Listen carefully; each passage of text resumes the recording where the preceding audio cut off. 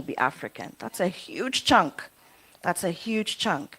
And so it's a great time to be African. It's a great time to be connected to Africa as a member of the African the diaspora. And I think that we should also be thinking about this. Let me also just throw in one more statistic. According to the 2021 Ghanaian census, the bulk of Ghana's population is 14 years old and below. Now, we just entered 2025, so your 14-year-olds in 2021 will be 18 this year.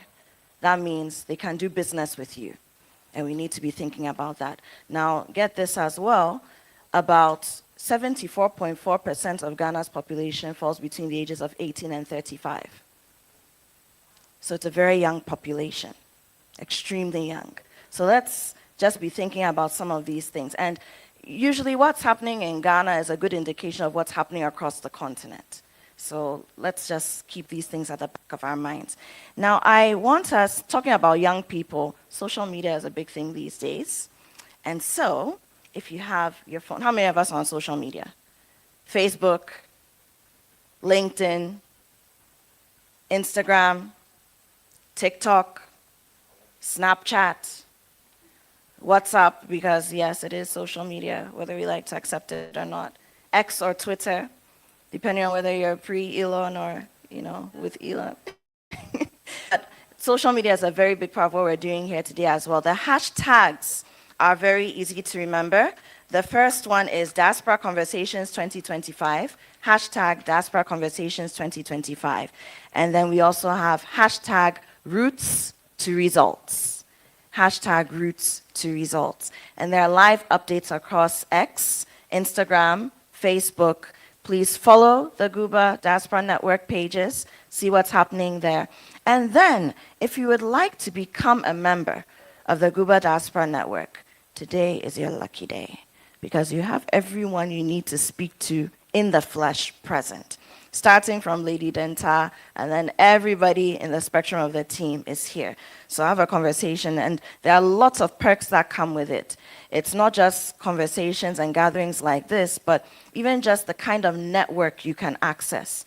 That's one thing. But the more minute things, if you like, which are not really minute, you're moving to Ghana and you need a nanny.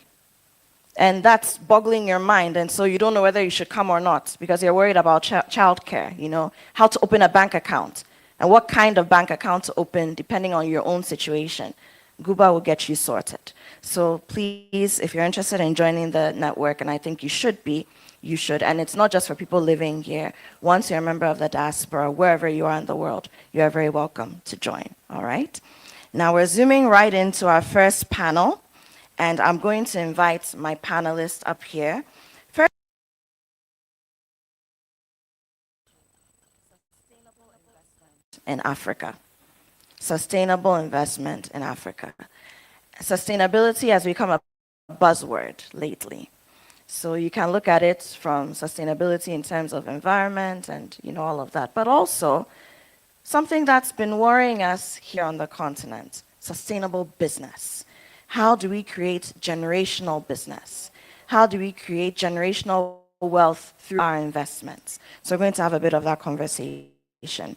And I have the perfect people to delve into this because they've walked the walk, they are walking it, they've talked it, they've suffered, they've achieved all of that. So first on the panel, we have Prosper Nti. He's the CEO of Lighting Hub. Prosper, round of applause for him. Please take the stage. Nana Amobi Chambers, she's a co-founder of Polished Nail and Beauty Bar, who just opened a very big branch, way about of 2024.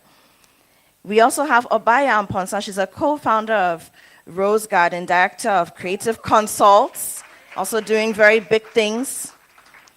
And last but definitely not the least, Emmanuel Sakite Mate Kole, founder and managing partner of M&O Law Consult, who's also a sponsor and partner for this event. Ladies and gentlemen, you can take your seats. Feel free. Don't worry. It doesn't determine who talks more or talks less. All right, so I'm going to join them up there, and then we get into the conversation.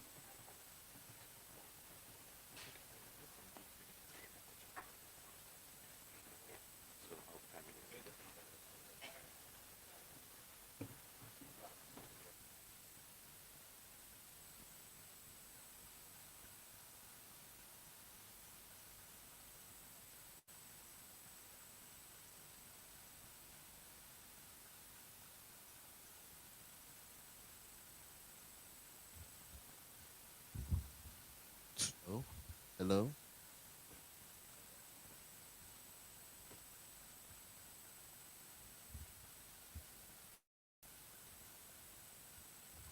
Right. There we go. Is everybody's microphone working? Is it is it on? Yeah. Let me check at the very bottom.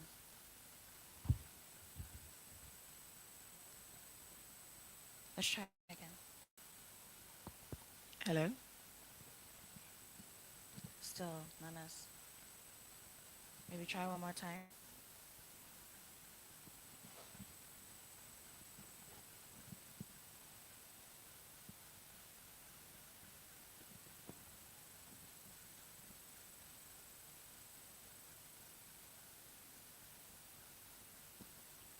All right, so let's start. We'll start as we sort out Nana's mic. Welcome again, ladies and gentlemen. So I want us to begin by, people do business with people they trust, right? I mean, that's a cardinal rule, and I know business people would agree. And so I want our audience to trust that we have the people for the conversation on this stage. So just maybe 60 seconds each. Just tell us, how you ended up in Ghana. And in your case, Imano, you've been here. So maybe just 6 seconds, a bit of your story. Thank you very much, Guba, for the opportunity, and thank you for coming. So my full name is Emmanuel Sakite Matekole. I'm a real estate attorney. I've been practicing for upwards of 15 years, and I have advised clients, especially diasporans, to acquire land in Ghana. I've also done work on some major projects, PPP projects, transactions, etc. So not to bore you, but in a nutshell, this is what I do. Thank you. Hello, everybody. So my full name is Prosper Inti, and I'm an architectural lighting designer slash consultant. I was born in Ghana, traveled outside for school, and then moved to Dubai for work because of the industry. And when I was leaving, I knew there was a problem for me to address before I even left. So when I was outside, I decided to just come back and then fix the problem. And that's what I've been doing for the past 3 years since I moved back. Thank you. Hello, everybody. My name is Nana Mobi Chambers. I was born in Ghana. I moved out of Ghana when I finished high school. I went to Infantsman Girls in Sopon. Yes. I started off my Abuche journey in England. I was in England for 2.5 years, and then I moved to Atlanta. In Atlanta, I went to college. I worked in corporate America for 10 years doing acquisition and planning. I decided to come back to Ghana because that's where I was raised. I also realized that coming back every Christmas, like doing Dirty December, like how everybody's doing now, there was gaps in the beauty industry. Self-care is a big thing for me. And everywhere I go, I want to experience it in the highest. And, if you live abroad, you have all these avenues that make health, self-care very, very nice, relaxing, and it really does what it's supposed to do for you. So coming to Ghana and not being able to get the same thing kind of pushed me to start a beauty business where we cater to people. Make sure that you look your best, you feel your best, you feel good when you come in, and then you feel better when you leave. So that is what pushed me to be able to start my entrepreneurial journey. Thank you. Good morning. My name is Obaya Amponsa. My journey was a bit different. I am Canadian. I with Ghanaian heritage, of course, so I am a Ghanaian. I moved back to Ghana in 2009 when we were approaching a credit crunch in the US because I was working for a US firm. Now, as Amobi said, I was one of those that would come every December to come and have a great time and thought that moving to Ghana would be the pinnacle. So when I returned after one holiday, we were all laid off because our company was a US-based company. And so I used that opportunity to move back to Ghana. When I moved back to Ghana, I joined corporate Ghana. I have a background in human resource management as well as project management. And so I worked in the banking industry within the human resource field. I did that for about 7 years, no, 8 years. And then I decided I wanted to do more. And so from there, I started my first business, Create Consults, which is an event management consultancy. And then in 2009, co-founded, no, 2019 actually, co-founded Rose Garden.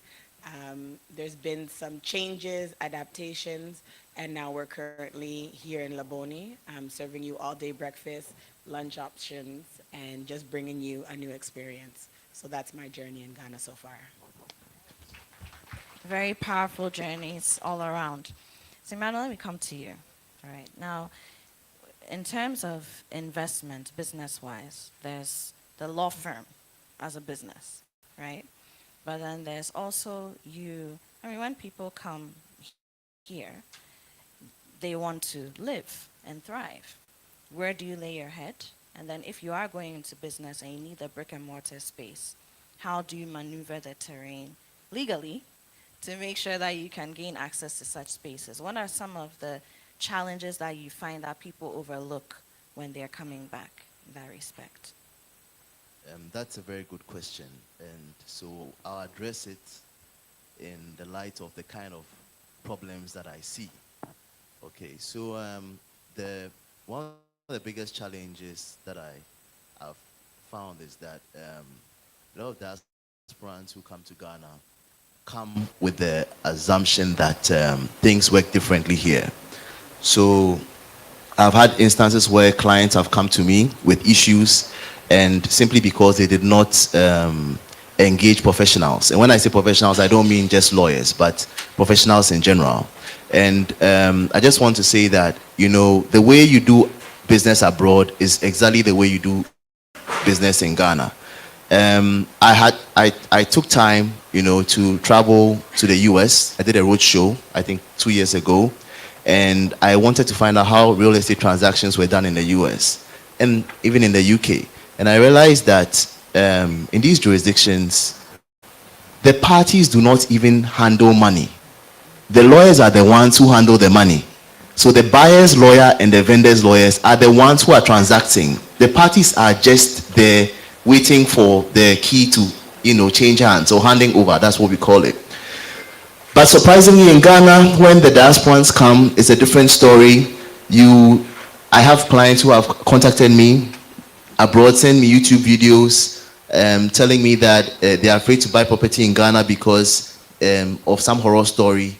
I watched the video and I realized that the person spoke to, you know, an agent or a surveyor, and they were, you know, they were shortchanged. And so Ghana is a bad place to invest.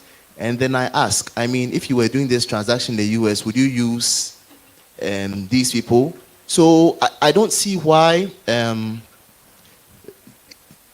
people think that Ghana things work differently. Maybe as we go along, perhaps, you know, I'll touch on a few of these things. But yes, sometimes these problems occur because you fail to do things the way you do them in, you know, the jurisdictions abroad. Before I move on, let me just ask, what's it like running legal business? You know, and I'm talking about professionally as a law firm. What's it like doing that here? Well, I hope I'm the right person you've asked this question to. But so, you know, the legal profession is a very conservative profession. So permit me to use the word very old school. So you have this thing where there's a seniority, and you are supposed to wait your turn before you thrive and all that. You know, that is how it's structured. All right, but I mean, for some of us, we've been a bit innovative, and we've managed to get some recognition because of the kind of solutions we bring to bear. So let me just give you an example. So for instance, based on my interaction with the diasporans, like I said, I realized that trust was an issue. And I found that abroad, they provide escrow services. So what I'm doing in Ghana is a bit novel, but in Ghana, when they say escrow, you are dealing with a bank. But in my case, when we say escrow, you are dealing with a law firm. So in order to give the seller assurance that the buyer is serious, we will ask the buyer to transfer the funds into the firm's trust account. And we ensure that all the due diligence is done. And when I say due diligence, I'm even talking about we work with surveyors to ensure that the site plans are done. We work with building inspectors, real estate agents, and all these people are paid from the escrow accounts. And it's a structure that more or less ensures that the money is protected until the transaction is consummated. So far it's worked, but it's something that is still being, we are still experimenting, but so far I think it's helped. Well, that's a great insight. And I ask this question because we also have members of the diaspora who are legal professionals. And some of them might like to come back and work in the field or even set up their own establishment, But great insights as well on the real estate conversation, because a lot of people come and make investments, and before you realize that some land guards at your office door or your shop, gate, and it becomes a whole issue. And that's enough to send you packing back to whichever country you came from. So we'll come back to that. Let me move on to Prosper for the meantime. Prosper, so tell us, you came to Ghana to solve problems, right? And you are doing that. So just very briefly, start by telling us exactly what you do at the Lighting Hub, and then I'll follow up with my question after that. Okay, so basically what we do at Lighting Hub is to provide lighting solutions. So where we look at energy management, which has been a problem down here.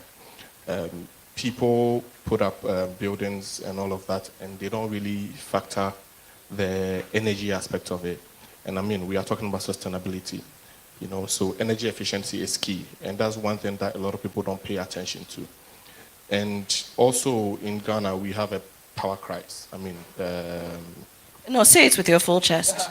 Yeah, or I should say it for you. Oh, no, we So have that- a problem, and then, our power fluctuations here and there, so sometimes you have product lighting fixtures, you fix them, and then you have a power fluctuation and everything goes off. So based on that study, we decided to come up with products that has got extra surge protection to cater for some of these problems and all of that. So at Lighting Hub, we try to look at all of these measures to take care of the energy management situation, and also advise people on going for renewable energy, solar in particular. So at Lighting Hub, that's what we do basically, just to try and solve some of these problems. It's a very huge challenge, but we are taking it one step at a time, and gradually I think we are getting there. All right, so I'm going to ask you two questions back to back. So the first I want you to answer. Now, when people think of sustainable energy solutions, they think of big costs, big price tags. I have solar in my house through and through, and there was a very big conversation that my husband and I had, and we decided that we are going to do it. And honestly, for those who haven't done it, it's a great investment, because when ECG disappears, we don't even realize it. We actually do not. And but we've tried to convert people in our circles, and the thing is, it's expensive. So what advancements are we making, if any, from where you sit, to make sure that sustainable energy solutions are more affordable, but beyond that, more accessible to underserved communities? Because the truth is that a lot of us who may even be able to afford the solar panels and any other form of sustainable energy, we are actually in the minority. The masses cannot. And that would also be a problem, because it still puts a lot of pressure on the national grid.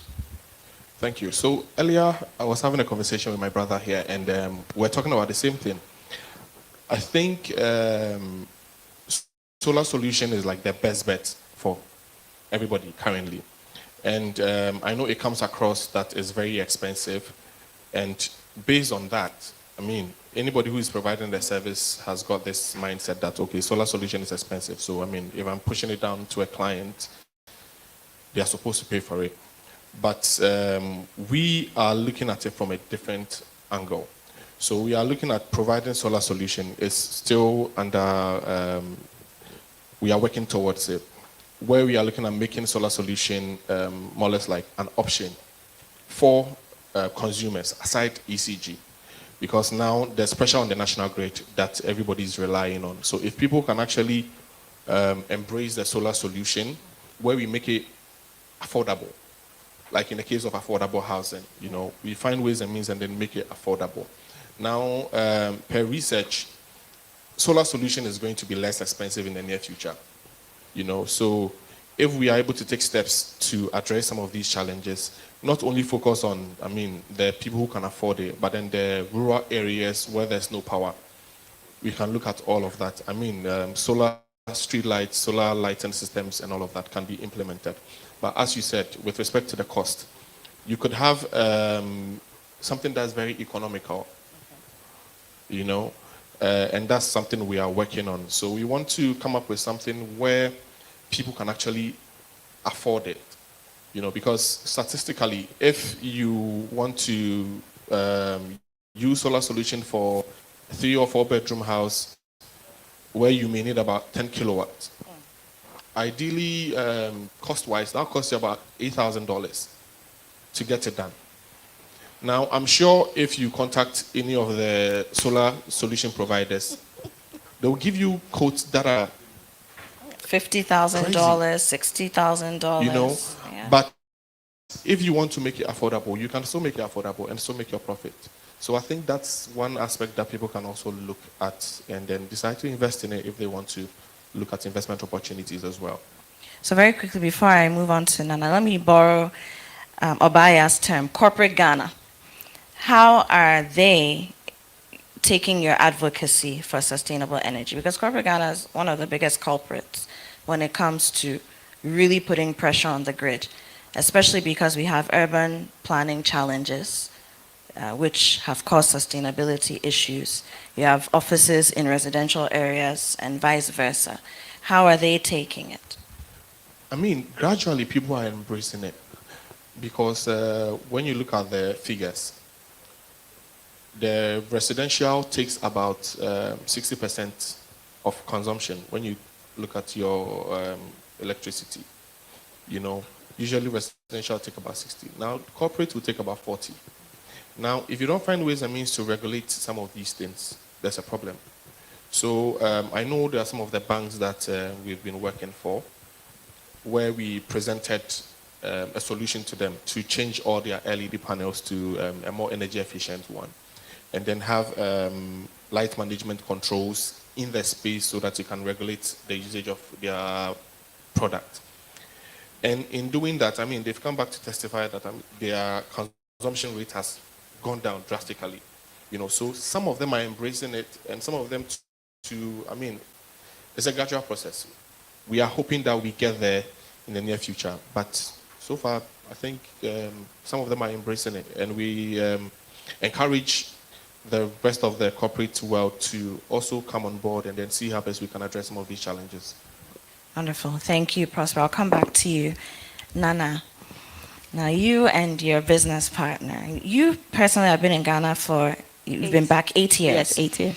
And I have seen your growth. It's been very inspiring. Thank you. From hair rack and polished in one space near twists. So dirty December, and then you go and do your hair small, your nails small, and then you move to the club, you know, and now you have branches and you've grown from strength to strength. What has that journey been like? Because people are struggling to even keep one business afloat, one business space afloat, but you are doing it. And one thing that is admirable is that regardless of the branch of polished you go to, the quality is the same. Thank you. How are you doing it? It all comes from the roots. You know, polish is built organically. I always tell people the sacrifices that went into starting our business is what has pushed the vision to what it is. Because if you know what you have to lose, you do anything possible not to.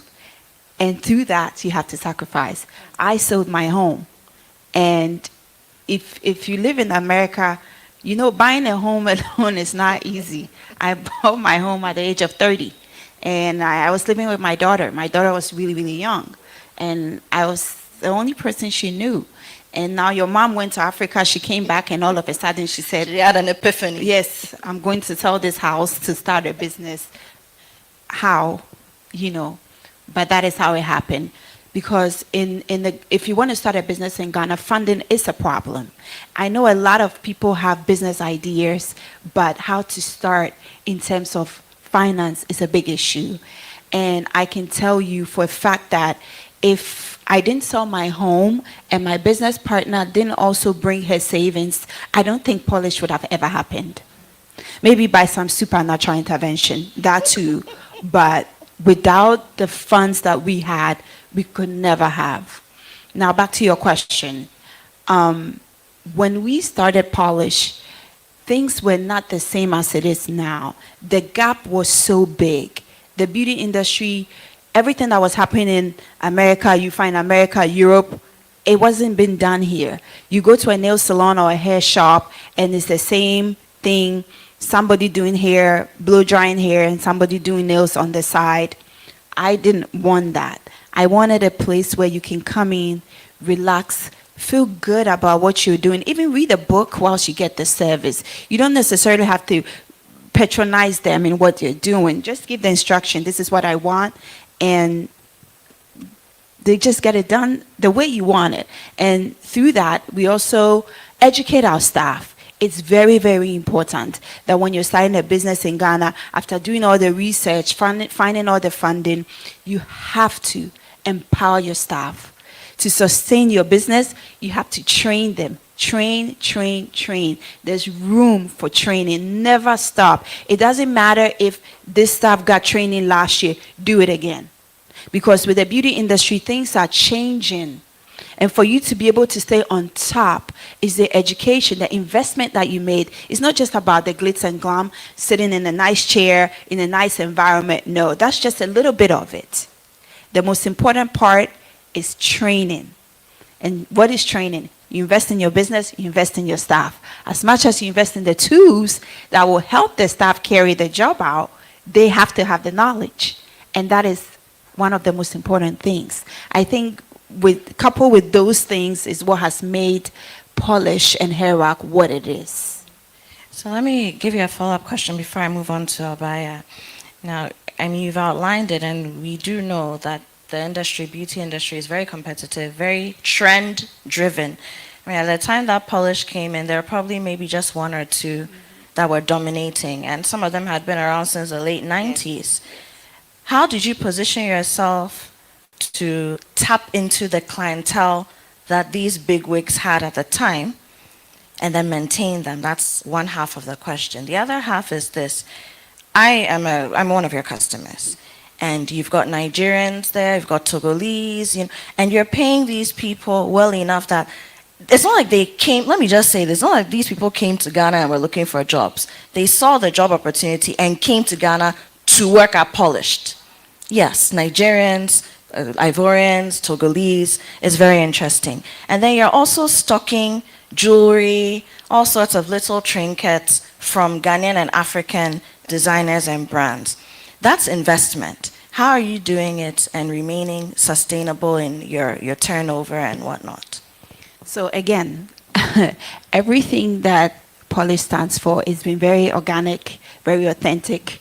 With these workers that you see, I just didn't want to have a business for business sake. No, I wanted a business that will impact people, empower people. You know, that you can stand somewhere and say, oh, if I don't work for Polish today, I'm able to start something on my own, because when I came to Polish, this is what I learned, XYZ, to be able to sustain myself and my family. And that's one of the things that Polish stand for. Now, with all the jewelry and stuff that you see, we give room to other African entrepreneurs to be able to showcase what you sell on our platform, in our space. We don't even charge them for it. That's our little contribution to the community. And another thing is the capacity building. It's not just for the workers. You know, like you said, they see the opportunity to come in.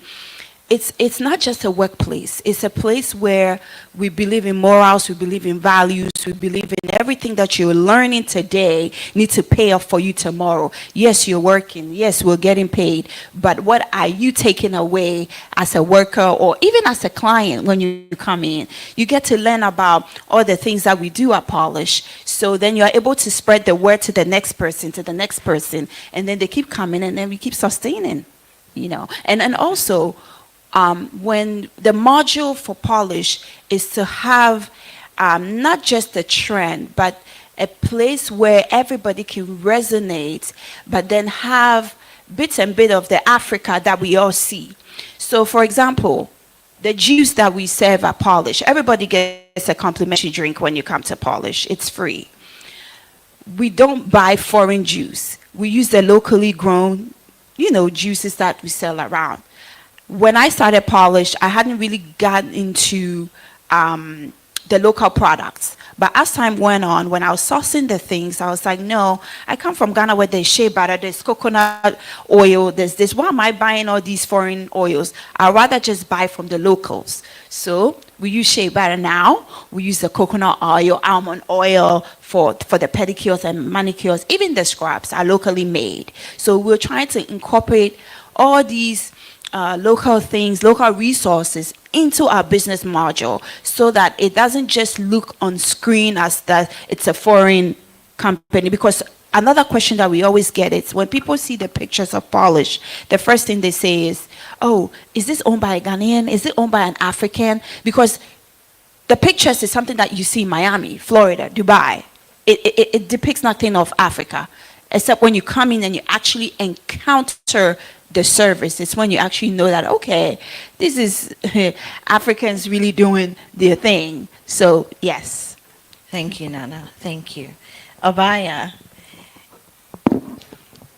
now, some time ago, you've been in business for a long time, and you can touch on that after leaving corporate Ghana to do your own version of corporate Ghana. But some time ago, a little while ago, all of a sudden we're hearing Rosé Garden, you know. And I remember when the renovations were happening at this very prime address in Laboni, you know, and it was like, is it a bank? Is it you know, a foreigner who's coming in here? And it's fast become Ghana's premier space for brunch, for networking, and also, you know, a great space to experience Ghanaian food fusion, culinary art, you know, at its best. What has that journey been like, you know? And of course, Laboni is a space that has a lot of land litigation. Were you not scared? You know, how did you get there? I mean, the journey has not been easy. A lot of it is grace. Let me start with saying that. A lot of it is grace. As an entrepreneur in this country, it moves back to sacrifice, strength, and determination, okay? Because in everything that you do, there will be roadblocks. But you have to tell yourself that I'm getting to the end goal. If you have conditioned yourself that that is what you're going to do, there's not anything that's going to stop you, okay? As she mentioned, we moved from location A to location B. We are partners who co-founded this business. We didn't start off as a breakfast restaurant, but we tried something, and we realized the demand for it was there. The people wanted it. And so we quickly crafted a new idea. And this is how the business has grown. Providing all-day breakfast, for me, I think it's a niche in this market, okay? We did have locations that were providing breakfast, but it wasn't all-day breakfast. As well, you didn't really have the North American fusion into the type of breakfast that was being offered. And I think we have brought a lot of different products onto the market, as well as the new sensation for brunch, is a new buzzword, and I think we fit right in. And so just constantly trying to stay consistent with your product offering, providing high levels of customer service, and then of course the aesthetics. But it's going back to things that you said have been said. From a human resource perspective, it's pouring into your staff, okay? We all have different mindsets. Service levels are very different. There's things that we need to teach our staff and constantly teach them, because you're exposing them to new ways of doing things so that we can provide people with that service level that they're looking for. I think times are changing. There's a lot of expectations now with the customer. If I'm leaving my house and I'm going somewhere and I'm paying for it, there's a level of expectation that comes with that experience. And so when, as a business owner, you must recognize that and put everything into the experience for the customer so that they can become a repeat customer. So again, everything is doable. You got to do your research. What do people want? How can I twist something and provide something new? Find yourself a niche market, okay? There's a lot of restaurants in Ghana. There's a lot of brunch, breakfast, lunch, dinner. Laboni is a very saturated area. However, find your niche. Our niche was all-day breakfast. Most places, breakfast ends at 11, ends at 12. We said we can give you breakfast until 6 o'clock. You want a pancake at 5? I've got you. Okay? And so with that niche, we've now brought in a new set of customers. Our movement into our new location, it was daunting. I won't lie to you. But I have a partner and she thinks big. Sometimes I say, no, maybe we shouldn't do this. You know, I'm very risk averse. But my partner is like, let's do it. So when she says, let's do it, I look at her and I do it. Okay? So we had about 3 months. Because we signed our lease in August and we needed to open by December. So we also didn't want to let our staff go, okay? Because they also have responsibilities. And it was no fault of their own that we had to move locations. So during that 3-month period, we weren't actually open to the public. What we did do was try and push takeout, and we kept all of our staff and paid them full salary during that period. And the reason why we also did that too is A, they have responsibilities, but B, we've trained them to a certain level, okay? Understanding the product, understanding what you do, you cannot work alone in this country, okay? You have to understand that the people that you work with are key and critical, and if they don't understand the vision, it's never gonna happen for you. We are very involved in our business. We're definitely hands-on because we haven't reached the level where we can let it go and they can do it. And I think that's one of the other success points for us.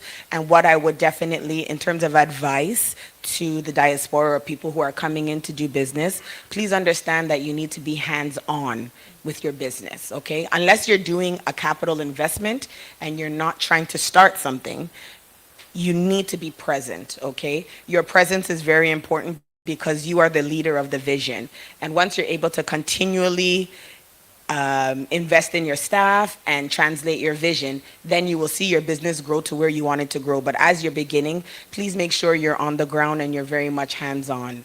And so that, I think, is another success point from myself and my business partner. In terms of the growth of the business, like I said, another advice for the diaspora is find a niche. When you're here, you know, sometimes we're here, we have fun, we're playing around. You can do that, but also take time and do research. You know, maybe there's an industry that you're interested in. As Nana said, she's interested in the beauty industry. So while she was here, she took the time to do her research and see what is happening around me. What do we have here? Where is there still space? I don't really think any market is saturated, okay? You can still come into any market now. Just find your niche. What is going to be the next level you're ready to take that business idea to that's going to separate you from the others that are already doing it? I think that's also key and critical. But again, determination, sacrifice, and a vision and persistence, and you can be successful as well. Thank you, Abaya. Let me just ask you. Oh, yeah, can do a round of applause. You can. Listening to you, and you said two very key things. As the vision bearer, the torch bearer, you need to be involved. So you can't be doing boss, madam, chairman, and then show up once a week. You need to be in it. And some of the most successful businesses in Ghana are owned by the Ghanaian Lebanese and the Indo-Ghanaian communities, and you see them. You see them on the floor. And in fact, many of them even live around or above the business, so that they're in close proximity. So that's something great that you've put out there. But it's clear that you're a woman of research. You like to get it right. And so when I come to Rose Garden, one of the things that hits me is the fact that it's actually a garden. The alfresco feel. Now, I'm wondering, how did you and your partner maneuver that? Because this is a tropical country. Flies will come while you're eating. It's hot and humid, but I don't feel hot when I'm sitting out there because you've thought it through clearly. There's always either the fly spots on the table or, some citronella candle somewhere. What are some of the conversations? I'm just wondering what it was like with you two when you were planning this, knowing that alfresco dining out is also cultural here. And I think it's back to what you're saying about the research, but it's also what do I want to experience, okay? A lot of the things I want, other people want them too. So if I'm looking at putting my business together, what are some of the key things that are important to my dining experience? And so heat, I sweat. I'm not a heat girl, We love the sun, but not all the time. So what do? We've put fans on the walls. Do we have enough fans? No. We've bought standing fans that provide mist to our customers. We have 5 in addition to 4 on the walls. Is it enough? No. We just sent them to buy 3 because this Hamatan is really serious this December. And with the volumes that we're doing, we had to continually look at how to make the situation more comfortable for our customers. And so it's constantly investing. Fumigation. Fortunately, unfortunately for us, the plot beside us is an empty plot. Okay, and we're in Laboni. All right. So fumigation happens 3 times a week. Some people would do fumigation once a month, once every 2 weeks. But knowing that flies enjoy food, you have to do the things on the back end to make sure your customer experiences the front end experience the way you want them to. So we fumigate 3 times a week. Some people may think we're crazy for doing that, but we understand the method to the madness. Okay? So that's what works for us. But I think it's really just understanding that the service experience, people have larger expectations. As people are continually being exposed, traveling, we have the internet now, so you see so many things. We all want good things for ourselves. Okay? So as an entrepreneur, if I can figure out how to bring that to my customer, I will do that. Okay? Because I think as an entrepreneur, again, who runs 2 businesses, to have repeat customers or a customer is a blessing. People don't have to come to your establishment, but they do. So you have to continually think of your customer and how to satisfy your customer at all times. Thank you, Abaya. Thank you very much. Emmanuel, let me come back to you. Now, regulation within the space. Are there peculiar hindrances that you see that affect people when they come and invest? I mean, we're talking about sustainable investment, and unfortunately, a lot of people do the initial. It's hard enough to find funding, which we've already touched on, but people make the initial investment, and after that, they're struggling, not because they're not doing what they're supposed to do, not because they're not rethinking and innovating, but regulation just becomes a problem. So from a legal perspective, what are some of the things you'd say there? Yeah, that's a very good question. I agree. I'm also a business owner, so I know that we are somewhat overregulated. Yes, it's a challenge, but like my colleague rightly put it, you need to plan. So you need to plan, and I would always advocate that you need to engage with the professionals. For instance, in Ghana, when you want to incorporate a company, some people think that just getting a certificate of incorporation means that you have a company set up. No. You have to go beyond that. You need to get data protection commission certification. If you are a foreigner, GIPC, GRA, SNIT, business operating permit with the local assembly. And then if it has an industry-specific regulator, that is even more important. You need to go and register with that industry-specific regulator. Like, for instance, if it's a bank, you need to get a Bank of Ghana license. If you have all of these licenses, then you are now a validly existing entity. But what I advise my clients to do is that you can do it, you can do it in a comfortable manner. So that the first one is the certificate of incorporation. After that, you have to get a GIP certificate before you can commence business. So these are things that are provided by the rules. So you can follow the rules. You don't have to do everything immediately, but you can do it, as and when the need arises. But clearly, you cannot also operate without the GRA and all of that. But that's why planning is key. That's why planning is key. Yeah. From where you sit, I mean, there are some.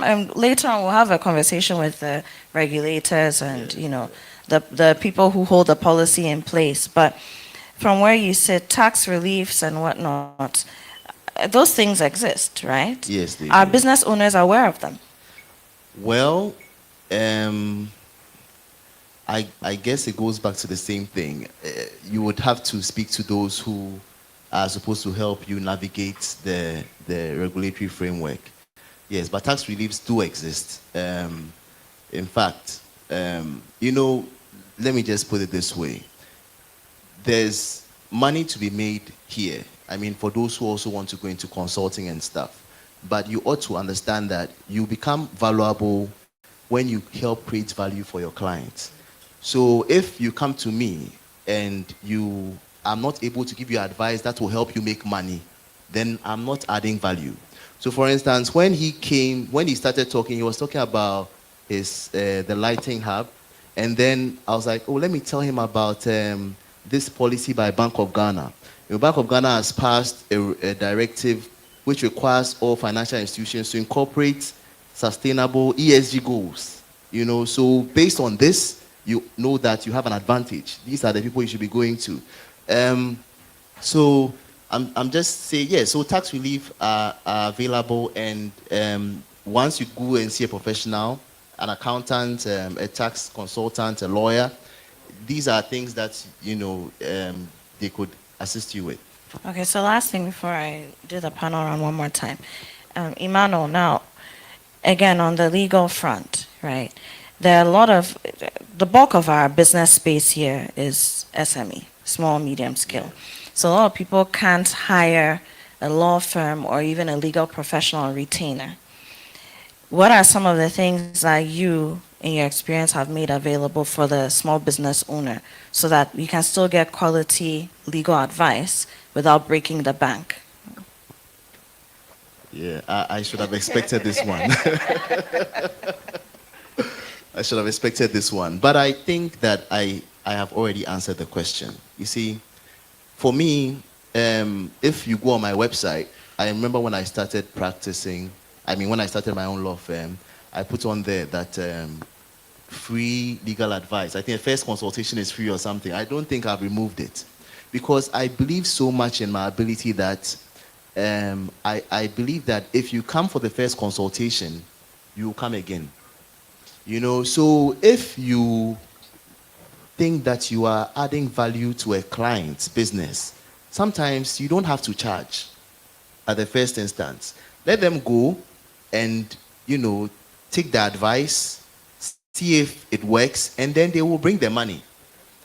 So lawyers offer pro bono services and all. I don't want to say that I do only pro bono, no, but I believe that if you see the right consultant and you believe that what they have told you has enabled you to make some money, it's only fair that you give that person some of that money. So at this point, I'm going to open the floor up to the audience because this is not just us talking at you. So if you have questions, suggestions, I know there are also business owners here, people who have done it sustainably as well.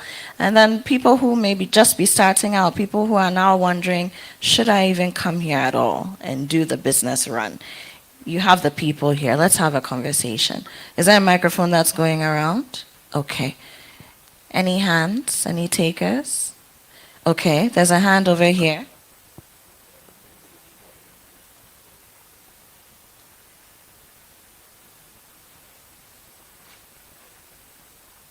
Or you want them to come up?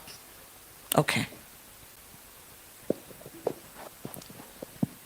So, dear sir, when you come, please tell us your name, maybe just a line of what you do, and then you can tell us what you want to say.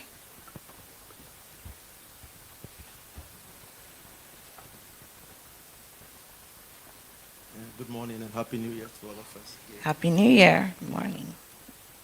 My name is Andrew Stego. Andy is okay. Yeah, I don't like the set too much. It makes me feel old. Now, Shoko, from the beginning, you said something about the African energy, and I've been expecting that from the beginning. And as Africans, from the roots to the results, in between is Choboy. Choboy! Hey, Choboy! hey, Choboy! hey. That is simply call to action. And the response means I will participate. Then we also have the Nigerian version. That is Bosa, appreciation. So when they finish, we give them 3 Bosas. So Bosa, Bosa, Bosa. That is to appreciate what you have done. And then from some part of our accounts, I say, one for a year. One for a year. One just a year. One for a year. And then I am a gun. So, twa, ni omanya blao. Yow, Twa, ni omanya blao. yow. So, these are the slogans that we can move with. My question now, that Ghana has transformed itself and we are moving to a new government. And then the new government sold an idea. And one I heard is the 24-hour economy. And the people voted overwhelmingly for the 24-hour economy. What it means is that after the 7th of January, we are entering into the 24-hour economy. And then the 24-hour economy, I'm an agricultural engineer by profession, and then the General Secretary for the Agricultural Workers Union in Ghana, that is GAU. I see land and the law in the 24-hour economy. I see lightning in the villages in the 24-hour economy. I see rural women wanting to polish more and look better in the 24-hour economy. And I see 24-hour breakfast. Because when you are eating your first meal at 6 p.m., that means your breakfast. That is how I see it. And I am generally looking at Guba, how when I was forced to come here yesterday, and at 6 p.m., when I was registering and paying that amount of money after Christmas and New Year, and we are in that difficult January, I had a problem. But immediately I entered the place, I noticed I have already met my costs. And then what had come in the first round, actually, my money is worth it. It's worth paying for it. And I'm looking forward to now registering fully at Guba. I'm just asking, how are we positioning ourselves to take advantage of the 24-hour economy? This is my question. Thank you. Thank you, Andy. Thank you. Let's take one more if there's another, so we take them in bulk. Any other question? Okay. Quick question. Prosper, you haven't spoken about the different types of lighting. And because when we had a conversation, you mentioned about how some of the lightings give cancer. You know, we're using cheap lighting. So what are you doing to educate people on using the right lighting for our homes, for our businesses, etc.? Thank you. Okay, let me. Is one more. Prosper, I'll come to you. One more.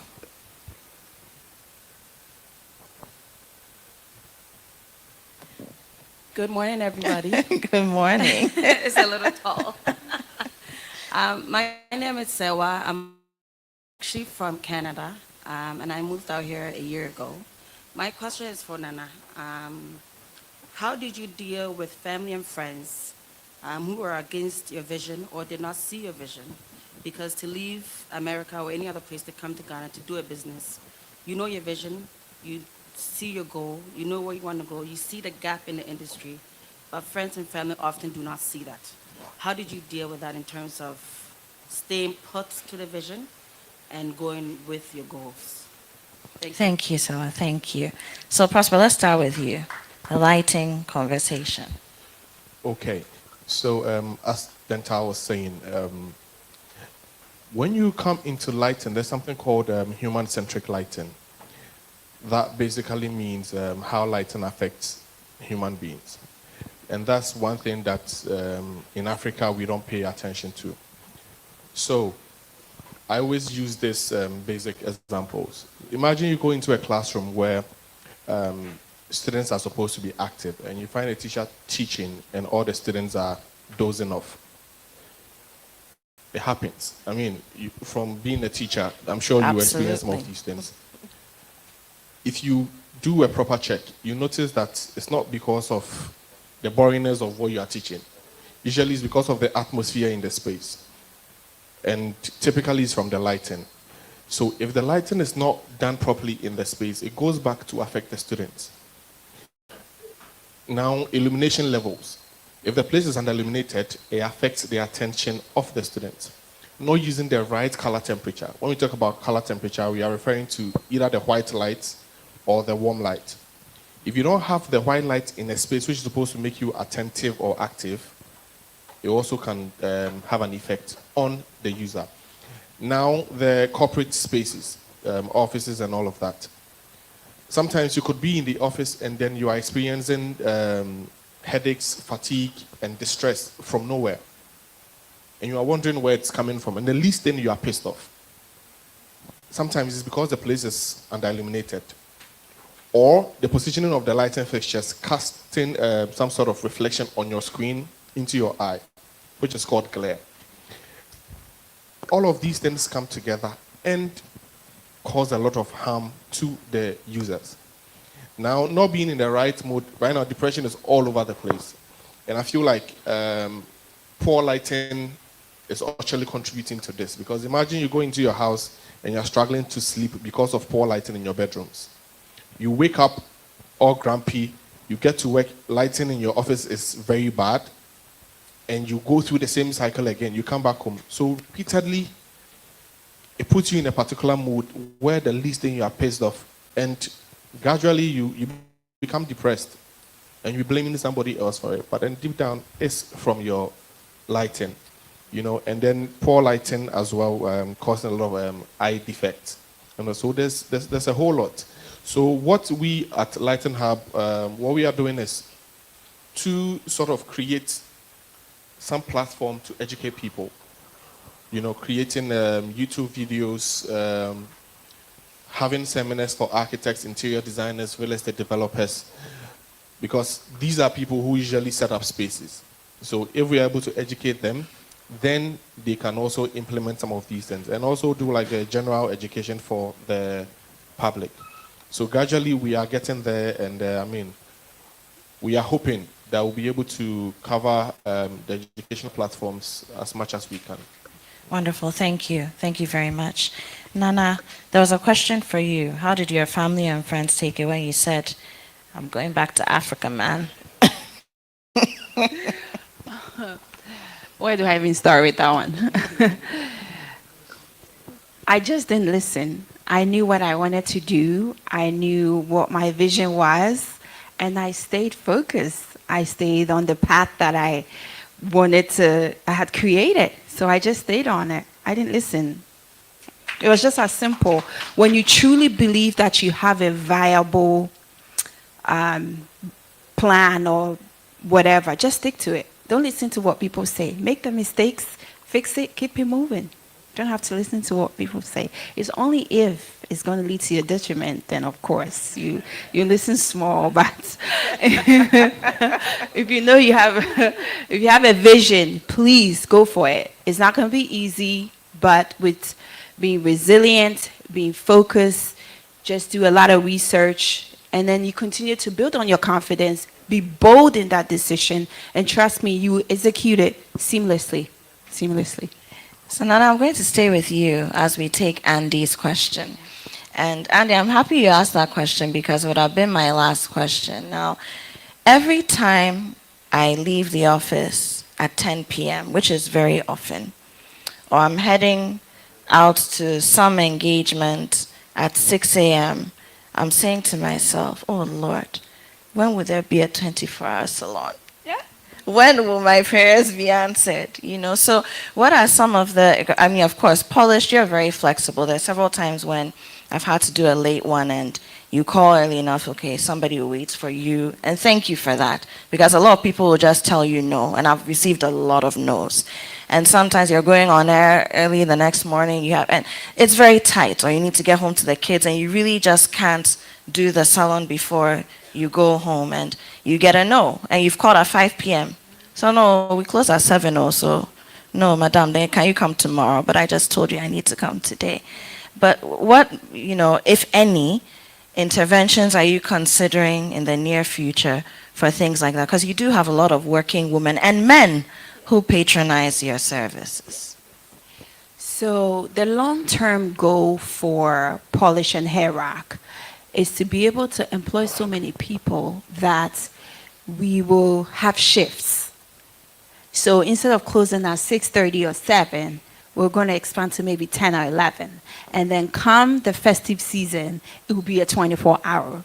Now, when I first started Hair Rock, I don't know how many people are familiar with Hair Rock, but I started Hair Rock 5 years ago in December. We did a 24-hour barbering shop and hair salon because I had the staff, I had the bandwidth That's to be how able we're to able do that. to do our hair small That's and go right. to twist. That is it. That is it. So it comes with its challenges here and there. So we are fine-tuning things.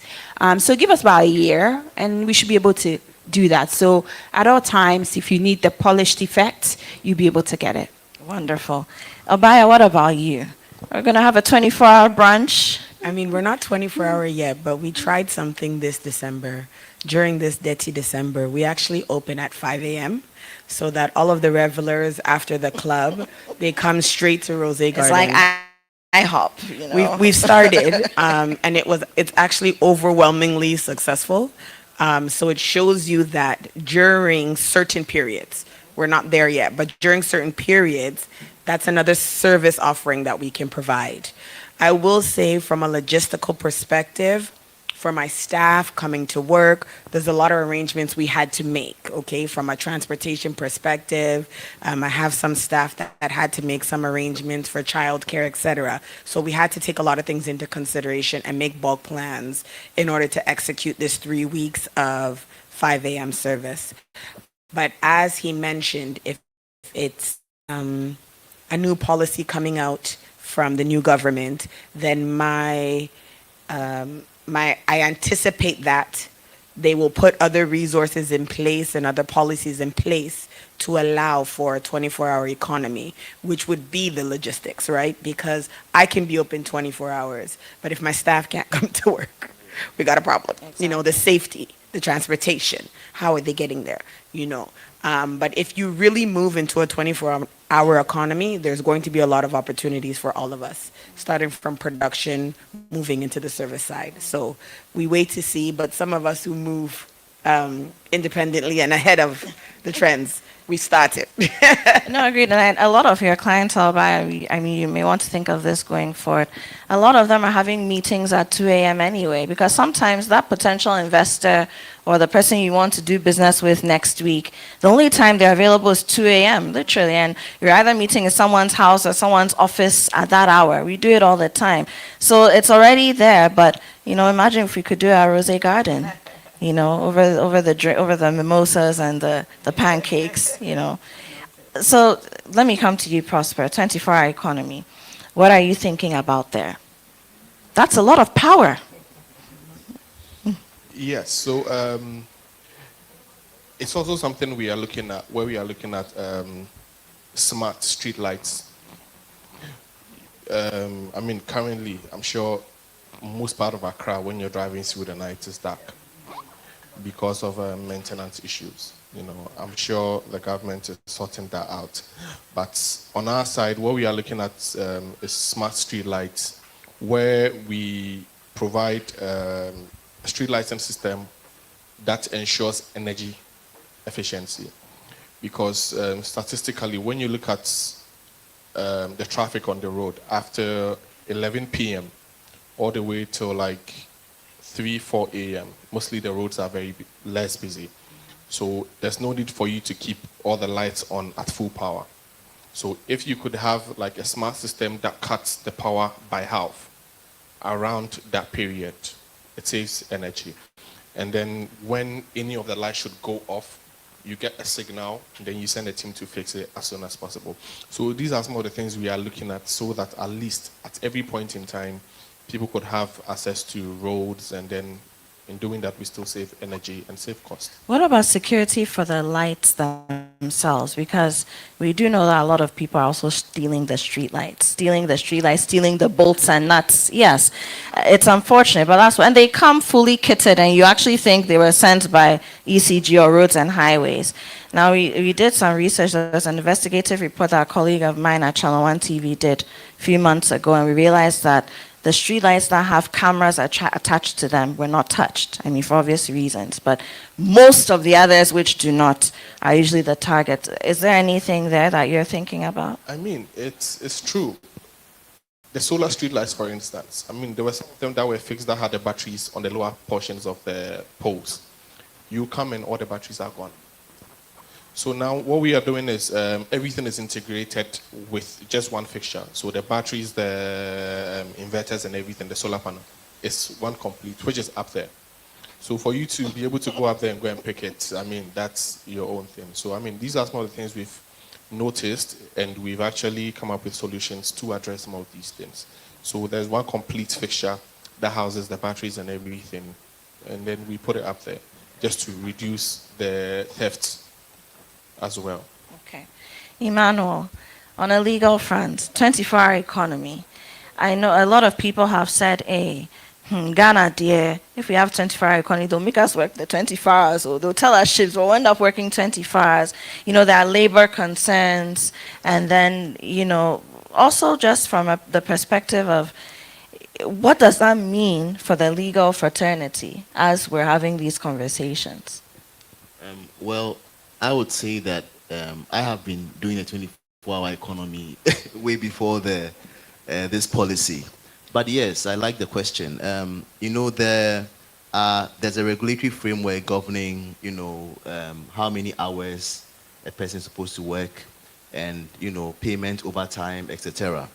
Now, in this policy, for instance, and it will have to be reactive, because there must be a demand, and the remuneration must be such that you should be able to pay those who are going to do the overtime and not be in breach of the law. So it depends on how the market grows. That's how I see it. Yeah, we can't just say we are going to do 24 hours.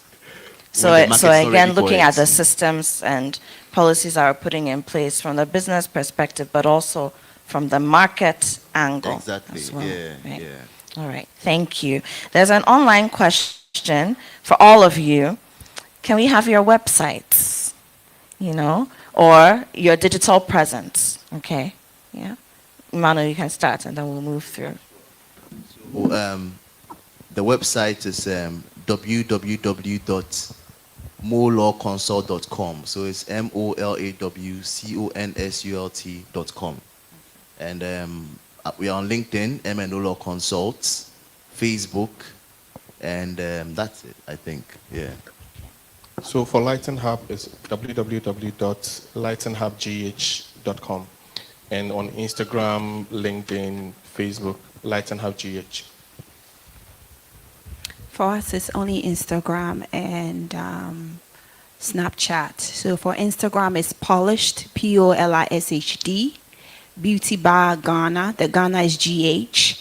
And then for hair rack, it's hair.rack. So hair.rack. And then for Snapchat, it's polished beauty bar 1. For our social media, we are Rose Garden GH. So all of our social media handles are the same. Wonderful. Emmanuel Sakite Matekol is a founder and managing partner of MNO Law Consult, Prosper NT, CEO of Lighting Hub, Nana Amobi Chambers, co-founder of Polish Nail and Beauty Bar and Hair Rack as well, and of course Obaya Amponsa, founder of Reze Garden, director of Create Consults. Ladies and gentlemen, thank you so much for joining us on this conversation. Sustainable investments in Africa. At this point, we're going to take a 10-minute break. We have Trap Naturals, which is one of our sponsors. So it's going to be a juice break, you know. You remember what we said about doing things the Ghanaian way, the heritage way. We like juice, we like sobolo, so we're doing a juice break instead of a coffee break, but it's pretty much the same thing. Just for 10 minutes, and then we come back and we zoom into our second panel. Thank you very much.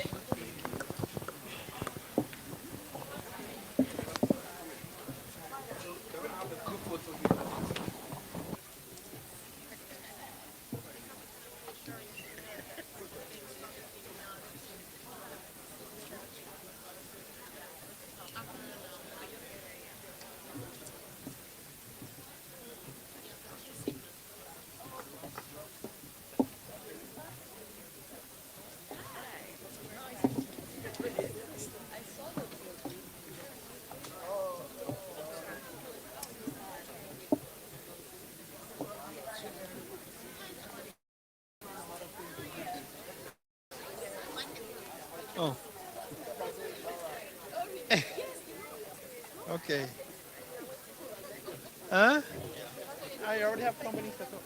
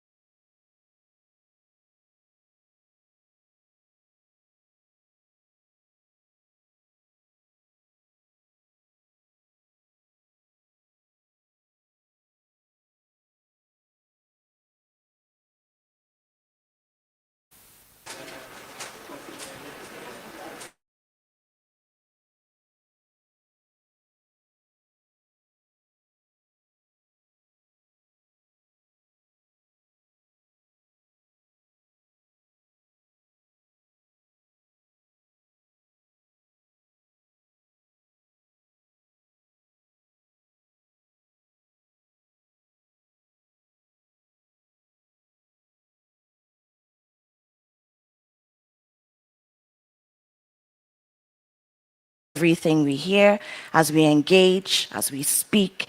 And the theme is very simple: roots to results. Roots to results. Thriving in Ghana's diverse economy. Okay? Roots to results. Thriving in Ghana's diverse economy. Is it sticking? Is it sticking?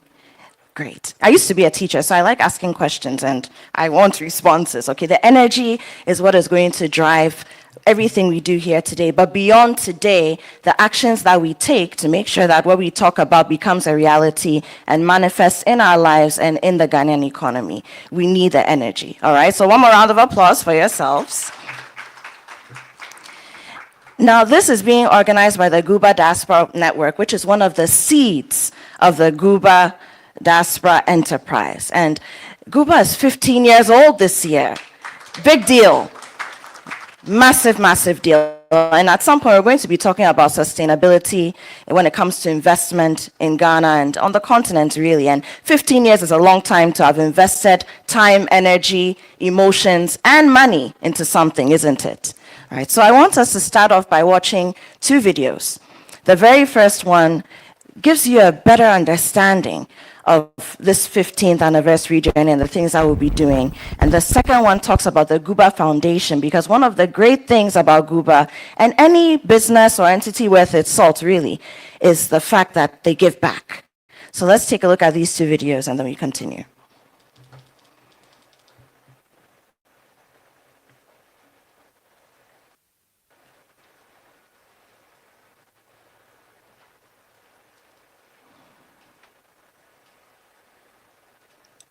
Are my videos ready?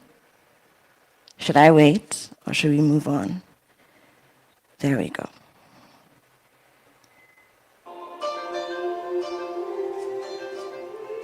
When I came up with the concept Guba years ago, the idea was to create a platform to award the great work being achieved by Ghanaians and friends of Ghana.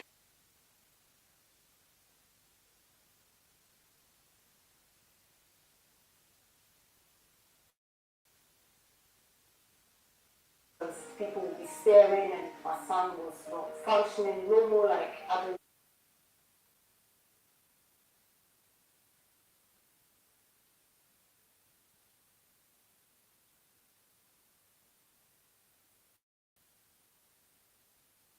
Benefits elsewhere in the world. And what's possible now is a much more equitable formula where Africa is also able to reap the benefits of its natural resources, and that also includes its people and its talent. I, for one, I'm very excited about this prospect. My family were here in Ghana, and then when the coup happened in the early 80s, like many families, we had to leave. So my siblings and I were all born in the UK, but the plan was that we would be raised in Ghana. And the coup meant something else. And so we went to London, and that's where we grew up. But I think that actually having had the benefit of both, even though that was never necessarily my parents' intention, was such a benefit to me because they ensured that we still were steeped in our Ghanaian culture. I still speak Tree, albeit with a bit of an English accent, but I still speak Tree. We came back very often and really knew our heritage. And while I've been here on this trip, I've been really going into my family history even more. And on my mother's side, we can trace back our family up to 11 generations. And I think we cannot underestimate what a gift that is, that as Ghanaians and as Africans, many of us actually can do that. So there's this rich blood that runs through us that is actually fueling us and expecting us to deliver on the promises that were within them, that we have the ability and the opportunity to be able to do. So I think today's conference is such an important one to be able to get those tools, to be able to network and connect with people that you can work with to help build your businesses and establish whatever it is that you're planning to do here in Ghana. The only thing that I would add in closing is that actually I think it's important that we think global, that even if we're building businesses that are based out of Ghana, their reach is across the continent and beyond. I think if we look at markets like America and, of course, the UK, where I'm from, one of their successes is that they think global, and businesses that start in those places don't just think about delivering purely for the home market. They think big. And what we have now is, because we have so much talent and so many people who need opportunity, if we think bigger, that means that's more opportunity that we can deliver and also create world-class businesses out of Africa. I think it's time for that to happen, and clearly the people in this room have the ability to do that. So on that note, thank you so much for having me. I'm so excited to stay. I'm going to stay for most of the day to be able to really immerse myself in the conversations that are going to happen. And I hope that you come away from this taking tangible advice and connections to do big things for Ghana, for Africa, and of course for the world. So thank you very much.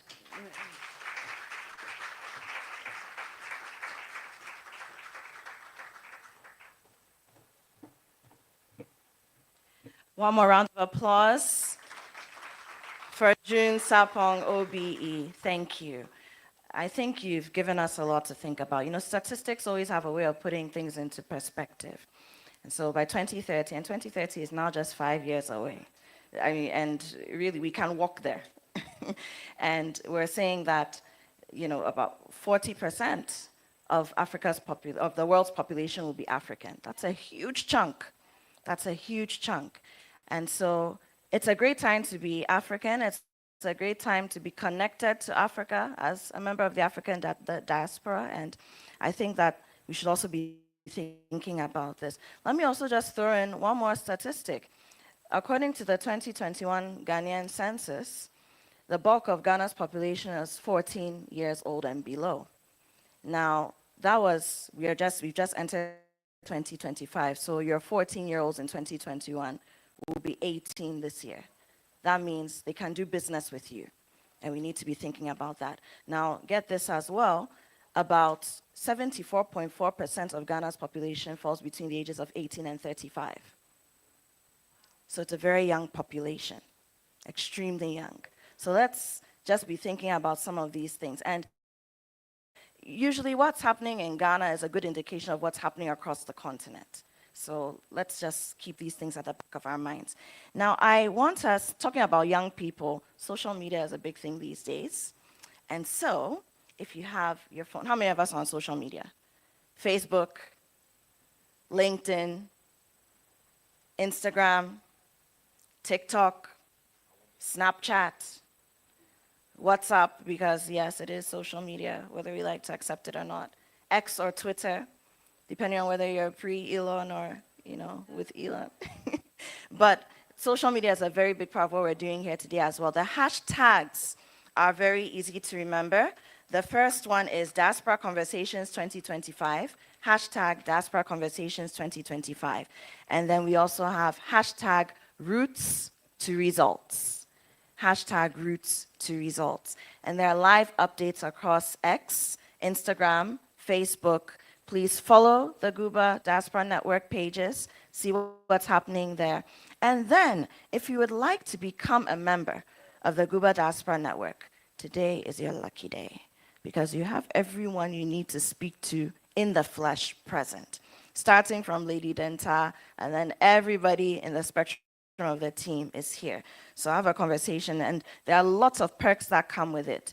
It's not just conversations and gatherings like this, but even just the kind of network you can access.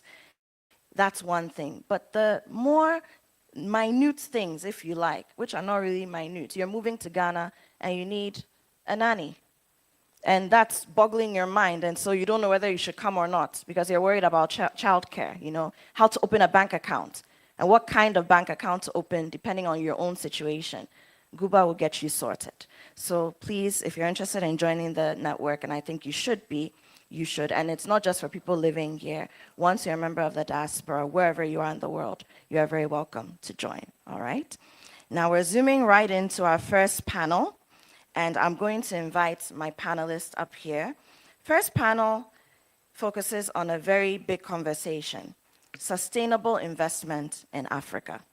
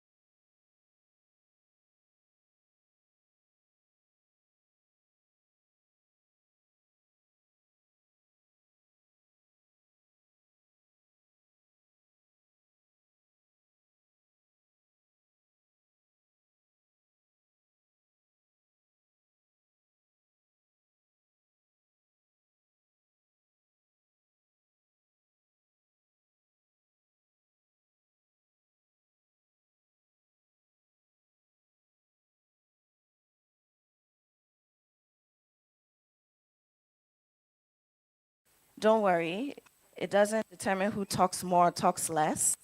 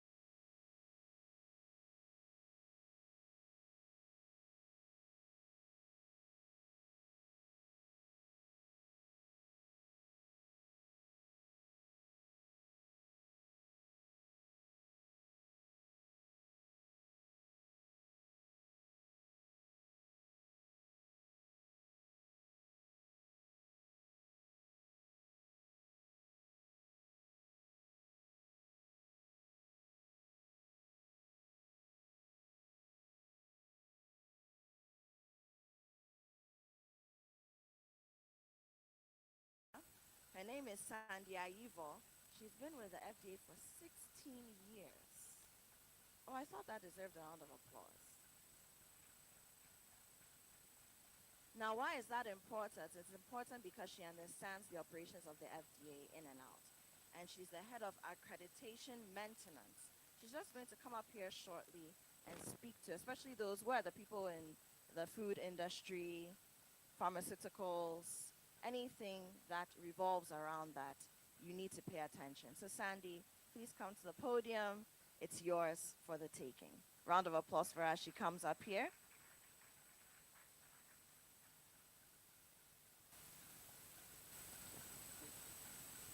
Thank you very much. Good afternoon, ladies and gentlemen. Are you happy to be here? I'm enjoying myself. I've learned a lot today. And I'm here to support my sister, Lady Denta. So my name is Sandy, just like she said. I've been with FDA for 16 years, heading accreditation maintenance at the FDA. So with all that we are doing, regards to business and all that, I just want to throw a little bit more insight to some of our operations so that if you are here and then you fall in that regard, you know the right thing to do. So basically, FDA has been in existence for more than 20 years, and we have branches all over the country. We are at the borders and on the airport as well. The head office is at Shiashi around the Golf House, and then also we have one of our labs around the TUC sharing a boundary with Movenpick. So basically, when it comes to our operations, we fall under the Ministry of Health, and we regulate cosmetics, allopathic medicine, that's drug, herbal medicines, food supplements, food substances. We do medical devices, etc.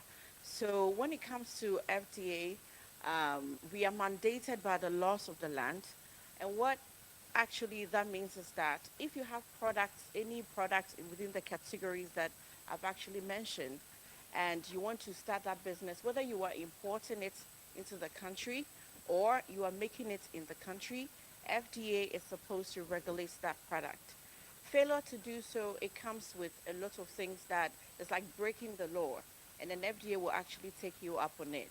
So if you are here and then you have any business in that regard, feel free to come to our office and then you'll be rightly served. I'm going to be here for a while to take up all the questions that will come in regards to FDA. And then also, I just want you to also know that those of you who know about standards and accreditation certification, FDA is now high up in terms of the world map. Why am I saying this? When you come to FDA, it's being accredited. The labs have been accredited as per ISO 17025 2017 standard. And then the drug lab is WHO pre-qualified. The entire institution is also certified as per ISO 9001 2015 standard. And then in terms of WHO GBT, benchmark, we at ML3, that's maturity level 3. This means that when we test a product, if your product comes to us and we test it and actually fails, wherever you take it to in any developed country, it will still fail. We were accredited by NAAB, that's American National Accreditation Board, and then also with our certification of the 9001, that was done by SGS. So it placed us on the world map, and currently in the whole of Africa, FDA has the largest scope of accreditation in terms of tests. We are at 63. It means that 63 tests have been accredited. And it means that when we give you our certificate, wherever you take it to is really valid. I think I'll just end it here. And I've already mentioned where you can find our offices. And then you can also check the website, fdaghana.gov.gh. Thank you very much, and enjoy the rest of the event.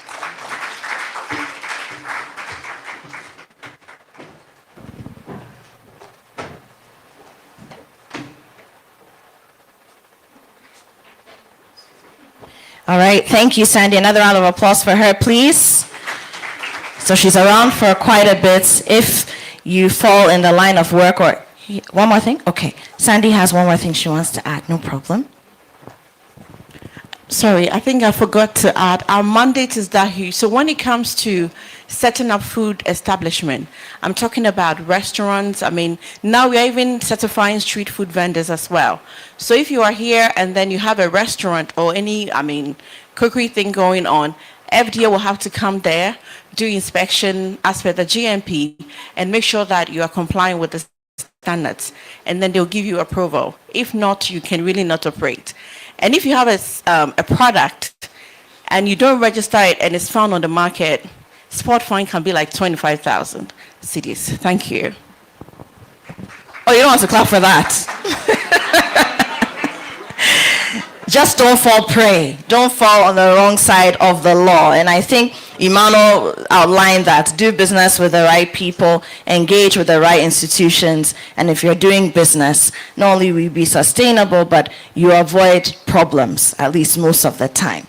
All right, so we're moving on to our second panel, and we're going to have a very interesting conversation, one which I think pretty much all of us can really connect to. And we're talking about reconnecting through heritage and culture.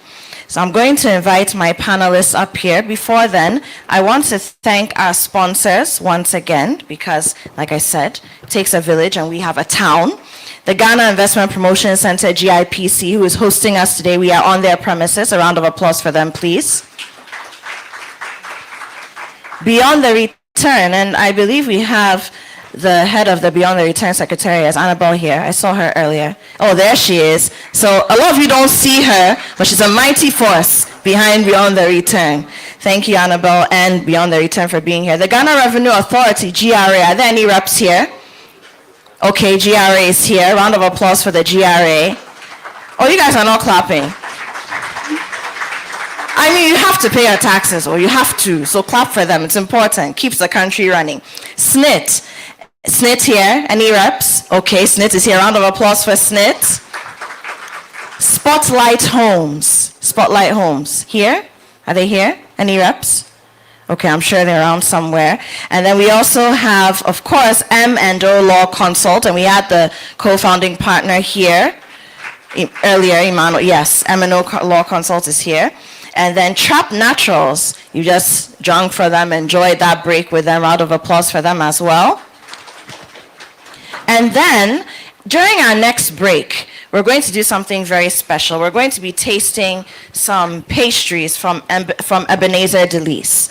Okay, and these are world-class pastries, but they're made here. Okay, and when you taste them, you understand why you need to up your game when it comes to your weddings and your events. You know, the kind of life that we like to live in the diaspora. Ebenezer Elise or Delis can make sure that that happens, okay? So I'm going to invite my panelists up here for panel number 2. Are we ready? Very, very ready? Very, very, very, very, very ready? All right. So first on my list, a very special lady, because she is doing something that I think more people should be doing. We've just had juice and whatnot, right? But there are other drinks that we like to drink. And wouldn't it be great if all of those things could either be run, imported, managed by Ghanaians and the diaspora, African diasporans, or produced by them? And so allow me to welcome, like I said, very special lady, Ama Mensah. She's the founder and CEO of Rain Rum. Ama Mensah. Welcome. Please don't stop clapping until she takes her seat. You can have any of them. Okay. Thank you, Amma, for joining us today. And then we also have Kwab Asamoah, who's the CEO of Custom Looks. Where's Kwab? Oh. There we go. Round of applause, round of applause, round of applause, round of applause. You know, and he just had to show up like the way you would have expected him to show up. And as we have the conversation, understand why he is who he is and why he's here for this conversation. Ladies and gentlemen, thank you very much for joining us.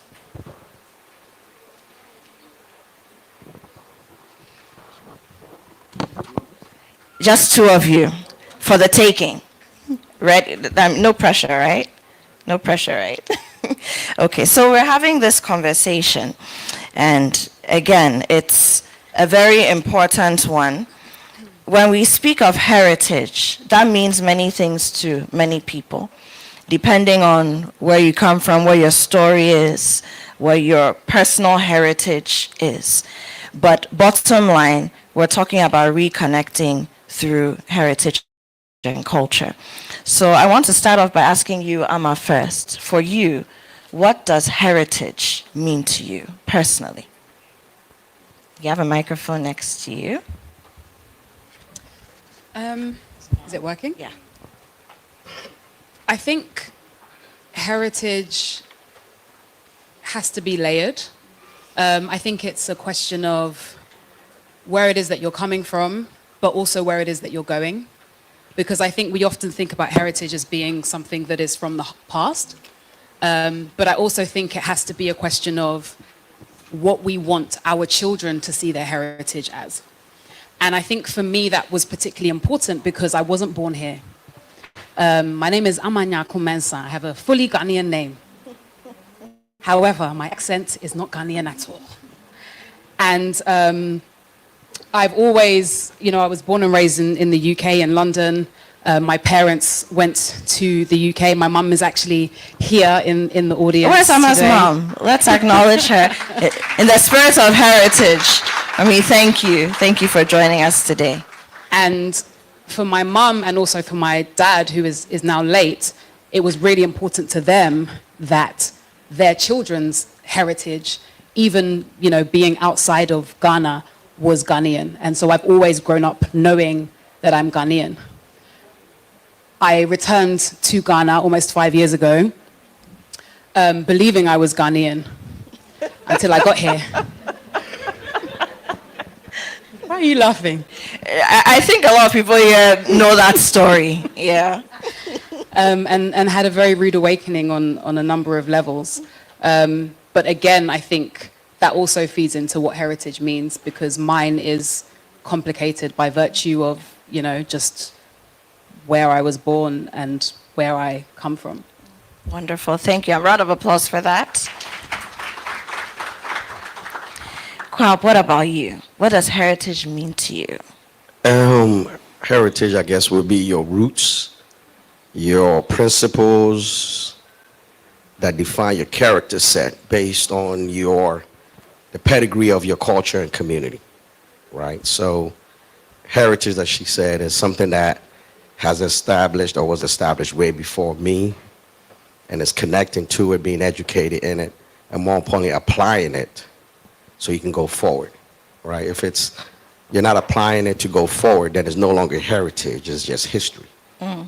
Mm-hmm. So heritage is something that you have to carry with you.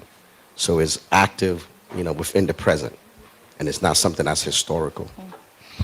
Heritage has to be active in the present. You need to carry it forward. Otherwise, it's just history. I think you're both on the same page there. Do we all agree? We all agree. Great. So, Kwabs, let me stay with you just for a short while. What is custom looks? What do you do? Because that's going to be at the heart of this conversation on your part. Okay, well, let's see. I was born in Ghana. I left at 7. I did 35 years in the United States. I got my degrees in electrical engineering and physics.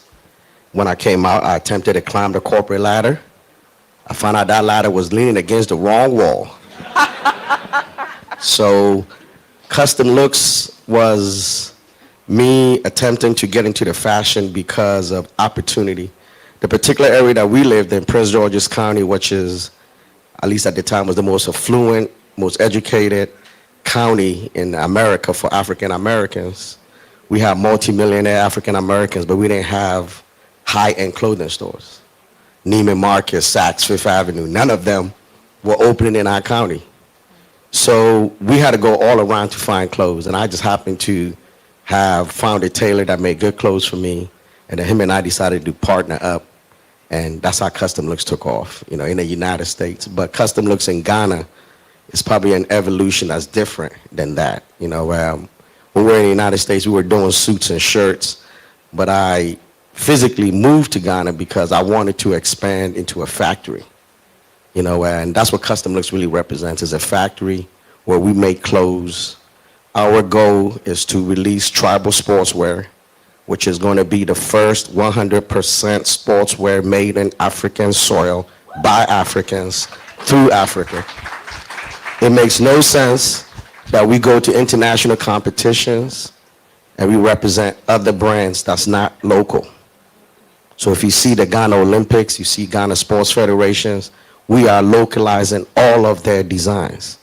Because it's important that when we go outside and we do something like the Olympics and there's 22 billion people watching us, that we are seeing something that's Ghanaian, not something that's Puma, Nike, China, that's not even spending one peso on this continent.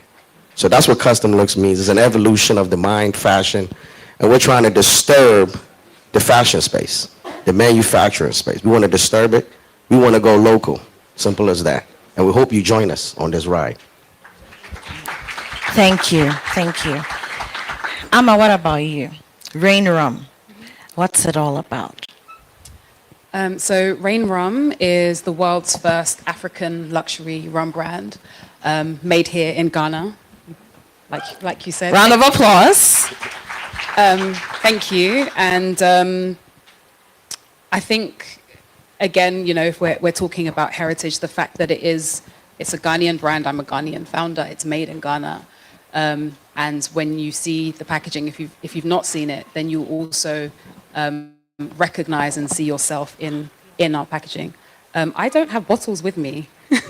Don't worry. Well, but I mean, at some point, maybe you can get the audience to look online, look on social media, because there are images there. Yeah, right, so that we can connect. Absolutely. Yes, please go ahead. So it's made in the Ahafo region of Ghana. Brong Ahafo, as many refer to it. And I am responsible for almost 2,000-acre farm and distillery, almost 450 kilometers from here, from Accra. We grow sugarcane, we grow cashew, and I take care of almost 300 families there. It's called Rain because I took over a failing business almost 5 years ago, an agriculture business, and I agreed to take it over because I had been learning more and more about agriculture, particularly in Africa. So before I came back, I did a master's at the London School of Economics, and it was in business. And I was learning all of these different examples of innovation and social innovation around the world. And some of those examples were in Ghana. And there were a few things that really stuck with me from that study, but there was one statistic in particular that really stuck with me because we were learning about cocoa and the value chains of cocoa, which obviously is one of our biggest exports. And I remember the lecturer explaining that for every 1 pound that is made in the sale of a chocolate bar, for example, 5p of that goes to African farmers. And I was like, that doesn't make any sense. Like, who decided that this is what the value of cocoa should be when you can't have chocolate without it? And so it really started to, make me question, like, what's going on here? And so I guess I somehow went on a mission of wanting to disrupt value chains, particularly agricultural value chains. And so with Rain, when I took over the business, I started to understand why so little was going to African farmers. And in my process of taking over the business, one of the first things that I did was I restructured the staffing. So it was heavily dependent on expat workers, which we're not now. And that also allowed me to increase farmers' salaries by 50% and to try and start to shift those percentages from the 5p into something that I think makes more sense. And so we're called Rain because we're building a community where everyone feels royal.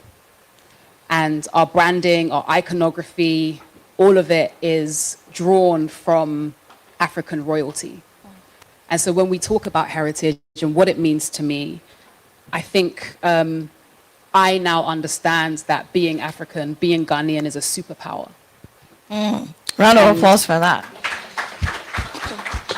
And I think it's one which we're only really starting to re-scratch the surface on what that means if we tap into it and are able to use that power to build our countries, our economies, our communities, and our people. Wonderful, round of applause. So production team wants me to move over this way, so I'm just going to do that very quickly. Is this okay? Is here fine? Okay, great. Amma, let me stay with you very briefly. Are you from the Ahafo region originally? That's a really good question. Because, I mean, and I'll get into why you moved to Ghana, there? but you moved to Ghana, and it's difficult enough to do Accra, you know. I'm not even talking about the greater Accra region. I'm talking about Accra, the city, and a certain part of the city, or certain parts. And then Amma comes, and then she goes all the way. How many of you have been to the Ahafo region? Okay, very few in the room. How many of you have been to the Bono region? Okay. How many of you have been to the Ashanti region? Okay. The Ahafo region is beyond the Ashanti region. It used to be until we were 10 regions before, until we were demarcated into 16, the Brong Ahafo region, right? It's proper middle belt. How did you end up there? And you didn't even end up in Sunyai or Techiman or something. You went all the way to the farm areas. Yeah, How did that happen? Okay. I think first to touch on kind of what you're alluding to, that, you know, when people say, oh, I've been to Ghana, I love Ghana, I'm going to Ghana, what they mean is they're going to Accra, which isn't Ghana. And I do believe that we can't build our country if we don't build our country. And so that's the first thing. How did I end up there? I really do think it has to have been somehow divine. And I say this because when I finished my master's at LSE, I started putting out feelers for opportunities. I decided at that point that I needed to focus more on the continent. I'd done a little bit of work in Senegal, but not much on the continent. So I was looking at opportunities in Ghana, South Africa, anywhere that I felt like, you know, it could make sense. I started putting these feelers out. My brother, who isn't in the room, but I do have one brother in the room, my whole family is here. One of my brothers found an opportunity to do a consultancy at this farm in Ahafo. So I wasn't meant to go and take over the company. I was meant to just do a strategic review of it, hand that over to the owners, who were a European company, and then go about my business. But when I got this opportunity and I told my mum, and I said, oh yeah, I've got this consultancy gig, they said it's in Mim. And she was like, Mim, what part of Ghana is that? I was like, I don't know. They said it's in Mim, it's like northwest of Kumasi, it's here, she's like, in Mim. She's like, and you're going to school. It's there, that's where I went to school. I was like, yeah, in Mim, you're always talking about in Mim. But obviously I'd heard the word from a European source, so I called it Mim, because that's what I was told it was called, but it's called Imim. Oh, please welcome Kwabena. You're welcome.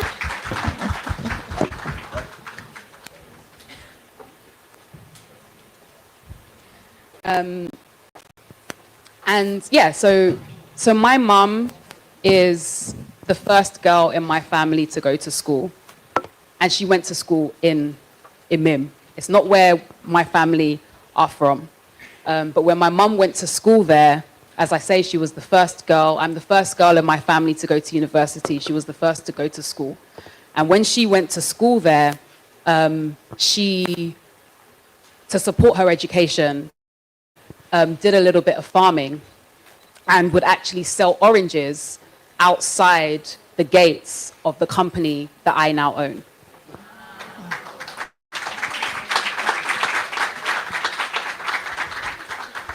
So I didn't inherit it. I didn't look for it. So which is why I say, how did I turn up there? It must be divine. That's all I can say. It's divine. That's quite a story. It needs to be a movie, really. Any filmmakers here? Any takers? I think Denta's got her designs on making the film. All right. So let me come to Kwab. Now, the two of you are the definition of disruption. Yes. You are the positive disruption. Proper definition of that. Now, Kwab, when you came, you started something very different in the U.S. At any point in the U.S., did you think, okay, I'm doing suits and whatnot, but I'm going to incorporate maybe African or Ghanaian motifs into the designs as well? Did that come up at any point before you decided to come to Ghana? No, not at all. I was living in the U.S. I was enjoying my life. Ghana was in the rear view. I had no interest in Ghana. The only reason I came to Ghana because my mom called us sellouts. And she gave us pressure. So me and my siblings got together and decided we're going to do a one-time trip, go see these family members that we ain't never going to see again. Love, peace, and hair grease. Bye.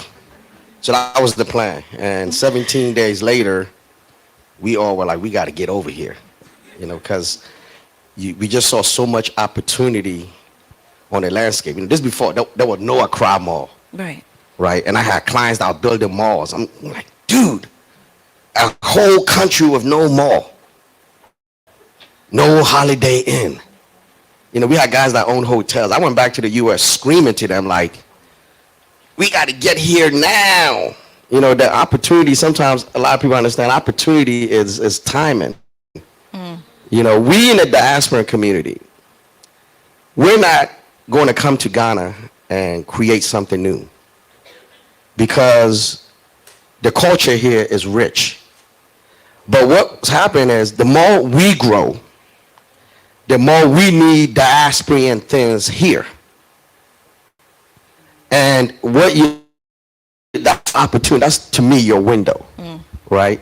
We want to be able to capture the culture, experience the culture, but we would like to do it at the same pace standards that we're used to from outside. So if you can somehow marry the two, you'll get success out of it. And that's what I saw in those 17 days that I came. But no, I didn't come to Ghana thinking I was going to do business here. I was love, peace, and hair grease. Bye. Peace out. Peace out. That was it. Yeah. So now, eventually you came, you conquered, you stayed. Yeah. Okay, and then went and came back with other people as well. Yeah. Right? Yeah, absolutely. Now, at what point did you think, there's an opportunity for fashion here? And because like you said, when diasporans come in, you're not reinventing the wheel. There was already fashion of a sense happening. But what made you say, no, you know what, I'm going to do fashion and I'm looking at sports fashion, for example? Well, first, when we came, which was 2005, the first thing I asked myself was, wow, I saw more tailors just in Kanishi than the entire Washington, D.C. metropolitan area. At the time that I had my business in Washington, D.C., I think there were maybe 4, 5 tailors. Those of us who grew up in the U.S., remember back when we were in middle school, there was a class called home economics, right? They used to teach you sewing, cooking, and stuff. Do they teach that now? Nobody in America even has a sewing machine, right? So when I came to Ghana and I'm seeing 10 tailors in a row, and I'm wondering, why are we not seeing these clothes there?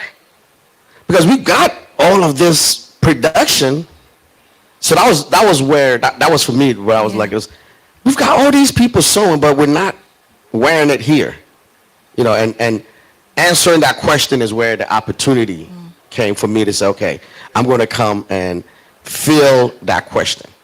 Right. That was what I saw as that's where the money's at, because with the money, they're already making this stuff. Right. People are already wearing stuff. It was the ability to connect the two is where I thought I could succeed. Wonderful. Amma, let me come back to you. Now, the farm that you divinely inherited, right? Let's call it that. What was being produced on the farm at the time you went to do your assessment? Yeah, I think, and I guess to follow on from what you're saying as well is, I do feel like sometimes as diasporans we can come back with an arrogance that you're going to come and create and build and do and and they don't have this and they haven't done that, and it's like you said, there's a million tailors. I'm wearing everything I'm wearing. All of my designers are African designers. I'm very intentional about that because I think, you know, we do want certain standards. We do want a certain aesthetic. But everything you could want is on this continent. Some of it, much of it in Ghana, but also exploring the rest of the continent as well. But in terms of the farm specifically, and we still do grow sugarcane and cashew. Okay. So those are primarily the two things that were grown then and are still grown now, but were not being turned into the highest possible value product. So we see sugarcane all over Ghana. It's abundant. We chew it and throw the rubbish on the floor most of the time. And so one of my objectives was to realize the true value of African materials for African people. Because that realization of African materials has always happened. Right. It just hasn't happened here very much, and it hasn't happened for us very much. And so really for me, RAIN is just a prototype. Like it's really just an example of what I hope many other African people will do, which is to take something that we have so easily, we take it for granted, like so much of what we have and what we own and what we are. And then somebody else comes and says, this is a gold mine, and makes incredible value elsewhere. I mean, you talked about the fact that, you know, we have some of the best sports teams and sports players on the planet, right, who are of African descent, but they're not wearing African brands. They're not wearing black-owned brands, let alone African. So, yeah, I think to kind of follow on from your point, but also in terms of what was there, lots was there. But the question is, who is benefiting from what is there? Yama, so let me stay with you. Now, you came, you saw this farm, you did your assessment, right? You mentioned in the beginning, and we spoke about cocoa. Now, why didn't you think, okay, reconnecting through my heritage, let me do cocoa, you know, for example. Especially, I'm sure you would know by now, because you are on the farm grounds, on the ground, that a lot of cocoa farmers and cocoa farm laborers haven't even tasted chocolate before. That's the truth. Many of them, they have not. It's mind-blowing. And you have a lot of cocoa farmers being women who have used their farming to send their children to school. They've got degrees, and now they've said, you know, I'm not going back to the farm. My mother is 62 years old. She doesn't have a pension. She's suffering. This is not my life.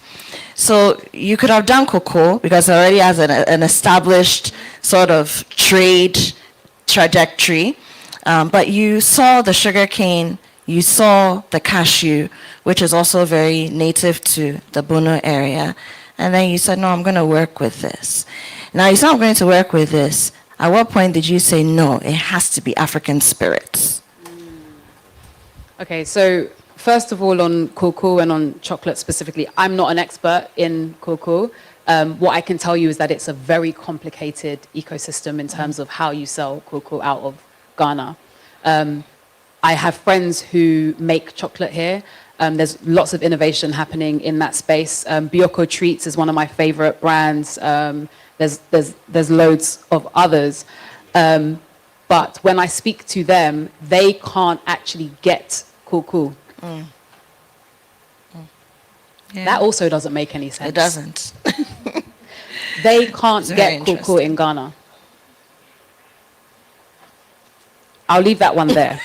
That's a conversation for another That's day. a conversation for another day. So for me, with spirits, with rum, it was all a case of research because I could have lent on the cashew instead, right? And again, a lot of it comes down to looking at the global market, the market also here in Ghana, and also the infrastructure and ecosystems that exist. I started looking at cashew. When I first got into this, the government had just launched the Tree Crops Development Organization to look at how do we best make use of our tree crops. And cashew is actually, of the tree crops, at least at the time, was the highest grossing for the country.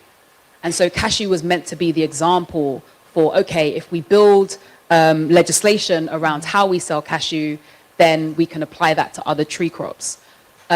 Unfortunately, that hasn't happened, and the progress on that was really slow. Sometimes the best opportunities can be found when nobody else is looking. So there isn't another West African rum brand. When I looked at the market and I understood what spirits were doing and I understood what rum was doing specifically, and also understood the history of rum and the fact that it's ultimately a byproduct of the enslavement of African people in the Americas. There was just so much depth in the story, in the heritage of the product, and also a lot of growth in the category on the market. So particularly if you look at Europe, for the past 15 years, we had what was called the Renaissance, so everyone was drinking gin and tonics. But 5 years ago, when I started to look at the market, I could see slowly that rum was creeping up, and rum was selling twice as fast as gin was. So it's about doing research and understanding that, you know, when you're starting a business, you're solving a problem for other people and not for yourself. So what is the market doing? What is the market looking for? And how can you meet those market demands? Okay. So I'm going to, because it's such a personal conversation, I hear a lot of murmurs in the room, lots of shock, and I'm sure you have your experiences to share. And again, this is a conversation for all of us, not just for us on the stage. I'm going to open it up. While we look out for our first few questions, though, Kwab, let me come to you. What challenges or opportunities, or both, have you experienced when it comes to sourcing fabric for the fashion? Because that's a really huge conversation. You know, what are you sourcing from here, if any? What are the importation metrics like for you, the logistics there, challenges, opportunities? Meanwhile, any questions, the floor is open. Okay. Well, like most fashion houses, sourcing, typically you go to the markets and see what's available. We intentionally went to try to partner up with suppliers that could have access to sportswear fabrics. If you go in Ghana, every market, there's gazillion, GTP, High Target, wax prints. But you won't see sportswear apparel, right? There's only very specific people that are going to invest the money to bring it in, which is part of the reason why we don't even have a high production rate. So we've been trying to grow that with the suppliers by talking to them and encouraging them to invest in bringing those products in. One of my main things is I could go to their factories direct, China, Turkey, whatever. However, how am I feeding the next family? I'm good. When I came to Ghana, my stomach was flat. You don't get a stomach like this if you ain't making money. You see, so I can chew everything, but how much of my community is also going to uplift? When I gave the price quotation to this client, I included the cost of the supply, which I estimated from this local supplier. Now I've gotten the contract. Why bypass him? Why go straight to the manufacturer so you can keep all the profit? I'm not the kind of person that wants to sit on a beach alone. You know what I'm saying? When I'm rich and I'm sitting on the wherever I want to be, I need to have some people there with me to experience it. So the concept of all in for myself is not part of my heritage. It's what I carry with me. A rising tide raises all ships. So we purposely are conscious of going to the local suppliers and saying, hey, we need 200 bundles of this, and I want you to order it. Why? Because you will feed the 10 people in your factory, and I'm going to feed the X amount of people in my factory. But if I bypass you, yeah, I get a greater net. But at the end of the day, it's my community growing. You can't be the only one growing. We didn't come here to be the only person to take all the money. That's America. And that's what you left for. So don't bring those habits here. You say we're not meant for that. So for us, yes, there's challenges in supply. But every challenge is just an adventure that has yet to be addressed. Right? So if we can't find certain materials, like dry fit is the big thing now. So we're doing dry fit shirts, and people are loving it. If you don't have one of our dry fit shirts, you need to get one. Right? But it's a very hard, complex material to get. We at times have to go to the suppliers. We have to work with them. We even have to at times give them money in advance so that they can fulfill their quantity. But it's all part of the team. It's all part of the fact that I understand here as we live in our culture, we say, well, it takes a village.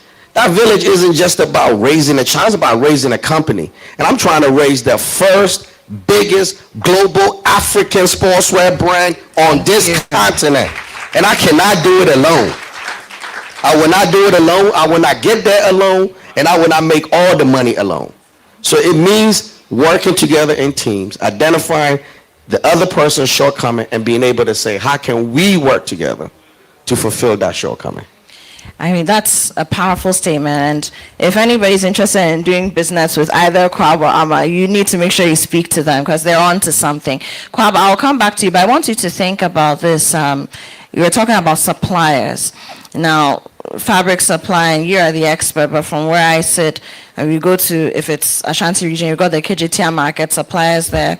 In Tamale and the northern parts, big market center there. Takrady would be Takrady Market Center. In Accra, Makola, we have China House, which is the home of every designer who charges you 2,000 cedis for a dress goes to China House. I can assure you of that. But I'm just interested in supply chains and how even working with them has increased and transformed their businesses on that level. But I'll come back to you on that. There's a question on the floor. Yes, please. You may step up. It's a really interesting conversation here. Thank you very much. I wanted a question to maybe both of you, but particularly to Ama. I've also come in from the UK, but my children won't come. I mean, one came and left in the beginning of December.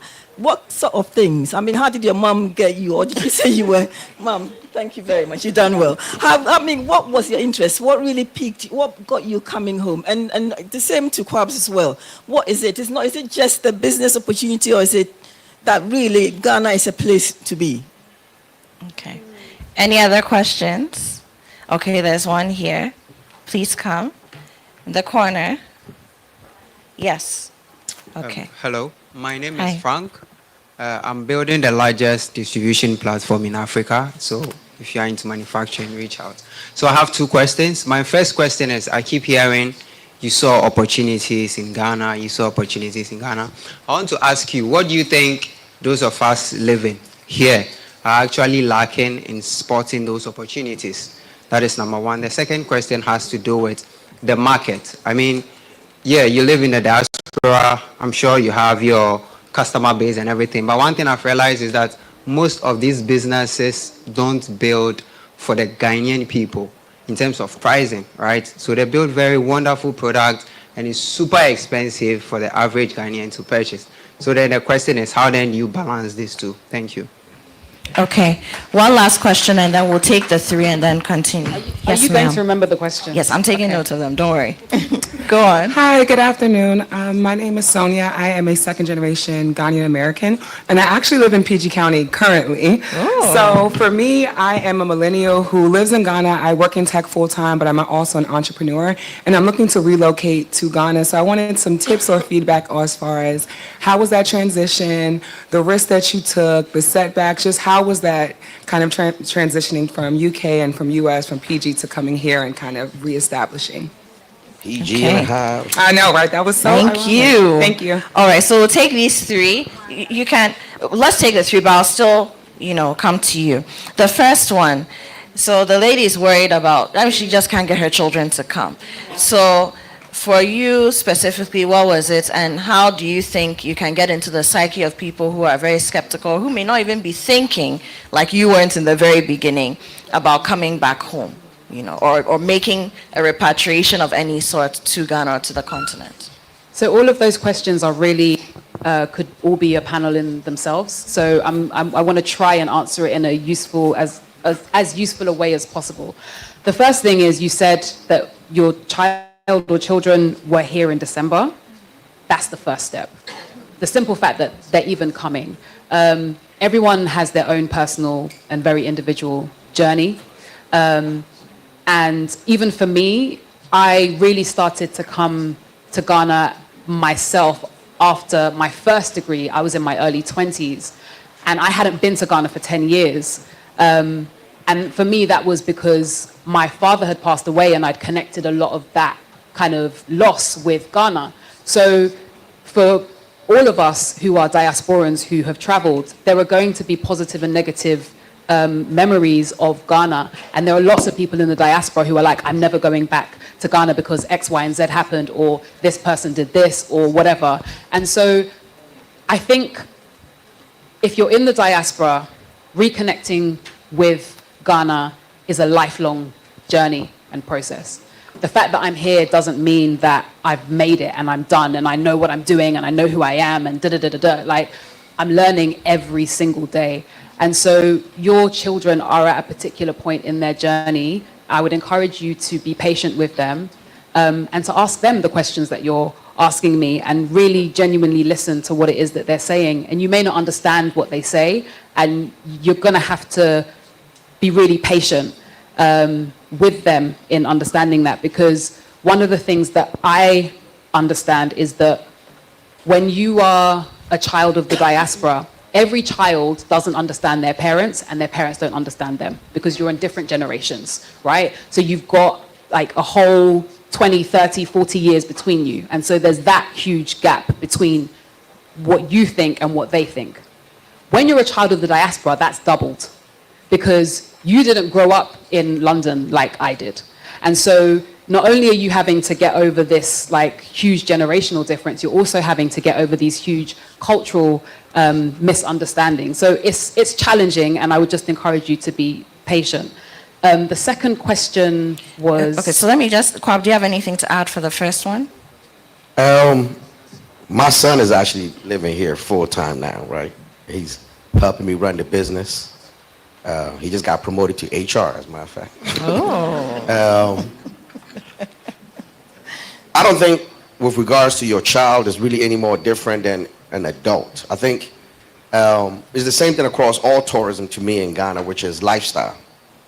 You know, our heritage is there. People know about Africa. They know about Mansa Musa. They know about Shaka Zulu. They know about Kwame Nkrumah. There's Pan-Africanism. They know all of that. But what most people don't know is lifestyle. See, before I came back to Ghana, I was living quite well in Prince George. I lived in Bowie, Collington Station. So if you know where that is, I was balling. What made me come here in 17 days say, oh no. I was in America for 35 years, and in 17 days, I flipped. I was a millionaire there, and I flipped, but willing to come here and start all over because I saw lifestyle. I saw houses that were as big as mine. I saw cars that was nice as mine, and they had no house note and no car note. They were enjoying time. Lifestyle is time plus money. It's a lot of people with money, no time. And broke people got a lot of time, but no money. So I was taught that most people want to become a millionaire because you assume you need 7 figures to take care of your debt. But if you are out of debt, your lifestyle is phenomenal. If you make 10,000 cities and you out of debt, you're balling like a millionaire because you can blow 10,000 freely like a millionaire. And Ghana can give you that. America could never give me that. So what I saw was lifestyle. I saw people living their life, the American dream. When I went to America at 7 years old and they told me, come out, get a good job, get a good education, I did it.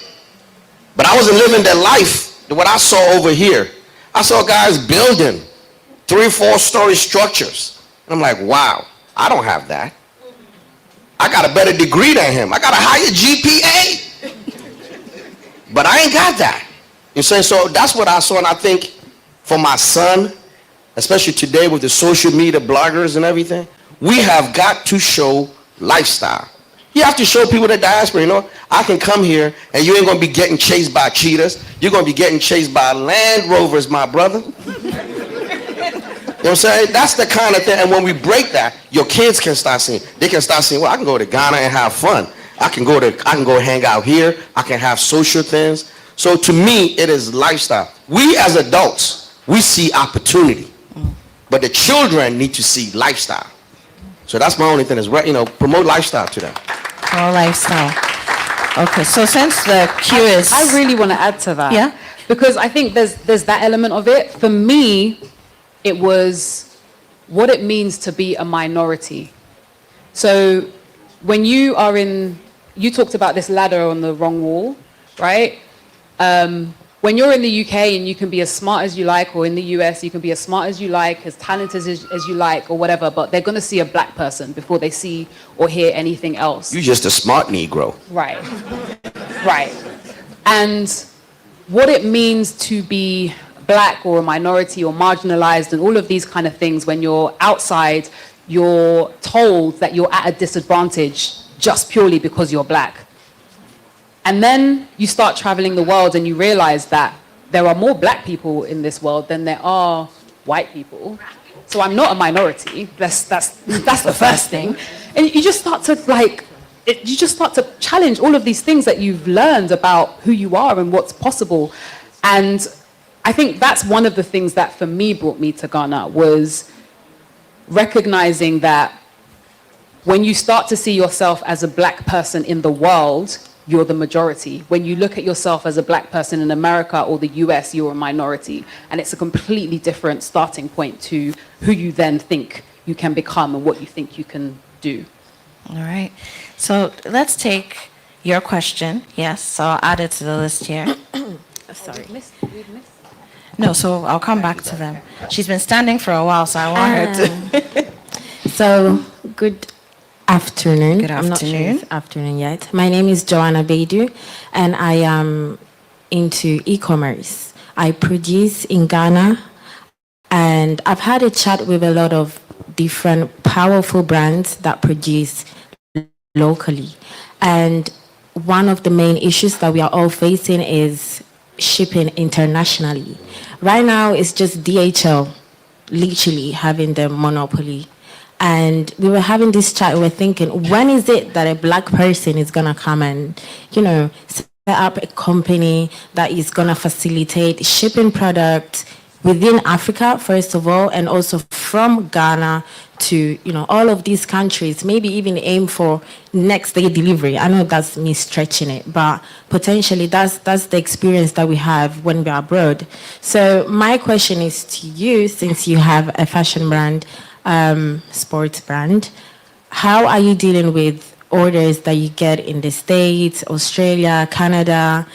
Yes, we need to know. Okay. Thank you. Thank you. Thank you. Are you all in the queue as well? Okay, please come. All right, good afternoon. Good afternoon. My name is Hoffman Ernest. I just completed university. Congratulations. Thank you. I decided to come to this event, and honestly, this is a great event. I have a few questions here. I want to know, especially to... Please ask them very quickly, Yes, so very we can quick. just Yes, list and then yes. move on. To Kwab, all the panelists that comes, they talk about opportunities and stuff, like my brother initially asked. I want to know, what are some of the things that we as the Ghanaians here are lacking, that we are not seeing, that the outsiders come and see? And how do we network so that we can also start up some of these things over here? Thank you very much. You're welcome. Thank you. Hi, my name is Veronica. I don't live in PG, but I do live in a DMV. I'm over in Virginia. So my question Redskins. my question is, I'm building a property management company for residential communities in Ghana, and the biggest issue we're facing is marketing and user adoption. What has been your experience with that, and how have you been able to get people to see the benefits of your products? You know, in Ghana, it's very difficult to get people to do things differently, even if it's going to benefit them. They really do like their manual prep processes, even if technology is going to make their lives better. So how have you been able to overcome that? Okay, thank you. All right. Hello. Hi. My name is Lordy. This is a question for Kwab. In terms of your work, I noticed that a lot of Ghanaians sew a lot of stuff, but then we depend on foreign fabrics. So we have all these really nice looking sort of menswear, and a lot of it, they say is suit fabric. So I go in, I'm like, no, I want a local fabric. So you can do it for my husband. He's like, it won't do this, it won't do that. My question is, I do understand maybe there's an issue in terms of our fabric, the way it looks, or the way, how heavy it is, or I don't know. But how do we move beyond just the GTP like this and actually producing fabrics that can be used for different things, and everything is coming from here? Thank you. Thank you. Thank you. Okay, so let's run through these questions. I'll throw this one to you first, Amma, because I know you wanted to answer it earlier. Opportunities. How do you spot them? And, you know, how can Ghanaians spot them? What are diasporans seeing that Ghanaians are not? Because it needs to be equal opportunity, right? And then lastly, I think for that question, the asker was also concerned about when you tap into them, it not just being for yourself or for your immediate circle of business, but for society and posterity as well. So I try not to make generalizations, but I've been told I have to keep the answers short. So I want to try and get to the points. What are diasporans seeing that perhaps many Ghanaians are not? One of the things I think is the fact that we as diasporans are coming to Ghana to build businesses, to build the country as much as we can. A lot of Ghanaians who are not seeing those opportunities, because there are many Ghanaians who are seeing those opportunities, but Ghanaians who are not are looking for solutions for somebody else to solve those solutions. You're looking maybe to go abroad where there are schools and hospitals. We're coming here to build the schools and hospitals. You're looking for someone to give you something, and they're coming to create the thing that you're looking for someone to give you. And I kind of think that's probably one of the fundamental issues that I see with some people. There was another part. Yes, so when you do identify the opportunity and tap into it, how do you go beyond tapping into it just for yourself or immediate community, but so that trickles down, you know, along the economic chain, basically, the social chain?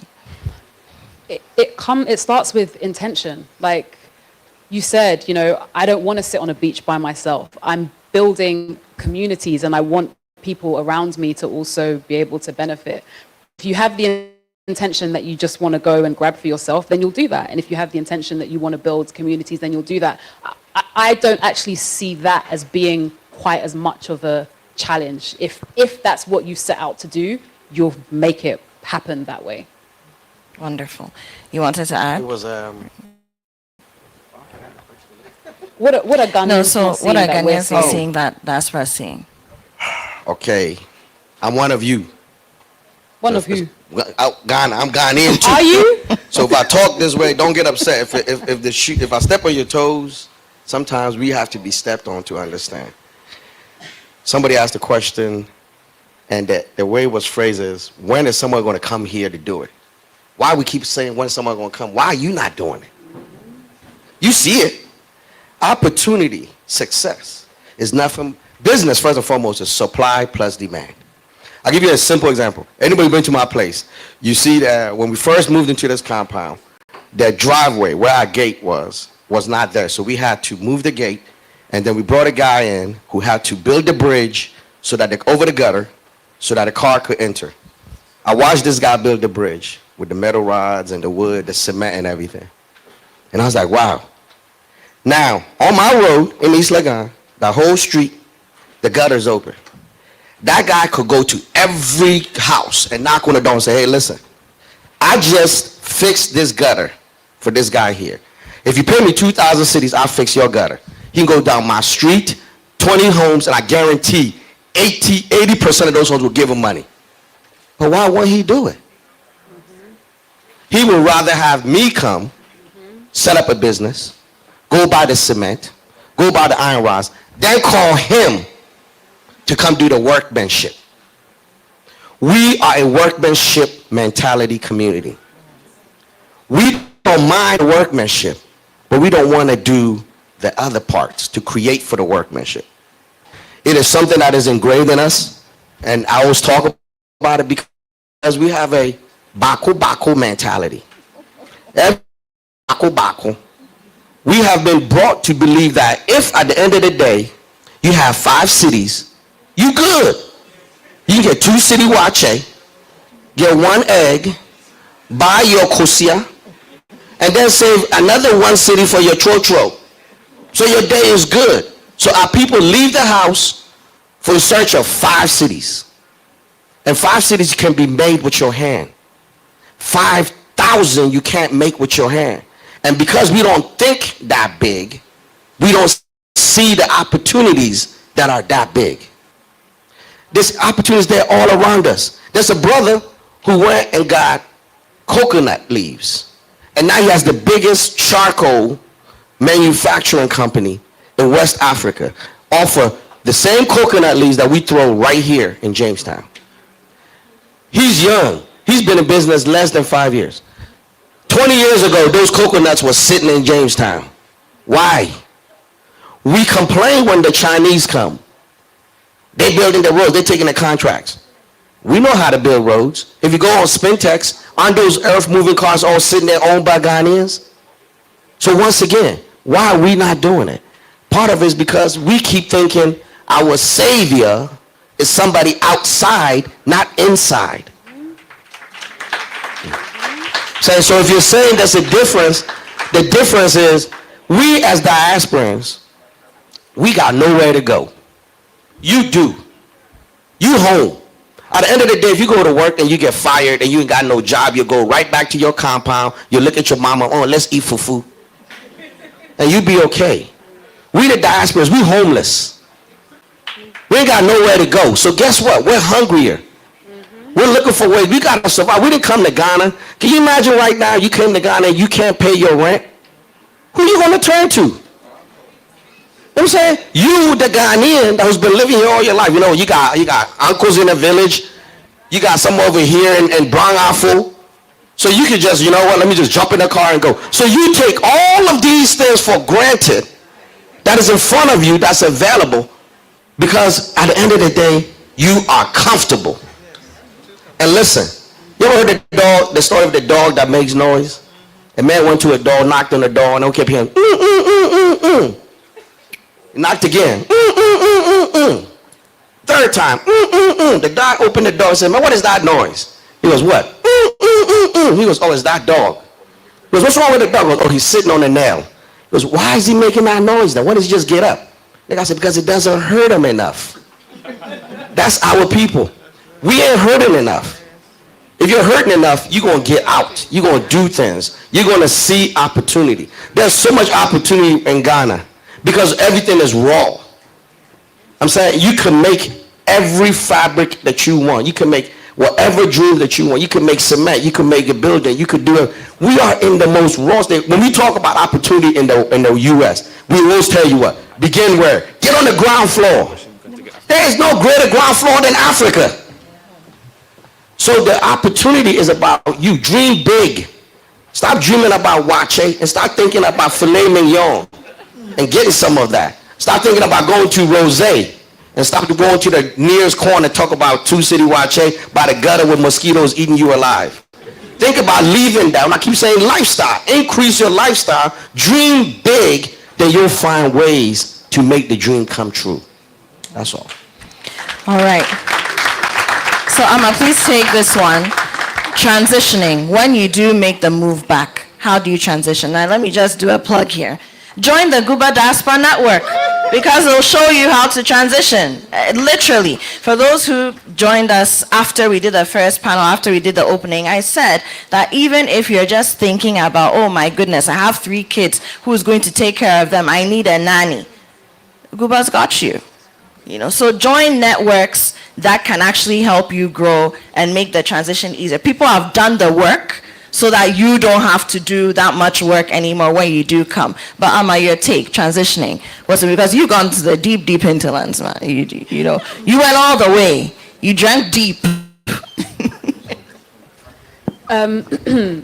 So I think when I came, I didn't come on any kind of high horse, but I definitely did come expecting to feel not comfortable, but welcome.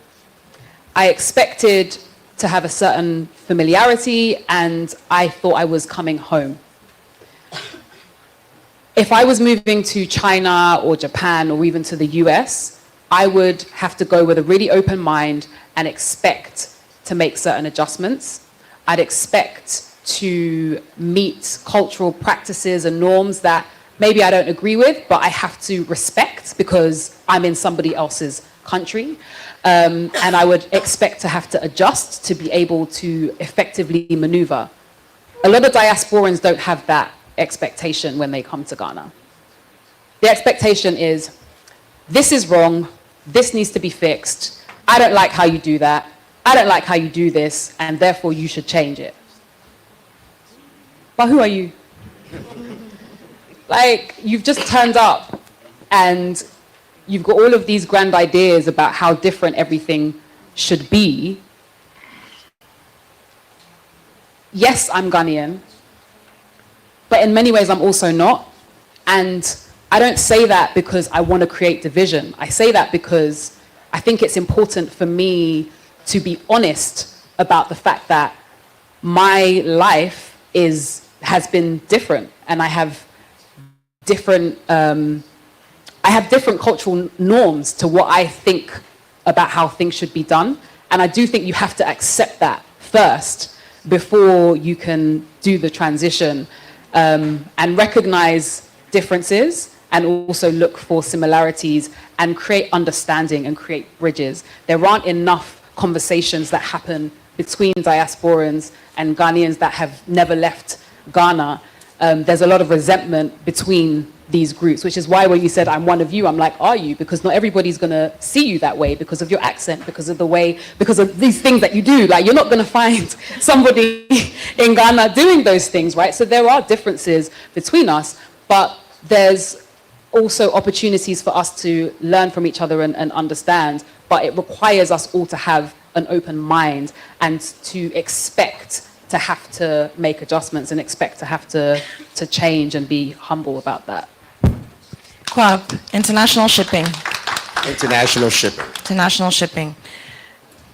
Well, like Madame was saying, I've been telling people in the diaspora, somebody's to come over here and open a post office, etc. FedEx, Kinko's, and they'll make a killing. But it hasn't happened yet. So, with regards to shipping, the main thing is to really look at your price and your client, right? You have to be smart about it. It's just there's not a simple solution. You have different outlets. You mentioned DHL. There's Ghana Post. There's EMS. Of course, you can ship by air, you can with the different airlines, or by sea. I think one of the main things that for us that we've tried to mitigate with the shipping is we can't get around the costs because it's not our situation. But what we can do is use the logistics to our advantage. There's a difference between shipping 3 to 5 days with DHL, which will give you a different cost factor, than let's say you're shipping with Ghana Post or EMS, where it may take an additional 5 to 7 days. So we want to take advantage of the lowest possible cost. So that means our production must be faster. Because at the end of the day, when you give a client a timeline, within that is your production plus your shipping, right? You can't necessarily change the shipping, especially if it's a cost factor. But what you can control is your production. So try to get your production out earlier, so therefore you can have a much longer shipping time and take advantage of the lower cost means of shipping, right? That's one. Another thing is you have to look at bundling. It's very difficult to try to do individual items. So you have to learn how to bundle. In our particular case, we have distributors and vendors in the United States, so we're able to bundle designs and be able to send them in packages versus individual units. But that also requires going to what you were saying, which your previous question, which is the network that you put into place, right? So we leveraged our network with people that we knew in certain places to say, hey, we need this there. Is there a way that you could be that person, or we could find somebody that we could work with that could fulfill this capacity? I mean, one of the things I've always said is I believe in rising tide raises all ships. So if you take a garment that let's say costs 50 US and it costs $20 to ship, let's just say that, right? In our particular case, what we do is we'll take the 50 and we'll ship it. The $20 for shipping we give to our distributor in the United States so he can take care of the shipping and he can eat. You see, I keep saying don't try to put everything in your pocket. It's not going to work. I mean, you have, but it's going to be a very heavy pocket that's going to weigh you down. So in that case, instead of me taking all 70 and keeping it, I will rather take the 50, ship it to my guy, give him the 20. He'll send it for maybe $5, $6, and he keeps the 14 in his pocket. And that scenario, he gets a little bit, keeps him happy. It keeps me logistically from having all this headache, right? And everybody wins. The client gets what they want at the time that they're supposed to get it. My man gets a little bit of money. I get the product. And my money is made on volume. It's not going to be made on those individual shipping charges. Okay, so understand your product. Break down your product. I'm a numbers person. I come from engineering. I tell people, like, I'm not a fashion designer. I'm just an engineer that happens to be in fashion. So the numbers is what I'm always looking at. And when I look at the number of days, the weight, how we distribute everything, also how you distribute your money so that everybody gets a piece is much better. I'm not trying to carry everything. I'd rather spread it across. When I was coming to business, I was told, would you rather have 100% of one or 1% of 100? I'm saying, and I take the 1% every day. So that's, the only thing I can help you with shipping, because there's really no way to get around the cost unless you are the shipping company yourself. All right, thank you. We're out of time, so final words in 30 seconds. Amma. TikTok. Be patient with yourself. Keep pushing. It's a lifelong journey. There is no destination. The only destination is when it all ends. So in every day, whatever the challenge is, whatever the opportunity, whatever the success is, it is the moment that we live for. Thank you. Kwab. 2025. Have a mantra, a vision, and a goal. The only place where success comes before work is the dictionary. And the Bible tells you, if my people have no vision, they cherish. Talk to yourself. Hype yourself. Out of the night that covers me, black as the pit from pole to pole, I thank whatever gods may be for my unconquerable soul. In the fair clutch circumstance, I have no wish nor cried aloud. I need a bludgeon and a chance. My head is bloody but I'm bowed. Beyond this place of wrath and tears, loom news but the horror of the shade. And yet the madness of the years finds that it should find me unafraid. It matters not how straight the gate, how charge of punishment is scroll. I am the master of my fate. I am the captain of my soul. So, you know what?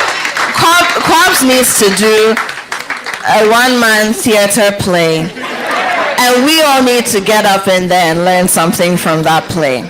Thank you. It's been great. There's some questions that we couldn't answer.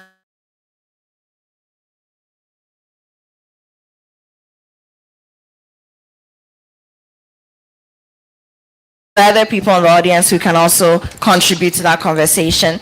There was a question about marketing and user adoption as well. Maybe we can talk about that later. What I can tell you is that the Ghanaian African market is very different. What you learned in marketing school doesn't work in Ghana, I can tell you that. And you can speak to me because I am into marketing and PR as well. I can help you with that. Lady and gentlemen, Ama Mensah is the founder and CEO of Rain Rum. Please look it up. Patronize it, use it in your cocktail at your next party, and just spread the word far and wide. And Kwaba Sanwa is the CEO of Custom Looks, redefining what our sports fashion value chain looks like. Thank you so much. It's lunchtime, so please pay attention to the ladies and gentlemen who usher you to where you can have your lunch, and then we come back for panel 3. Thank you. Thank you very much.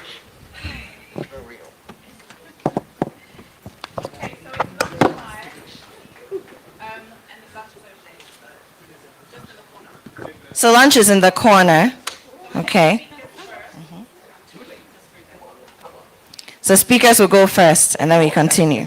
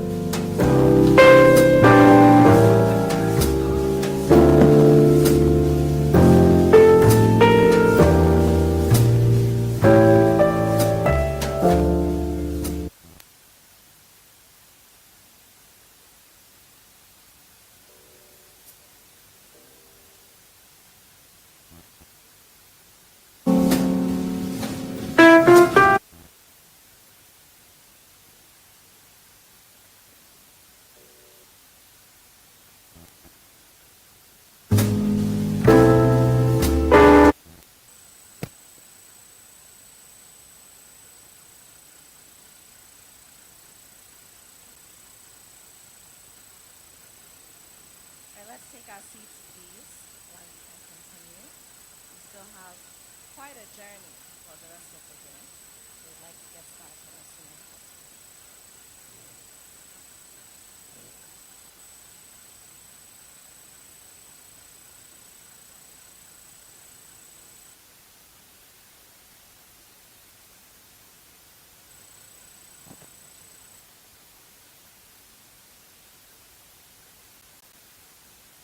Operations of the FDA in and out.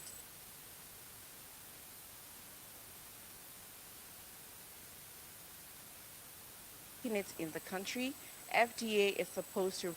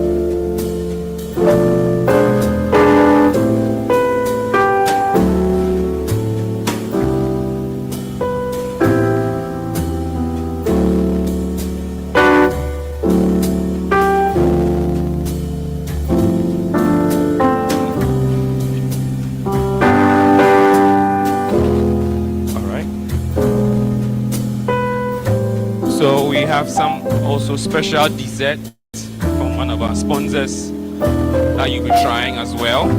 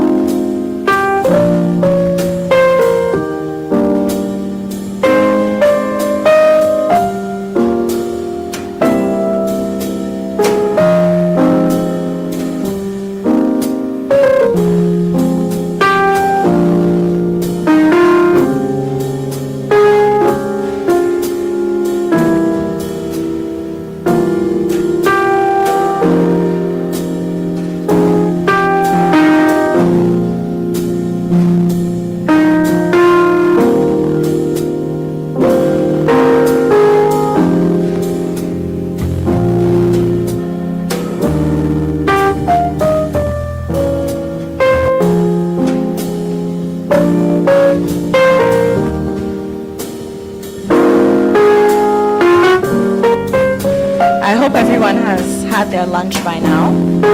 Everyone has. Do we need to do some jumping jacks or play amping? Something, or we're fine? Because we have another panel that we're getting into right away. If there's anyone outside, can we please help them, usher them in so we can just take their seats and then we get started.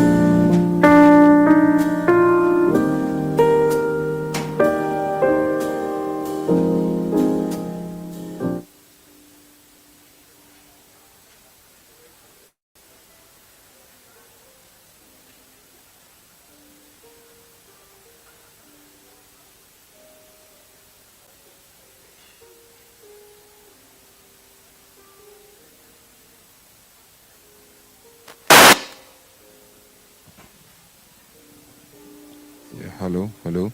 Check 1, 2. Check 1, 2. Yeah, be okay. The level be okay.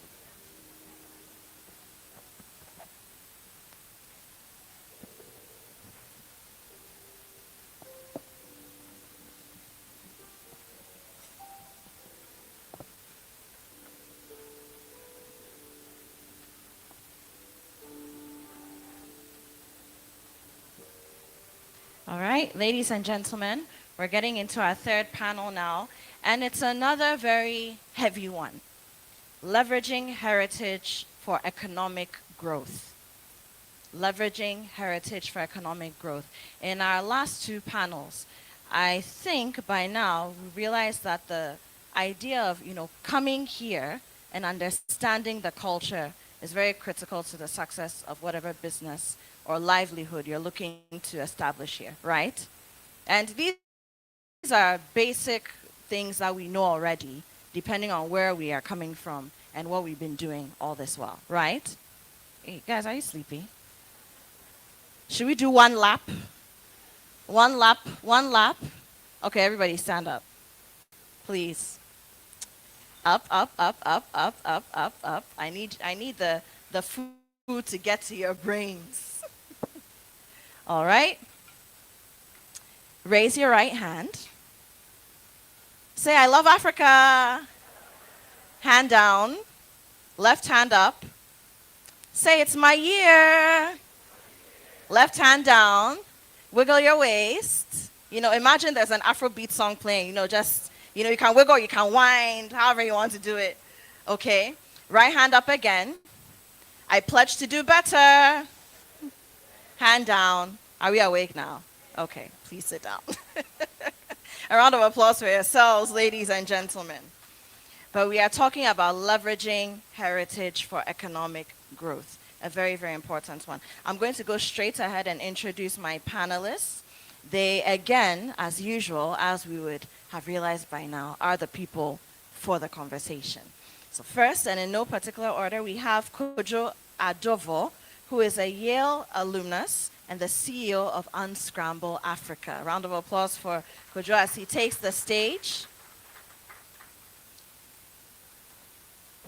So Kojo, any of these. Thank you for joining us. Kwabna Darko, entrepreneur and author, is here as well, also ready for the conversation. Round of applause for Kwabna as he joins us up here. And last but definitely not the least, we have Audrey Forson, who is the CEO of Takura Designs. Audrey looking very lovely in red. Round of applause for her as she joins us up here. All righty. Thank you. Hello, ladies and gentlemen. Let's test our microphones. Hello. Okay. Hi. 1, 2. Perfect. And we're going to get right into it.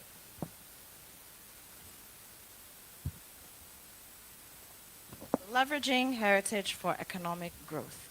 I think the last panel enabled us to establish what heritage is. And one thing is clear, that heritage is not simply history. It's also the present and it's also the future. And I'd like to believe that all three of you agree with that. So I'm going to let you just talk a little bit about what you do first so that people, again, can build their trust in you and understand why you're the people for this conversation. So Audrey, I'll start with you since you're the only lady on this panel, apart from myself. So let's talk about Takura Designs, because Audrey, when I first met you, this is not what you are doing. So just very briefly, maybe in a minute and a half or so, what you do and what it's all about. So good afternoon, ladies and gentlemen. My name is Audrey Forson, and I make furniture. In fact, you can see stools in between our seats. Those are examples of Takura. Round of applause. Thank you. So I run a transgenerational business called Takura, which my mother started nearly 25 years ago. And she started with 2 artisans just in our backyard, carving and painting. And I joined as an intern about 16 years ago. And so I've been working with her typically in my entire adult life. So I work as a designer and then I run the business, and I have a team of artisans. In total, I have about 65 people that I work with, casuals, contract, and then permanent staff. So what we do is we collaborate or we liaise with the Forestry Commission to go collect waste wood, what would typically be used in the rural communities as firewood. And then we transport them to a workshop and transform them into these beautiful pieces that you see here. And we export, so we're primarily an export business. We export about 80% of our output to the US mainly, and the remaining 20% stays here in Africa and then parts of Europe.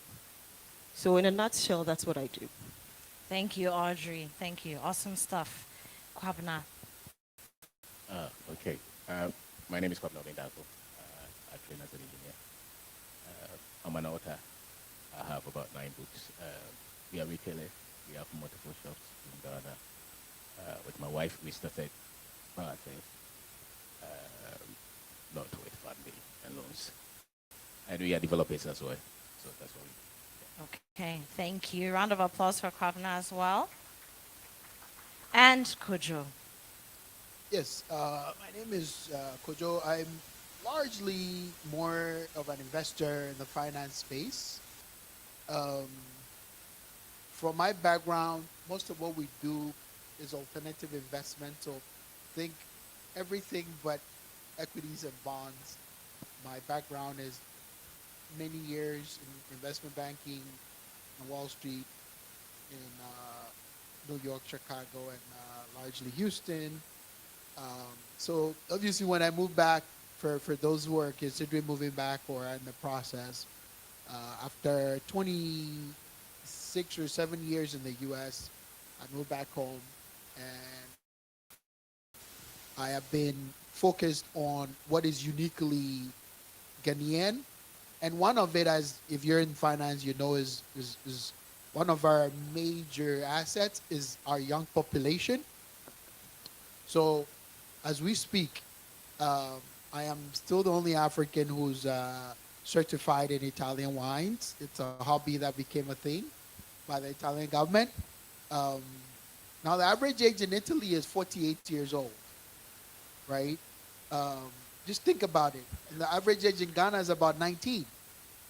So right there is like 20 years that you have to make mistakes and learn. And so one of the things I've done is encourage everybody, whether you have a degree or not, to certify in wine. I feel like it's a highway that leads you to so many places. Went to the UK, got about $50,000 a year in funding, nonprofit money, but I have challenges. I can't find enough people who want to do it, right? It's an international wine exam. You land in Dubai or London, you can work. It's better than starting from zero. Again, trying to take advantage of what we have. The other area is art. So as a finance guy, I understand the value of art and collecting it. And again, our youth allows us to be able to be in a good position to, yeah, I mean, if you give me a blank sheet of paper and you ask me, should the 48-year-old or the 19-year-old draw something on there, I'll choose a 19-year-old because creativity is a function of youth. So these are some of the things that I do and that I've created Unscramble Africa to platform. Thank you. Thank you. Round of applause for him as well. Now, this fabulous lady to my right has just joined us. Should have been on one of our other panels, but in retrospect, looking at what we're talking about, we need her to join us here as well. So I'm going to let her introduce herself. I can tell you, though, that she's the CEO and creative director of Aphrodisia. Good afternoon, everyone. It's a pleasure to be here. So I'm Chedza McConan. I am one of the many who have repatriated home here to Ghana. I've been here for about 17 years now, which is a really long time. And at the core of everything that I do is empowerment of women and girls. So with that being the nucleus, all of the businesses that I have brought forward is about that. So Aphrodisiac Worldwide, which is what I'm known for globally, is my clothing brand. We're in 274 stores in 6 countries. And we started in Brooklyn as a dream. And when I moved to Ghana, it came into fruition.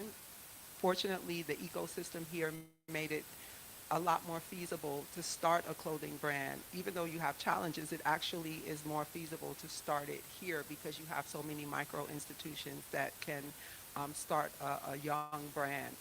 So I started my clothing brand. It was actually an accident. I was designing jumpsuits primarily for myself. And at the time I was traveling a lot, like a lot. I worked for Delta Airlines at the time. And I would travel all over the world and people would stop me and say, hey, where did you get that from? And I was using the textiles in a non-traditional way, particularly with jumpsuits. That's my thing. I'm a child of the 70s, so I'm stuck on the jumpsuit thing. But I would get stopped. Women would run across bridges and chase me down in front of Target and say, where did you get that? That fabric is not from here, being in America or wherever I was at the time. And so that's how it kind of sprung up, and now we're in 274 stores, 6 countries. 100% of our products are manufactured in Ghana. Everything in our supply chain is made in Ghana. Yes. All of our textiles are sourced here from GTP, Udine, Printex. I work with them very closely, and I also advocate for the textile industry. One of the things that I do is I speak a lot for the UN, International Trade Center on Empowering Women Through Trade. They're actually one of our sponsors. And I focus on educating the diasporan community who purchases the majority of African fashion on really making sure that their products are made in Ghana, and that includes being true to the textiles, because the industry is dying here because of the pirated print. So everything that I do kind of goes around that nucleus of empowerment. I also started Afro Style Lounge at the Kapinski. Oh, I'm so sorry. I'm one of the co-founders. of Afro Style Lounge. We were in the Kempinski Hotel for 5 years. And so that's something I'm really proud of. And that came out of wanting to empower African brands and give them the opportunity to be showcased in front of an international audience during the original year of return in 2019. And then I also have my nonprofit, which is the Revolutionary Underground Foundation. And through all of these endeavors, we fund providing education for girls from primary through university. So we have students who've graduated from Ghana School of Journalism, who we started out with in senior high or JHS. And so that's kind of, everything kind of goes back to that nucleus of empowerment. Oh, I thought you were going to clap for all of that. For all of that. And I'll come back to Chetza because just listening to her, she does so many things. And that's actually very cultural. It's Afro-cultural, but very much Ghanaian culture as well as African, where you don't do just one thing. Jamaican, there you go. Yes. Yeah, Jamaicans have 10 jobs. You can't do just one thing. And we'll come to that because for those of you who are thinking of transitioning, you need to understand that that's a culture. And sometimes you came here to do one thing, but you have to do 10 to be able to survive. Okay, we'll come to that. Audrey, let me come over to you. Now, I'm looking at your Takura tables here, and you, like you said, you're export heavy in terms of the business that you do. But I look at the tables, and straight away I'm thinking, this looks like it could be from the motherland, or from some Afro-diasporan space. How do you manage to remain relevant in a very global market without losing those elements of heritage and culture? So I'll start by saying at Takura we have essentially 3 core values. And the first one is sustainability. So I mentioned earlier that we're using waste wood to make these pieces. We're very conscious of the raw materials we're sourcing. We're very conscious of the environment where we're taking it from. We're contributing to the lives of the community people. We engage them in employment, different types of employment. The other thing is cultural heritage. I'm Ghanaian, I'm Fanti. And Fantis and other Akans are proudly known for the stools. So stools in the Akan space symbolize power and authority. And for me growing up, and I'll say this and emphasize a bit because I was born in the late 80s and I grew up in the 90s and early 2000s to now. And one of the greatest challenges or disadvantages I realized was we looked down on things that were made here in Ghana and within the continent.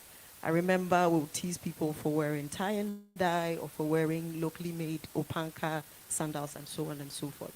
So it became important to me as a designer and as a person that my journey in life should include rewriting the African narrative.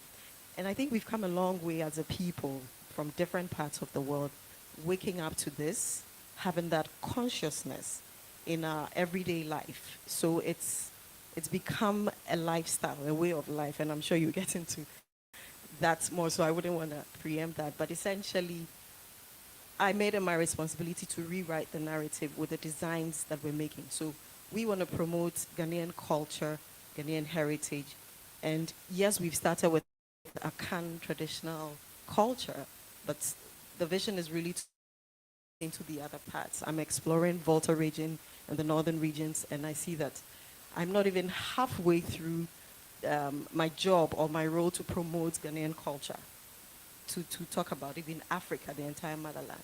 Then the last thing for us is really innovation. So, I mean, having a good product, sourcing it sustainably may not be enough. We play with our culture, our creativity, and we do a lot of collaborations to come up with pieces that can stand the test of time. So a typical example, and I'm actually grateful that this piece is here because then I can use it for demonstration. So this is one of our oldest designs.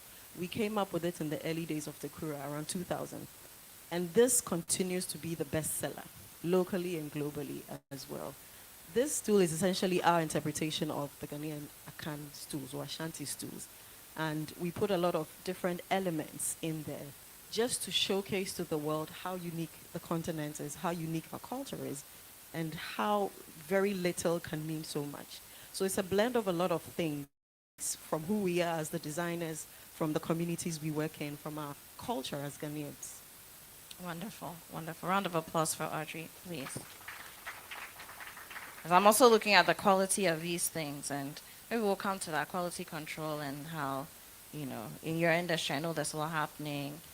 You have counterparts. We've talked about precision, quality, all of that. We'll come there.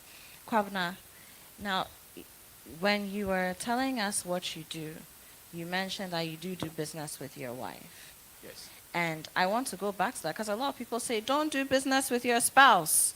Don't do it. But again, I'm asking you this question I'm about to ask you because I'm thinking about, again, the heritage and the culture. And it's something that we do.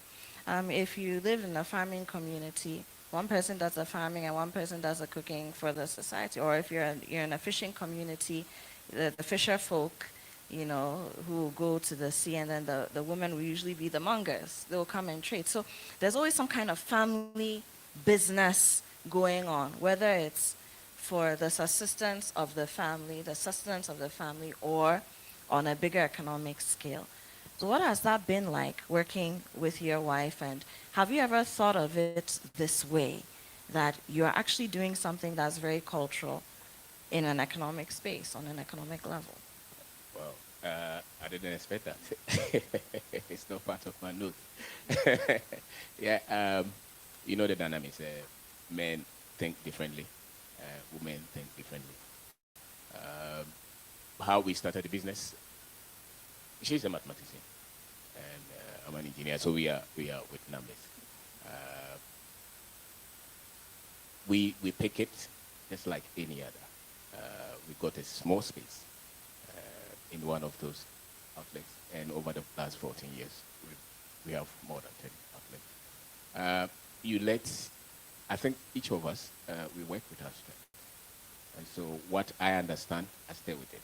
So let's say we are opening a new shop, the fittings, the infrastructure before the shop opens, I handle that.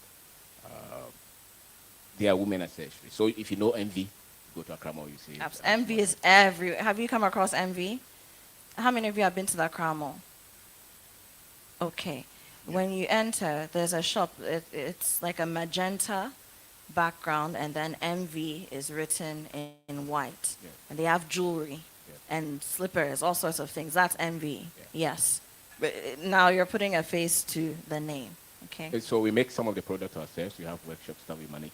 So for the men, I sort of manage them. But the designs, she works with them. The finance, she handles them as well. But when it comes to the state institutions, I go there. So we work based on our strength. And of course, men are men. Sometimes we want to be man, and it's okay. And there are other times that the woman would want to be woman. I know there can be some bit of clashes. But then when there's a critical decision that has to be made on the business, you put some kind of emotions aside and you make the decision. And so it's the business first, so to say. And we work with mutual respect, and we work with our strength. Where there's a strength for her, she takes the decision, and where there's a strength for me, I make the decision. I'm not saying it's very smooth, but at least it's working, I think. You answered the question very well, even though I surprised you with it. Thank you. I think right. you can clap for him for that. Has he given anyone a manual? Yeah? And anyone who wants to work with their spouse, he's giving you a manual. But let me stay with you. You're an author as well. What kind of books do you write? So I schooled in Ghana, KNUST, engineering. And then after that, I said we want to start business. I saw that there's a big difference between you going to the field to start a business and you completing school with your certificate. And so in between, the things that we learned are the things that I've put in books. So my first book is Perspective, How to Develop the Mindset to Start and Build a Business.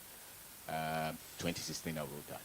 And a lot of our young men and women read it. And I think if there is any book on business that our youth are buying them, it's Perspective. I've written Streamline, that is on finance. Because when you go to school, they just say that finish the school and somebody should give you a job. Now, people want to be prosperous, want to prosper, but you can't prosper with just your certificate. It doesn't matter whether it's a pharmacy or medical. No, you have to have the right information on money in order to make the right decisions in order to prosper.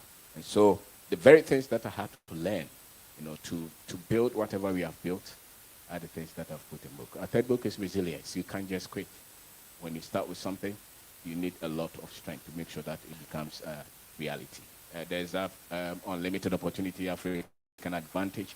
Purely, the things that I've written out is that I think we need for life as an African youth. Most of our young men and women, when you put a visa here, we will move. And I can say that many of us here, at least I can hear the accent. So maybe 70% are people who have had some kind of training somewhere. And if you're here and you have not had that, and people come and they say that this is the standard, and you're here, you would want to have a feel of it, isn't it? And we all know that people who have traveled somewhere, when they come, they say this is global standard. And it's almost every time when we talk, we knowingly or unknowingly put us down.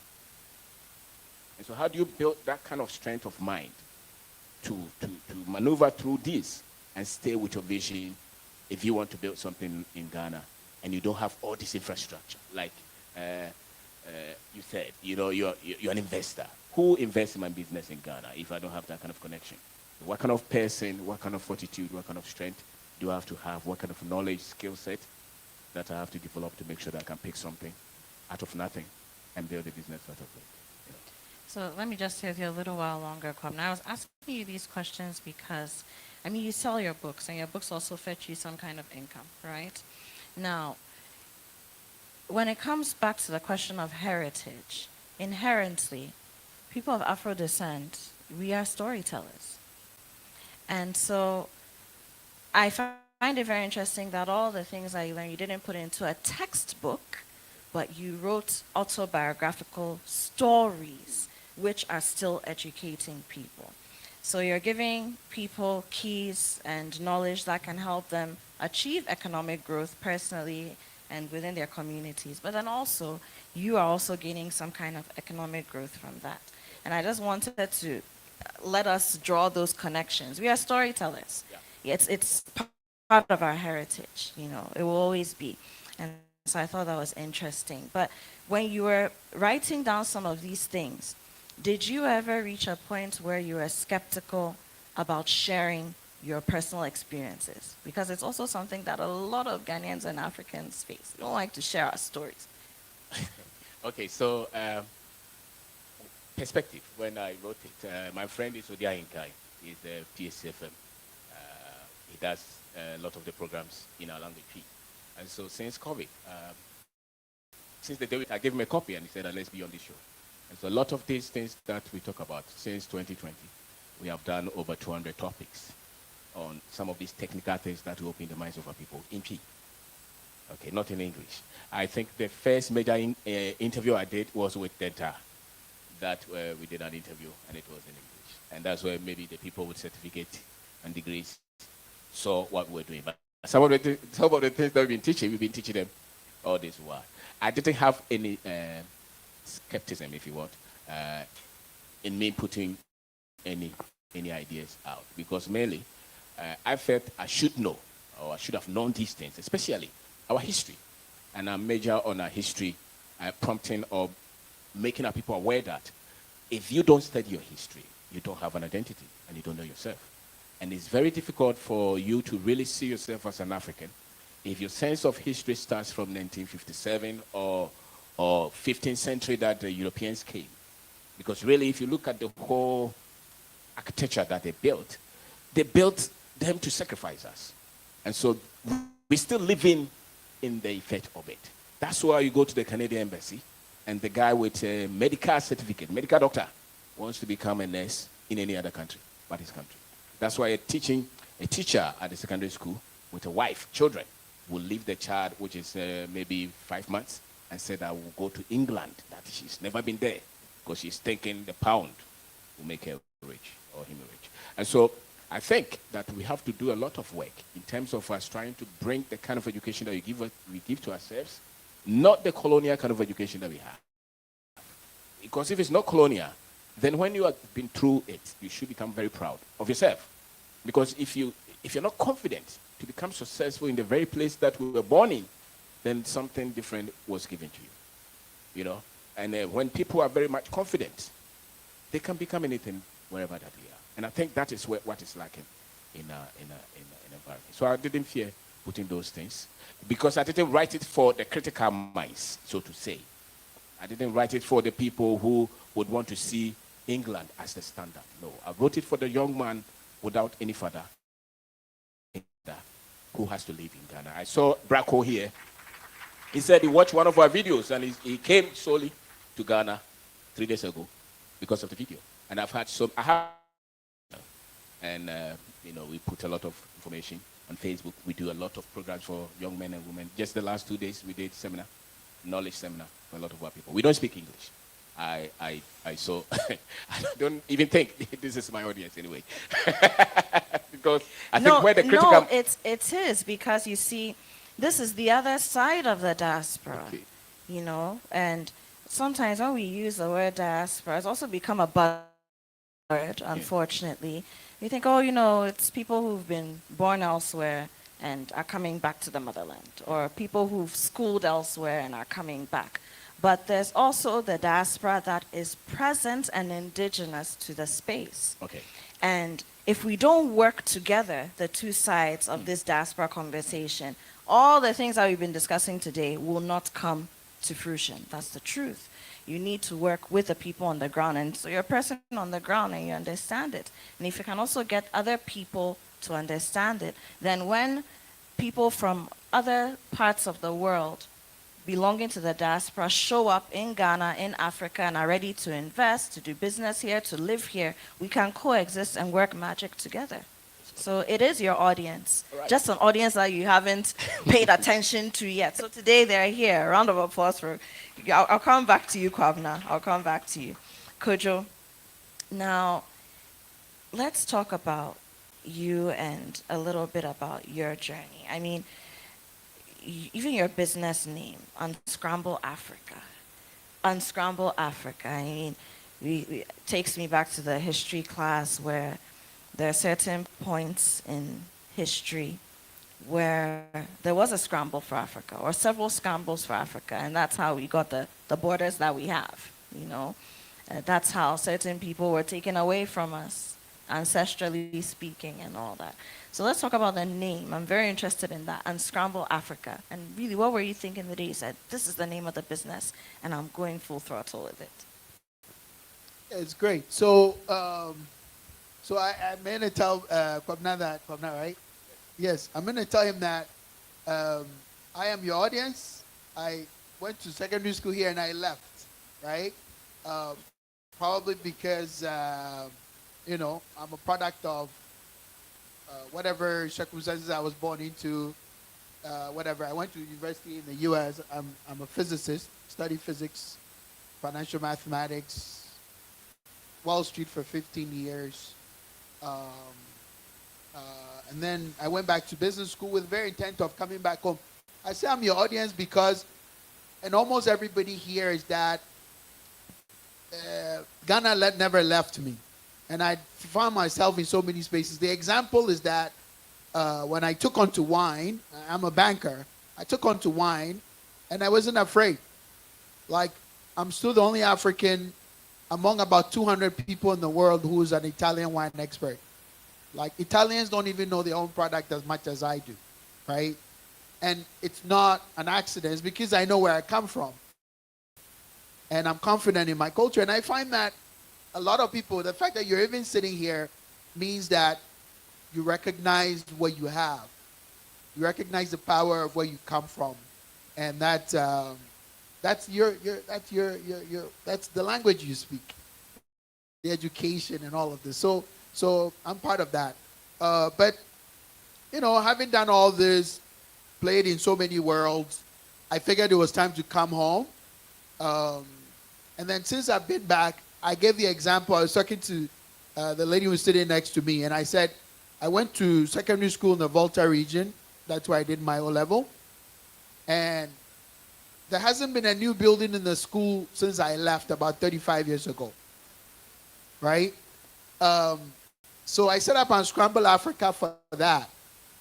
For the fact that while I was working in the U.S. for so many years, I could have gotten together with everybody else, and our little $1,000 each could have added to $10,000, $20,000. We could have built 5 bungalows for young teachers who are going into to teach at these schools. When we were younger, the government would build this. But well, we all know our governments have adopted the Western system where they feel, that personal wealth is the primary reason they go to these places. So I set up on Scramble Africa for these reasons, to be able to harness our collective abilities.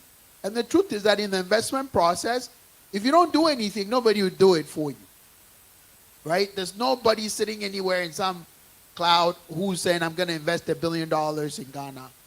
If you're not investing your million, there's no billion coming from anywhere. If anybody brings $1 billion, they're going to take advantage of you, right? So this has been my experience. So we set up Unscramble Africa for this. We're building all kinds of things. I grew up on Lagos Avenue in East Legon. On the back of it is a school called La Baleshi Basic School. And it's been like that for that neighborhood for a long time. There's so much money on Lagos Avenue, but none of it ever touches that part. So I went there a couple of months ago and I talked to the headmaster. And I said, let's build a basketball court. Now, it's one of the things that basketball teaches us a lot of things. How to work in small teams, a team of 5, and you actually understand your role based on how good your skills are. So as we speak, Unscramble Africa has partnered with Gaston Foundation, the cement company, to build a basketball court for La Baleshi School.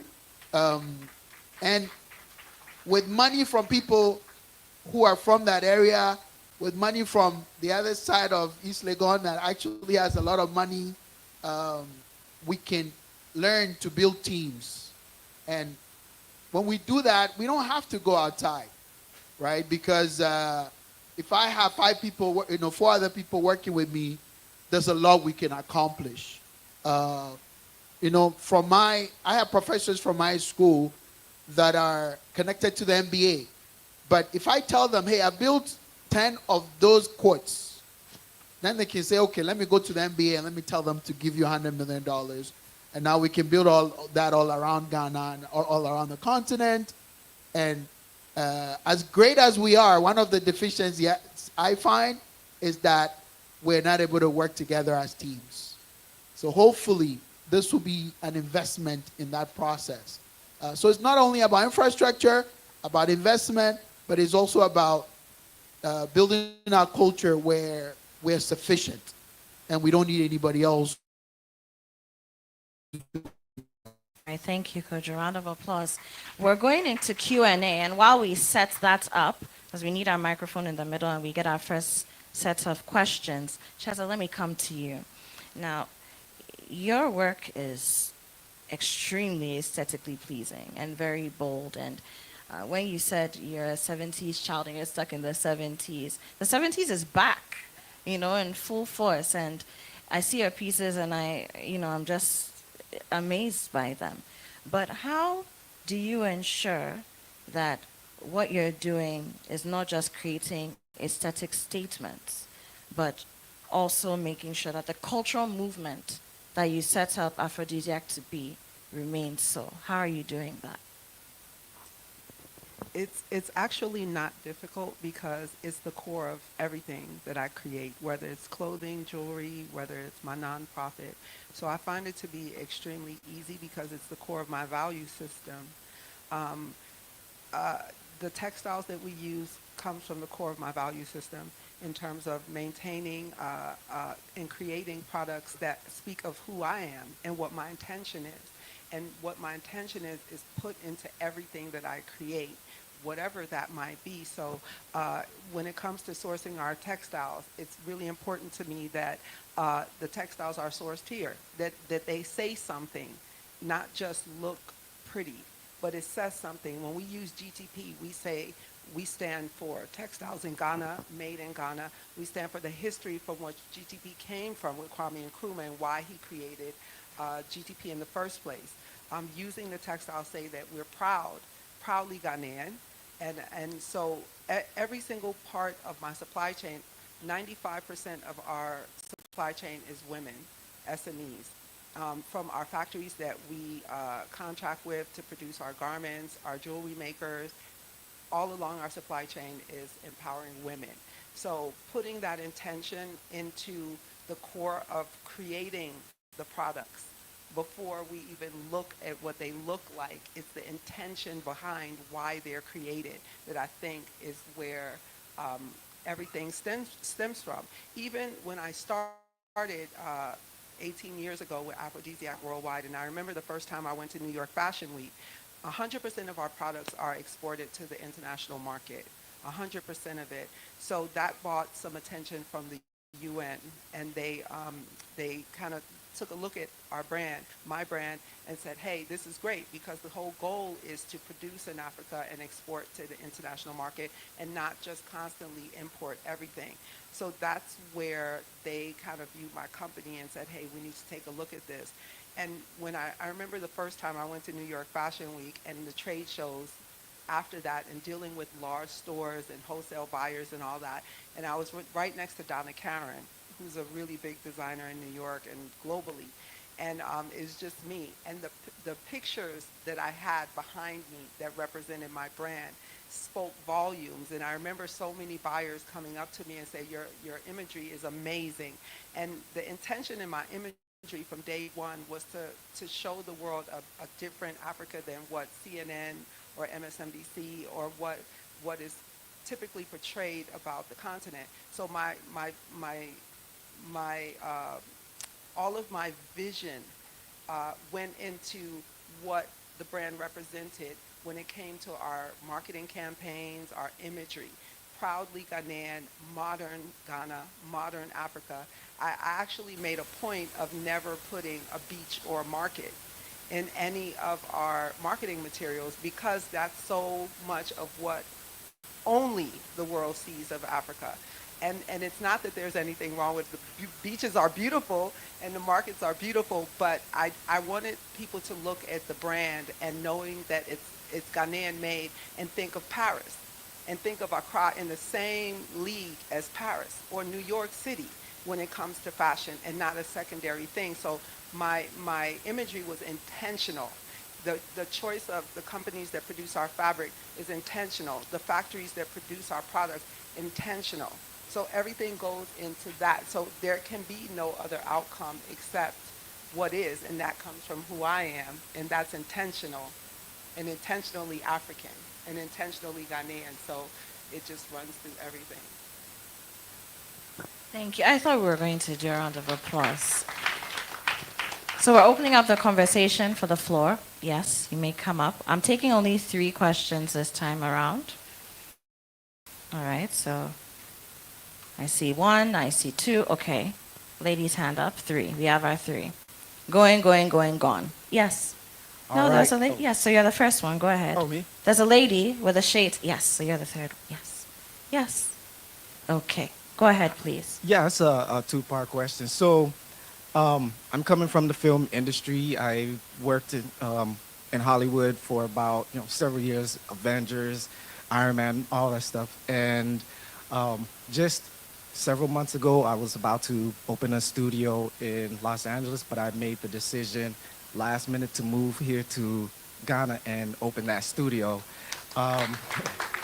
And the intention about it was the fact that I'm familiar with the Ghana film industry, but I know what I can bring to the table here in terms of the quality, the productions, and whatnot. And so part of the first question I have is, well, I came here with the end in mind. I had the vision, and then as I'm getting settled here, I just realized, oh, I don't even know what kind of rates people pay or how to find the people. So the question is, coming from that background in here, how would you advise that I go along and find these people and build that? You know, I understand that I'm going to have to train many people to get to this type of quality that I've been doing with visual effects and animations in the film. And then the second part of it, I know you said you mentioned you're an art collector. So while I was in the USA, I'm not sure if you heard about crypto art at that point. I got deep into it. I was able to build a 20,000 community and witnessed many other Africans just doing crypto art, selling their arts, including myself. They were able to buy their parents' home and do all kinds of things. So I'm wondering to you, do you see a future in crypto art being able to bridge the gap between what is happening in this continent, where now we can use things like cryptocurrency to expand? So those are my two questions. Thanks. All right, so Kujala, you take those, but the first thing you need to do, my dear filmmakers, speak to the National Film Authority. That's why it's there. Speak to the National Film Authority. It's an agency under the Ministry of Tourism, Arts and Culture. They can give you a lot of direction, all right? And then also go to every film event you can find. Look for them, social media, all how big, how small, doesn't matter. Just go, because the filmmakers are there and you'll find them to work with them, okay? Kojo, I'll let you take it. Yes, so there's an event coming up, Accra Indie Film Festival. Has a panel similar to this coming up. I saw it on IG, I screenshot it, so I'll share it with you. I have the national, that organization, I have her number, I can give it to you. Juliet is her name. She's a very nice person, and she'll be happy to talk to you. I'm in that space as well. Naturally, as an investor, I get a lot of people looking to partner in these spaces. So I've had some of that. We have a film festival coming up.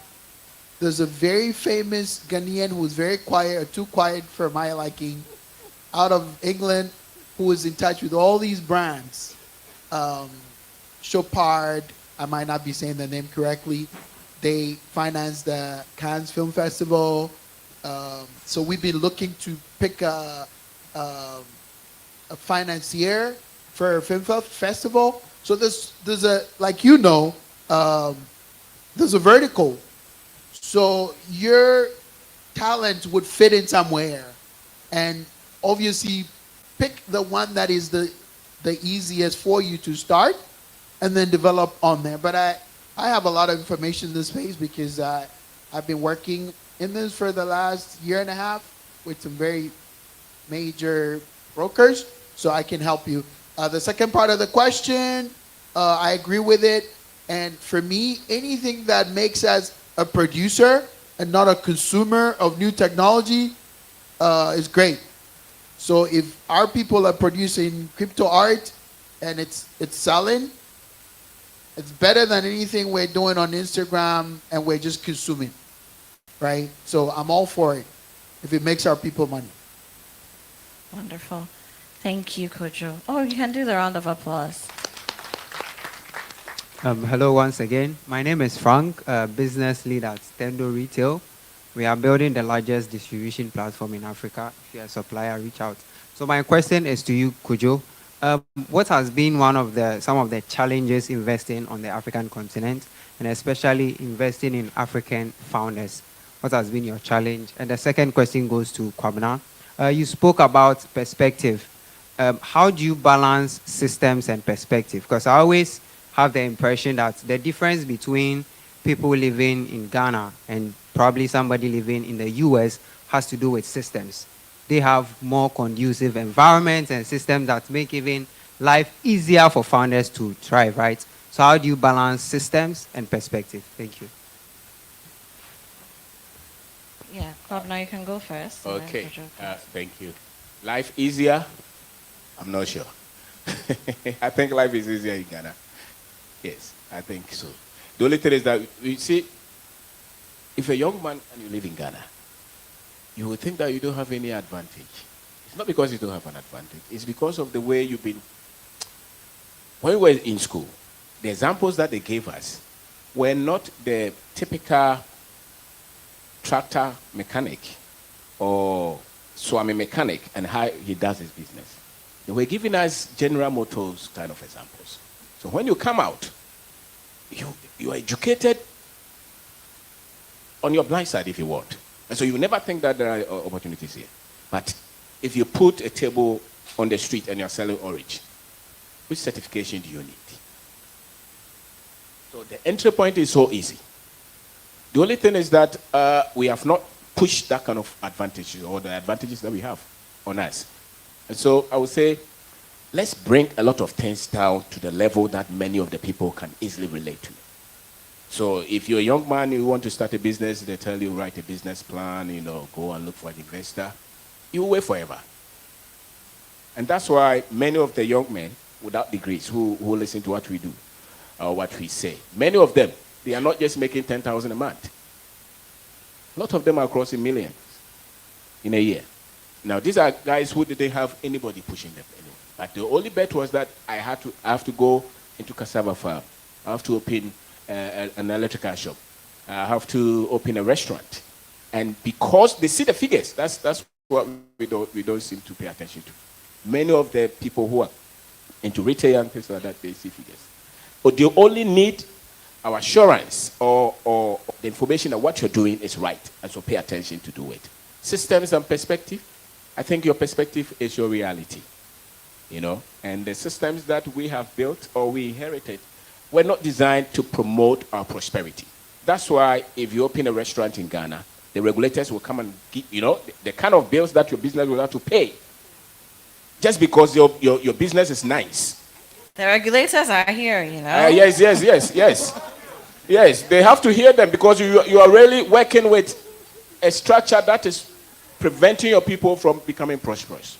So people are afraid to launch out because tomorrow GRA is there. You are not paying taxes. You are not paying. But the structure you are following, they give them money. Nobody gives us money here. So the more you put your taxes on us, you are taking our capital. And that's why the foreigners are taking advantage. You have a lot of youth without jobs. I think that if a Ghanaian open businesses, don't worry them about taxes. What have you given them? Nothing. And the other one, AMA and the other things will come with chains. Even in 1845, they were not doing that. 2024, you go with chains, big men. The woman with baby at the back has opened a shop, and 4 men with cameras going to lock them. We can do better. And they have to pay attention. All the big businesses will be run by the foreigners because they are not afraid of you. And they know that they can talk to your bosses. But I know a lot of Ghanaians who can do better, but they don't want to be worried by these regulators, especially the tax people. And a lot of the tax codes and the requirements, Antiafia, why are you asking Antiafia what is your financials? It's not money you want. So give her a rate. Every month pay 100 Ghana cedis. Where is your payee and senator and all those? So you're scaring people from doing business. And I think it's not your fault. It's the systems that we inherited, which we have to shut down and build the ones that promote prosperity in our country. Yeah, I totally agree. I totally agree with you. Being a financial guy, some of it answers some of the question that he was asking earlier. It definitely scares the young people from starting anything, and I've been through something similar lately where it almost seems like we just picked a policy from some place and then brought it here and we expect it to work and it's not working for our people. And the truth is that it's become very clear that 99% of our country can never leave, right? We can't go anywhere. This is all we have. And somehow, hopefully, we can fix that. We'll be having these conversations. And hopefully, some of these people who are in government will listen to us. But thank you. When it comes to investing with young people, it's important to be confident. Our school systems don't teach that. It's important to start. Our school systems don't teach that. And it's important to team. You know, because when you fail, somebody else would be up. And when you're down, somebody else will be up. When you're discouraged, somebody else will be up. When you're depressed about the situation, somebody else will be very excited, right? So it's important for us to be able to put all these elements together and be able to, I mean, look, some of the richest people in our in this country are in like the markets, right? Medina Market, you know, Makala, and so on and so forth, and they don't have all the degrees or the paper that Kwabena talks about. So it's important, and this is why I'm doing the things I'm doing. Is I realized that a lot of non-profit could help. So 501c3, get some money in there, catalyze people. If you're afraid, maybe here, let's start. Here's some money. Let's start. Let's see. And then till it becomes a business. But you have to start. We've seen a few. We're hoping for more. Thank you. I know Cheza wants to add to this. But before that, let me just say that we're going to have a panel with the regulators very soon. They're here. And I must add that we need to give them a round of applause for even being a part of this. Some of them are even on our sponsors, because for those of us who have been here long enough, we know that there was a time when this would never have happened. You have a conversation like this and the regulators would be here. It didn't. It's just them versus us, but they're here and we're looking to build something better for our people together. So I hope as many of you as possible can hang around for that conversation with the big regulators. Chesa, you wanted to add something? Yes, there's two actual points that I want to address with both of my brothers. In terms of, I'm a foreigner. I wasn't born in Ghana. And I think that right now it's perceived as foreigners are coming into Ghana, and that's a bad thing. And what I find is it's actually not. What's happening as a foreigner is it's really difficult to start a business here. Businesses grow the economy. It gives the young people jobs. It gives them hope. But it's not easy. You have to invest $250,000 or have equipment or show that you have put that in to even open a business here. And if you can't do that, then you have to show that you have a 50% Ghanaian ownership. That is hindering the foreigners from starting a business. We have about 543 African Americans that just got sworn in as Ghanaian citizens. They need to make a living. They want to start businesses. They can't do that. It's unproductive to make it difficult for people to come here who want to come here and not just make money, but live and grow the economy and give the young people jobs and hope and philanthropy and all of those things that any country needs in order to thrive and survive and grow. Without that, we can't be insulary. You know what I mean. With our thought process, because it's critical. So many from the African American community have the ideas, and not just the ideas, but they have the love and the passion and the ancestral connection to Ghana that they want to put in, but it's really hard to do that. If you bring your dollars and you put it into the bank, if you want to, this happens to me all the time. I give GT Bank my dollars, and then when I want to get it back out, I have to pay to get back my own US dollars that I put in that bank. This dysfunction has become so ingrained within even the business community that it's seen as a bad thing. And it's not easy. When you start a business, you're paying the landlords 1 year's rent minimum to 2 years in advance. This is not a hospitable business environment for foreigners or anyone, not even for a Ghanaian.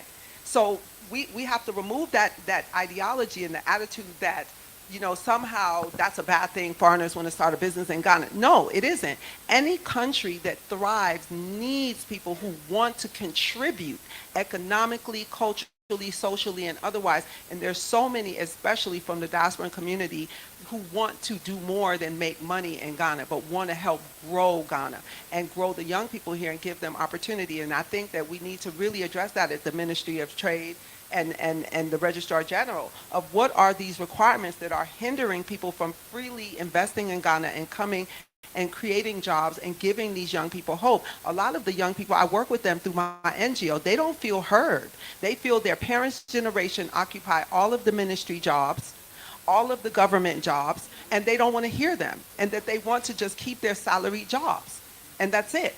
And if they want to, have a voice or give their input, they're not being heard. So I think that there's two different things. And going back to your point, when it comes to what the youth need, and I see this with a lot of the children that I work with, the lack of critical thinking skills being taught to them. To do that, you have to ask their opinion. You have to ask them, what do you think? From the time they're in school, it has to be normalized to have the young people feel like they have a voice, and they don't. They feel like it's disrespectful to question. And you see the ramifications of that in so many different areas across Ghana, where it's very difficult for young people to learn how to assess situations, situational awareness, come up with a solution, because they're taught not to learn how to critically think, but to learn how to write exams. And writing exams does not teach you how to think. It teaches you how to memorize.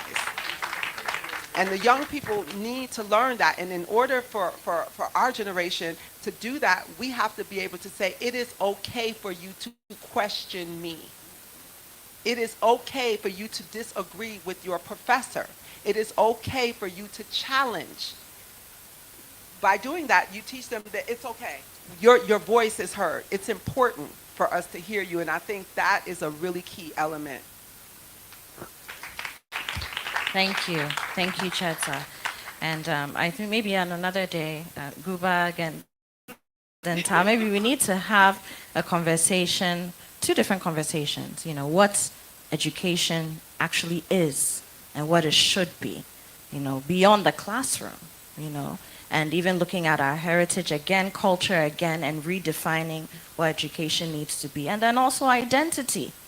Is your identity limited to a passport or a birth certificate? I mean, birth and death is here, by the way. After this panel, you can go and engage them, because you need a birth certificate to do a lot of things business-wise.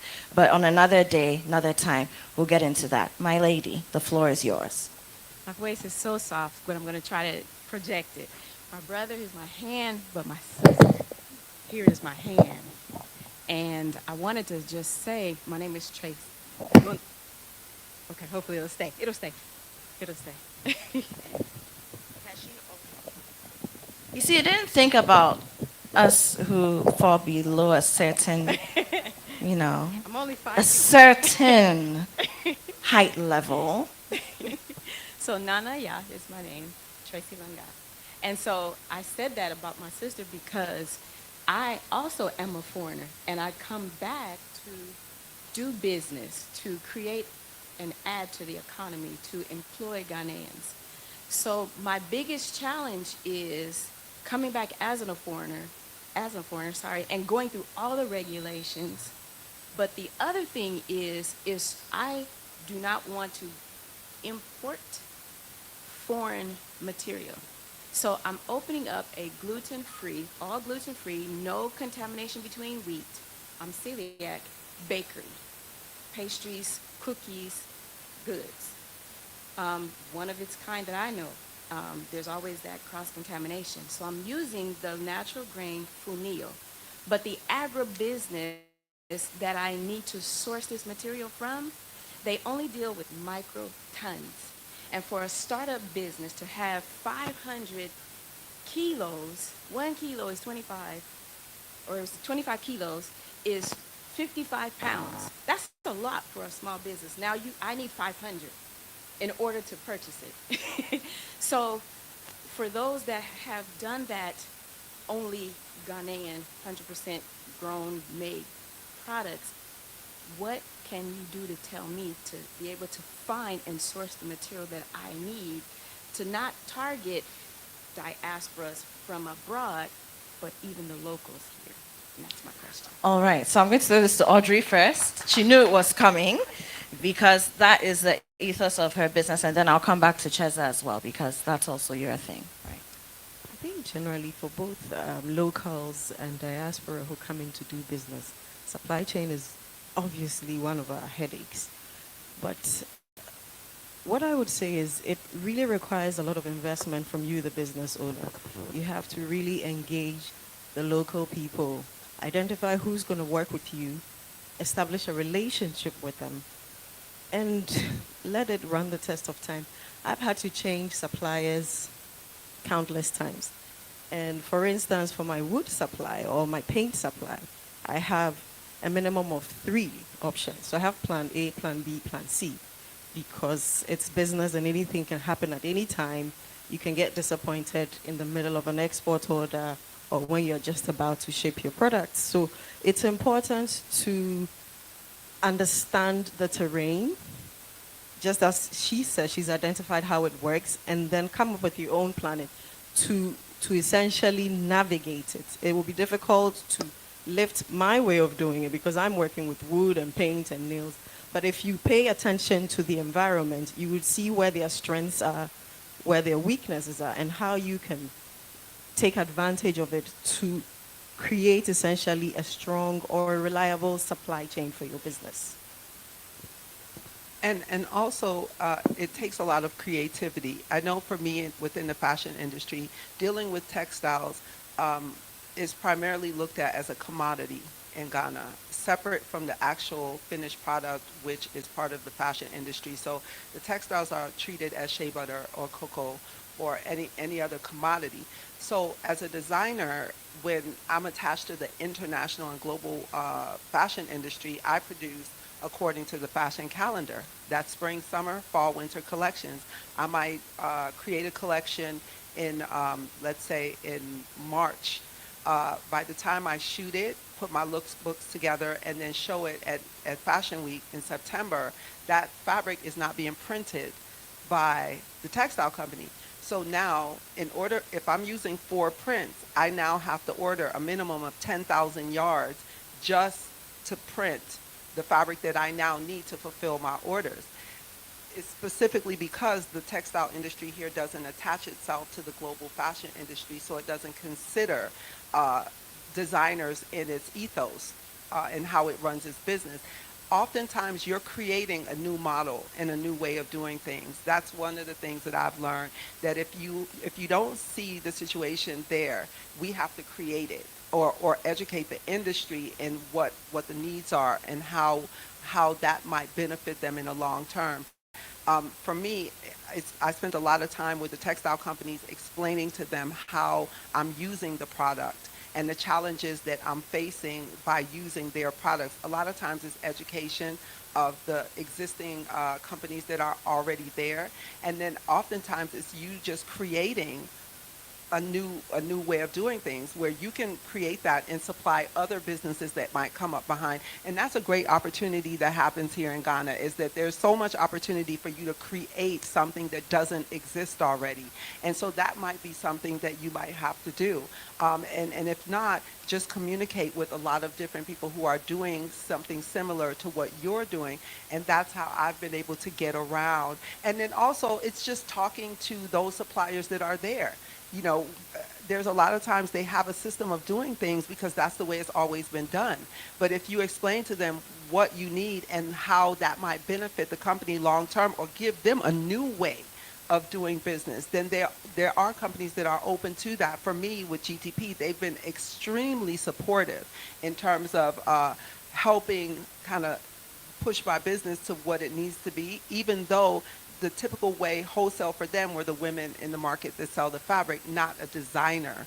So just working with them and having conversations and saying, this is what this is the opportunity. We can use your product in 274 stores in 6 countries that's made with GTP or with Woodine or with Printex. So educating the companies that are there, maybe they do have that minimum right off the bat, but if you show an opportunity to create a new avenue for their business model, then they might be more open to say, hey, okay, well, we can lower our minimums and work with you. So communication is everything. Round of applause for my extremely knowledgeable panel. Let's take final words from each of you, and then we'll wrap this up. Audrey, you first. I see I'm the first for this panel and everything. Anyway. It's where you sat. Final words. it's a new year, and it's exciting to see that Ghanaians, Africans from the diaspora, Ghanaians from the diaspora are together in one space. And I'm saying this is exciting because it's an opportunity for collaboration. Now, in 2022, I had the privilege of having my products featured in, I think, one of the highest gross movies for that year, Black Panther: Wakanda Forever. And this didn't just happen in the spur of a moment or out of the blue. It happened because there was a collaboration between a Ghanaian and a Ghanaian in the diaspora. So I went into a partnership in 2016 with a Ghanaian in the diaspora to promote and market my products. And along the line, a few years ahead or later, this is something that happened. And it comes with benefits, etc., but that's not what I want to go into. I want to focus on how we can collaborate as Africans, no matter where we're coming from. The world is looking at us now, and it's a great opportunity for us to really show them who we are. We're talking about heritage, and heritage is what is sustaining a lot of us in SMEs or independent contractors or whatever it is that you're doing. We're leveraging on what our forefathers handed over to us, and how we're using it and handing over to the next generation. And so for me, it's really making heritage the basis of everything we're doing, from our education, our training, the work that we do, the businesses we're running, how we're thinking, our mindset, and how we perceive opportunities or challenges, just as my brother said, perspective. And so if heritage is the basis of your perspective, in the midst of all the challenges and difficulties in this continent, you see a lot of opportunity, and that in itself will give you an advantage in terms of bridging that gap and gaining a little extra from that. All right, Audrey, very quickly before I take final words from the others, let's talk just very briefly, quality control, because that is part of the core of your business, and you are in exportation, you're export heavy.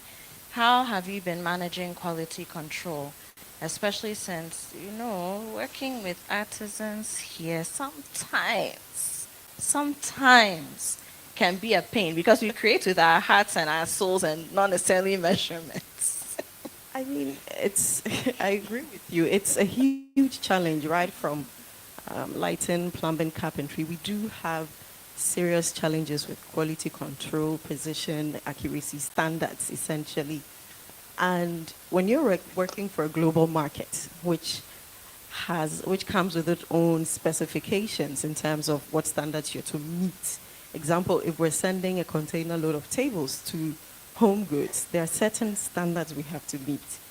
Now, your client has communicated these standards to you, obviously, and now it has to translate into the work that you do. And you're working, fortunately or unfortunately, with artisans who are very skilled, very creative, but perhaps lack that attention to detail, which will help you meet these standards. So I'm going to say how I've navigated it. I do not have all the answers, but essentially how I've navigated it is, one, I have a culture in my business. And so when you join us, you go through certain orientations and so on and so forth. And then we train you on standards and the quality that we have to ensure. And then also, how will I even put this? It's a sensitive thing, so I'm being mindful of my words, but it's important for us to train our artisans. I have, my carver is probably 70 years. I've worked with him for more than 15 years, and it requires investment because an order comes with QC expectations, and we have an internal quality control inspector, but the buyer brings in a quality expert, and you have to meet these standards to get into that global market. So it requires a lot of investment into your product development, your sample development, a lot of investment into your artisans, your skills, and essentially giving it time. And I say this because a lot of the inputs that we did in the early stages with the artisans, and it's paid off because when they buy into that vision, that culture that you've created in your space, they begin to understand that, okay, this is how they want it. And if it goes well, it works for all of us. So there's a lot of communication, there's a lot of education, there's a lot of training. And it's also, at least for us, important to every once in a while let the artisans see what happens to what they do or where it gets to, so that it gives them also a sense of pride. Of course. Thank you, Audrey. Thank you. Pavna, 10 seconds. Final words. 10 seconds. 10 seconds. The root is responsible for the fruit. The root is responsible for the fruit. Thank you. Kojo, 10 seconds. I'm grateful for the opportunity. I think everything starts with us working together, building together, making sure that people who come after us are able to hold their heads high up. Thank you. Chedza, 10 seconds. I think I would say Ghana is what we all choose to make it going forward. It's not political, it's all of us. What becomes of Ghana is all of us. Everybody in this room and everybody outside. Thank you. A round of applause for this fabulous panel, please. We've had Kojo Adovo, who's a Yale alumnus and CEO of Unscramble Africa, Kwabena Darko, entrepreneur and author, Audrey Forson, CEO of Takura Designs, and Cheza Makonnen, CEO, Creative Director of Aphrodisiac. We've been talking about we've been talking about leveraging heritage for economic growth, and I think we've done justice to it, don't you? Thank you, ladies and gentlemen. Oh, final round of applause.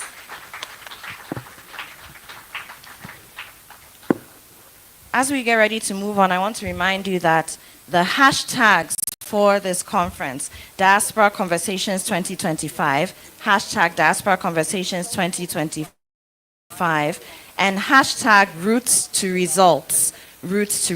And please follow the live updates on the Guba pages on X, formerly Twitter, some people still call it that, Instagram, Facebook, and follow the Guba Diaspora Network as well. See all the amazing work. And if you'd like to join the Guba Diaspora Network, please do speak to any of the Guba reps and they will get you sorted. There's so much that you can garner from the community, and I think the most important thing is if you are transitioning, you're moving here, you're doing business here, they can help you get set up, make it a little easier for you, okay?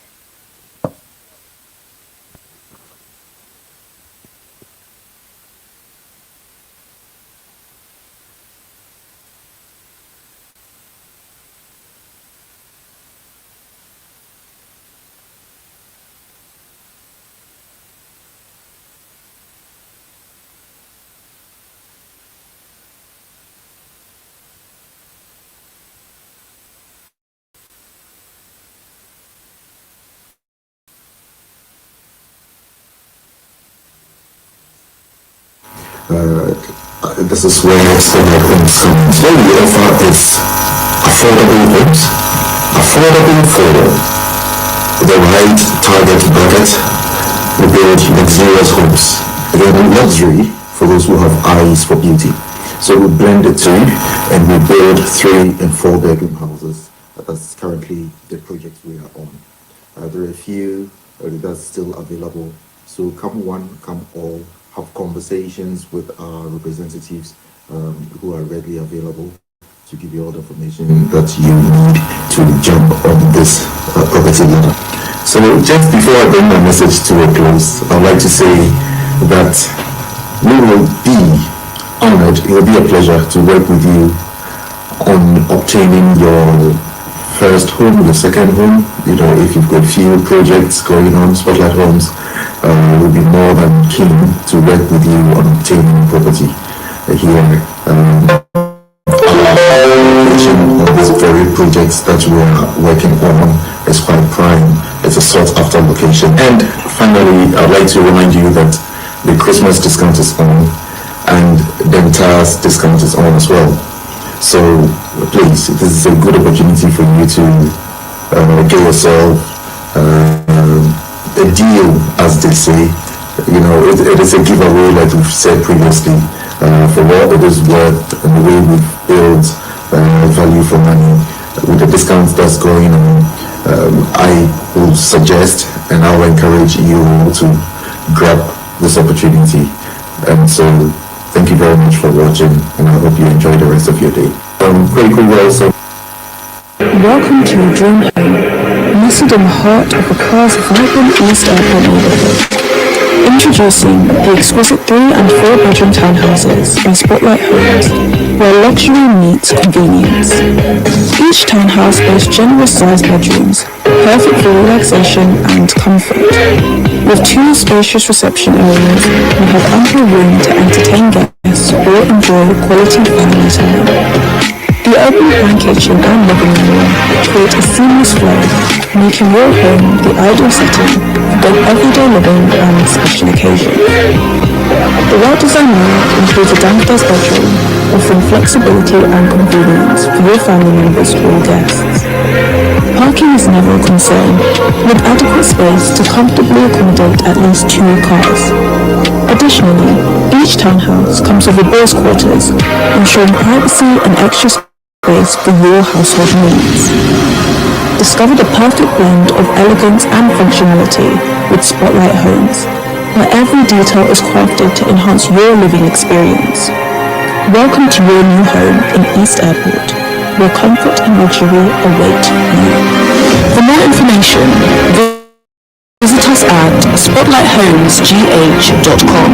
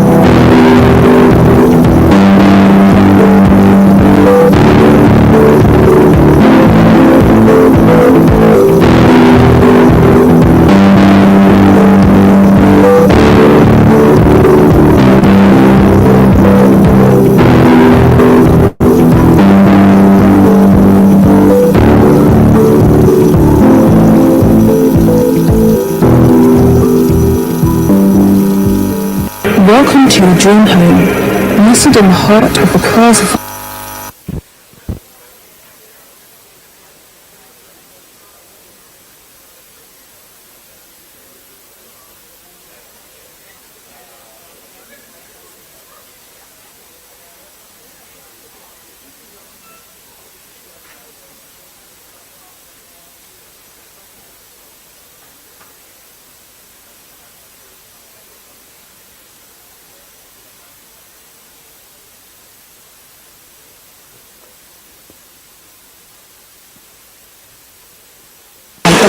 I'll be down here. All right, ladies and gentlemen, a round of applause. You saw Kwabena Wilson speaking. He's the CEO of one of our sponsors for today, Spotlight Homes. A round of applause for Spotlight Homes, please. Because as I've been saying, it takes a village and we have a town pulling all of this together. I would also like to thank our other sponsors, the Ghana Investment Promotion Center, GIPC, and we are on their turf today. Round of applause for them, please. Beyond the return, the applause is very weak, very weak. Beyond the return, the Ghana Revenue Authority, SNIT, and Law Consult. We had the founding partner on one of the panels earlier, Trop Naturals, which refreshed us with some juice and other drinkables a little earlier.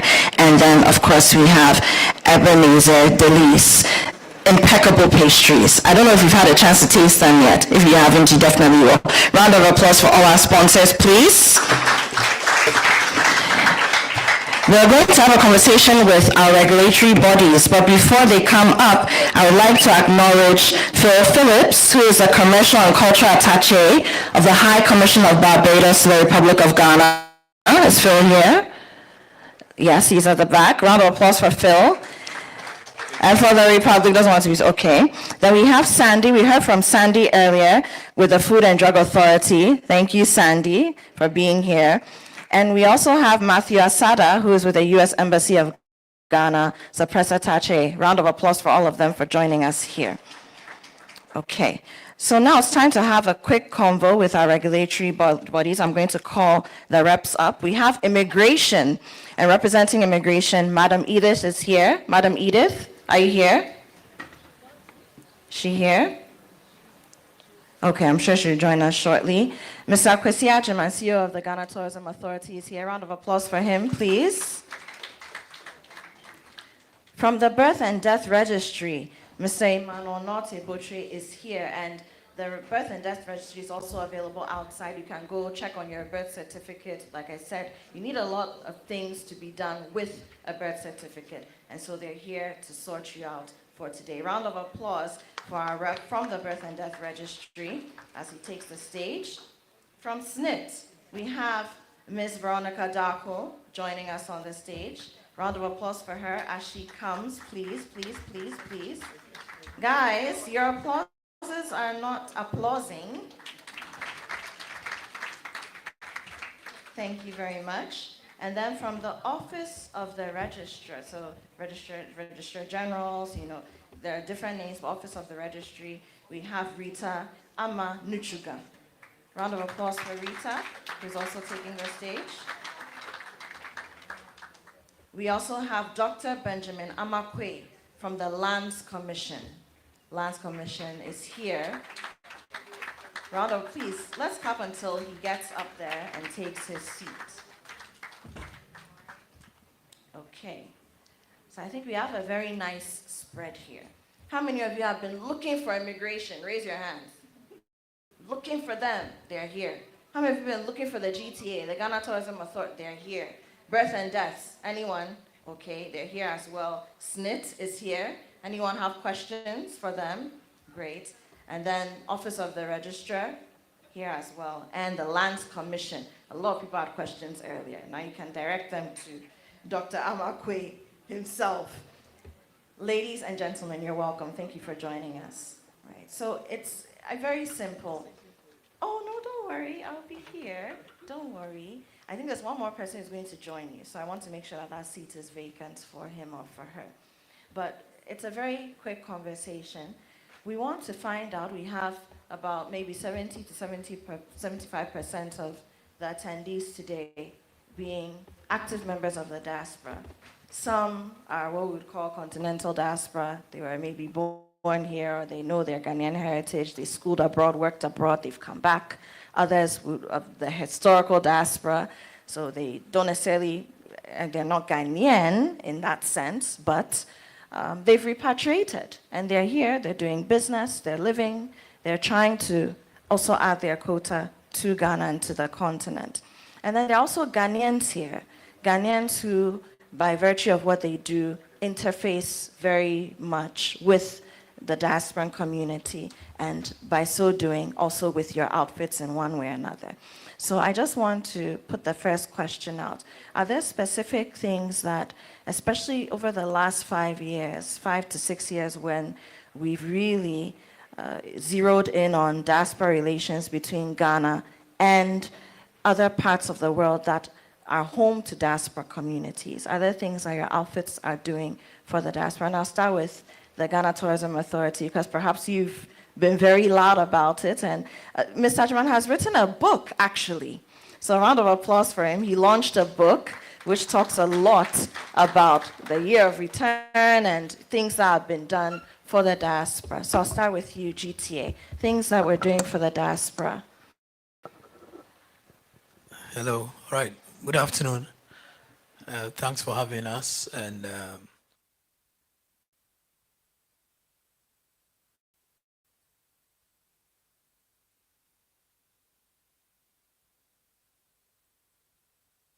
four key operational areas. It's also the agency that is coordinating this grand government initiative called Beyond the Return.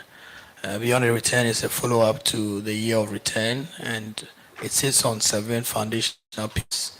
Some of them: Invest in Ghana, Give Back Ghana, Pan-African Heritage and Innovation, Celebrate Ghana, Experience Ghana, Diaspora Pathways to Ghana.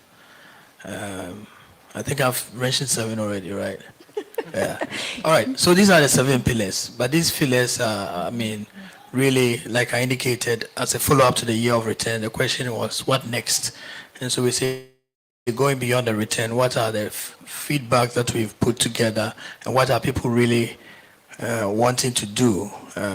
One was, how do we make it easier for people coming to Ghana to visit or to stay, to repatriate? So that is where we have the diaspora pathways to Ghana. Issues of trying to work together to change the narrative about Ghana and about Africa. That sits under the Brand Ghana pillar. And then you have several skills.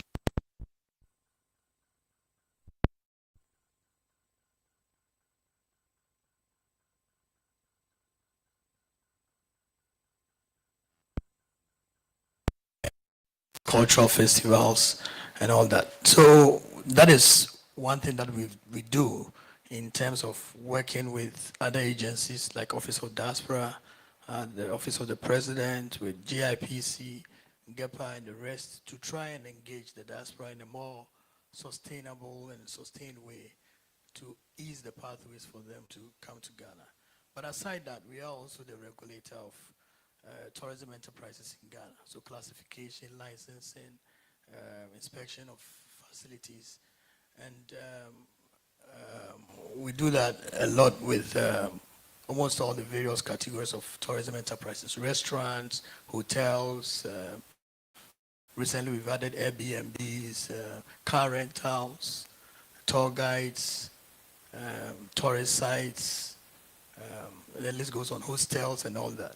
And I mean, last panel, somebody talking about regulation. Regulation is very important. There's no country in the world where you can just walk in and say, I'm putting up, and there's no regulator that will engage with you. We need to do that. I mean, the last 3 days, for example, I got a call around 2 a.m. from a very distressed occupant of a hotel. I wouldn't mention the name of the hotel, shouting that she had seen cockroaches in the room. I don't know how my number got to her, but then I had to, from 3 a.m., needed to reach out to find out whether the hotel in the first place was licensed and what sort of license category they were in, and how, I mean, so you go through a lot of things: due diligence, getting inspectors to go there, and even settling that dispute, because she says, okay, I need my refund. I paid for 10 days. I can't stay here. Boldly written on the wall is no refund policy. And so there is work to be done, and that's what the regulator does. We have to go in, we have to pull up and settle some of these matters. Aside that, we also are responsible for promoting and marketing tourism, trying to put Ghana on the map as a must-visit destination. It doesn't come easy and it doesn't come cheap. I mean, other countries are doing it. Everybody is really pushing their brand out there. Rwanda, you see it. If you are a national fan like myself, you always wear a jersey and you have Visit Rwanda. And sometimes people say, you are from Ghana, why are you wearing Visit Rwanda? But they want their brand out there. Dubai is doing that. A lot of countries are putting a lot of dollars behind marketing. And so we try with our little budget to try and connect through other means with partners both here and abroad, working with event organizers to come up with this December in GH concept. It's all part of trying to get Ghana out there as a destination to visit. And so that's one thing that we also do. We also do research and tourism research and development. I mean, a lot of people come in here, they want to invest in the space, but you need data. So what are the occupancy rates? Where are the areas people visit? So that if you're going to put up a facility, you will know where the benchmarks are, where the where the traffic is going and what, sometimes we do traffic count on the roads to make sure that people understand. So that is also another area of work that we do. And then we also do product development and investment and working with investors coming into the space, in some cases even investing in land, and which we leverage as equity in some of the projects. And so, for example, in Ghana here, we have 4 5-star hotels, Kempinski, Movenpick, Labadi, and Marriott. And 2 of them, Kempinski and Movenpick, are sitting on land that is for the Ghana Tourism Authority, which is being leveraged to bring in such huge investments into the space. So these are the things that we do, and we believe that we've seen a very strong push from the diaspora, especially Ghanaian diaspora, I must say, who are bringing in a lot of investments in the spaces of accommodation. And we need more because we want to position Ghana as a MICE, the hub within West Africa, meetings, incentives, conferences, and exhibition. And to do that, you need a lot of beds. I mean, our bed count after the last check was just about 55,000 countrywide. And if you want to host the Africa Cup of Nations or the World Cup or major conferences, I mean, there was a time we were working with the tour operators Union of Ghana for a conference, and they were bringing in 10,000 people, and we couldn't get rooms here in Accra. And so with the addition of Airbnbs now being regulated, I mean, it's taken us about 3 years of engagement with Airbnb to finally get to a point where we are going to onboard all the Airbnbs. That's about another 7,000 or so apartments. And so that's what we do. All right, thank you. Thank you. Round of applause, Mr. Kwesi Agyemang. All right, so let's move on to the birth and death registry. Okay, so we've been saying that when you come into Ghana, there's a lot that you need your birth certificate to do. Unfortunately, as well, we have people who come here who are not Ghanaians, but they may pass away here, or they may have relatives or close associates who unfortunately may pass away here. Now, when you're dealing with a diaspora community, how are the dynamics a little different to make sure that they're comfortable and they can also access these services?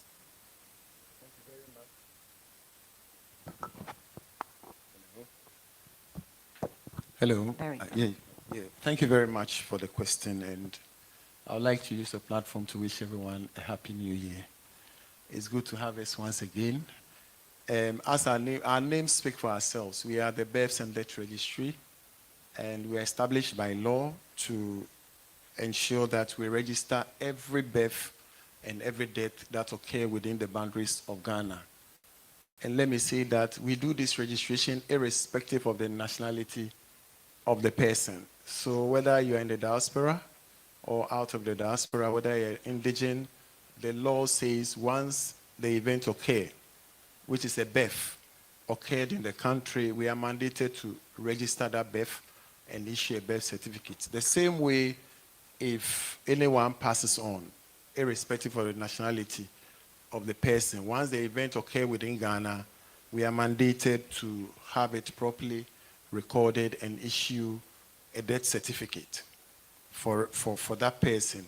Now, when it comes to people from the diaspora and such events occur, especially with the death, what happens is they might want to export the body to the country of origin, and that we have a special process. It's a simple process.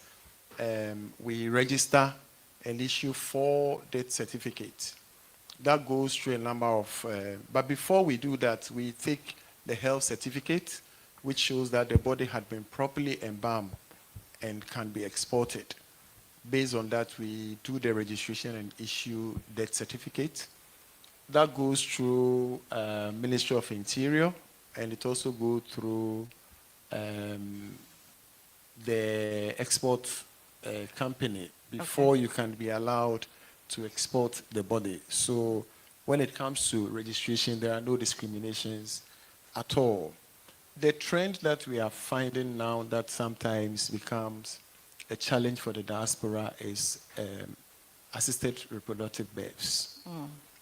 Some come into the country and they may want to go through some surrogate arrangement to have children, and that we have had some challenges. Although they go through the agreements, they have legal persons, they really don't go through the process properly by getting the pre-parental orders and then the post-parental order. So sometimes they go through the process. Once the product is out, then there are confusions here and there. So we would want to encourage, if any diasporan is in the country and want to go through that process, please ensure that the proper legal documentations are done. Then when the product is out, there are no issues.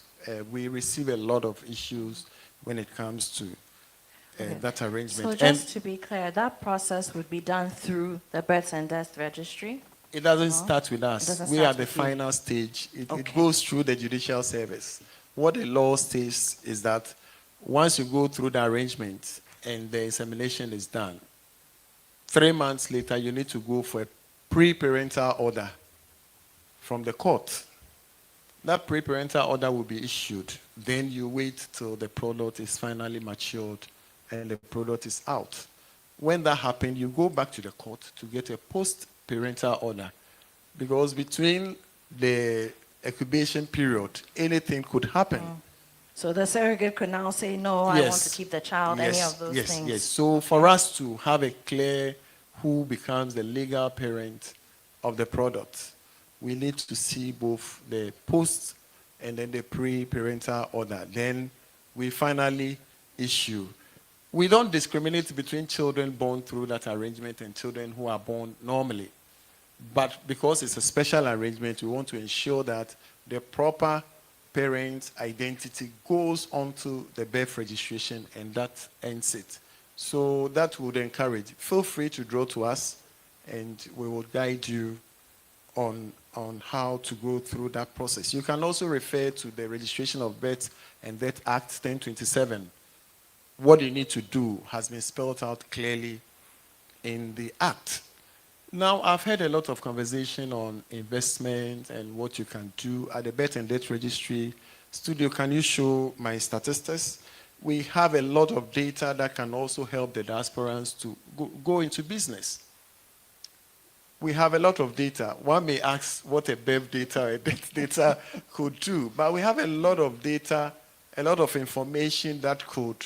Okay, can we all see the screen? Yes, we have a lot of information. This is our 2022 analysis. I'm just showing a few of it. Currently in Ghana, we have most deliveries are happening within the health facility. And it will interest you to know that Upper East region, almost 95% of deliveries are happening in health facility. What kind of investment? We all think of investment in the capital. But if you pick the Upper East region, the 2022 analysis that we did, a lot are happening in the health facility. What that means is that establishing delivery facilities in such region could yield a lot of revenue, and it will boost the economy of the Upper East region. In terms of consumables for the health service, once the deliveries are happening there, you can do those businesses around that region, and it's also a means of boosting the economy across the region instead of focusing on in the regional capital. So we have a lot of data that can help the diasporans if they want to invest into such endeavors. There's a lot of information. We even have statistics that can tell you within the regions, within the period that more children are born. So if you want to invest, that means you can invest, let's say in Greater Accra, first quarter, you have more children.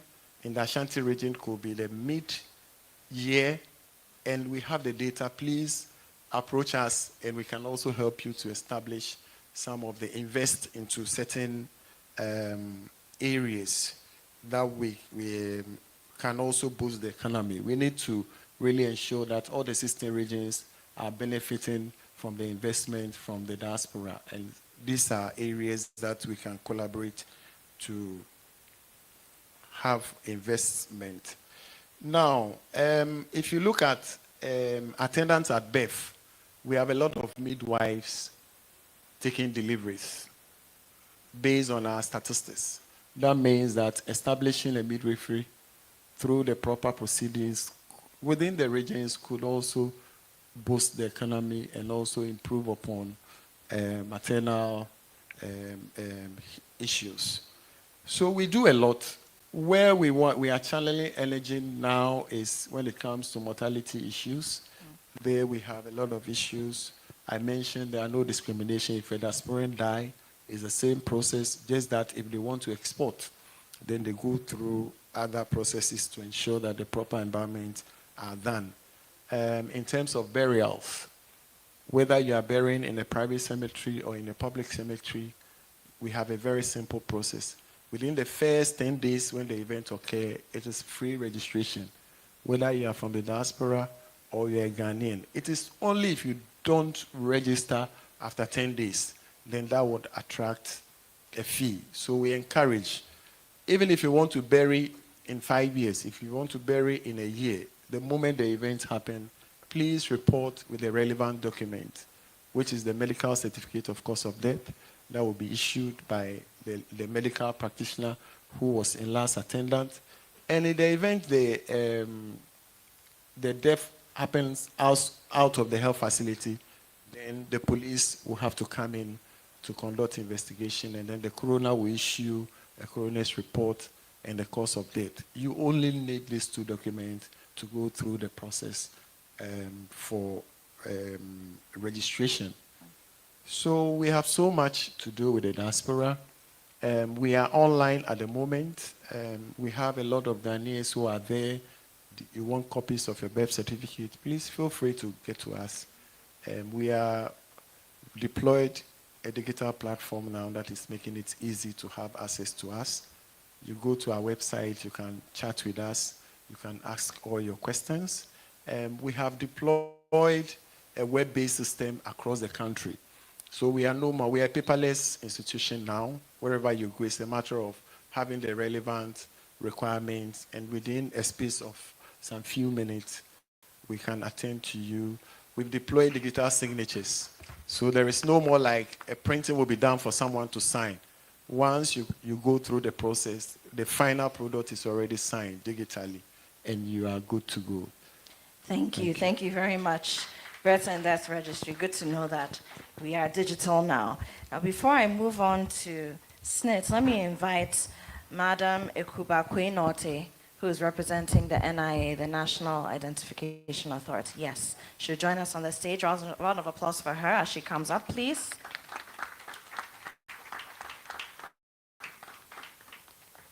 Can we keep it going until she gets here?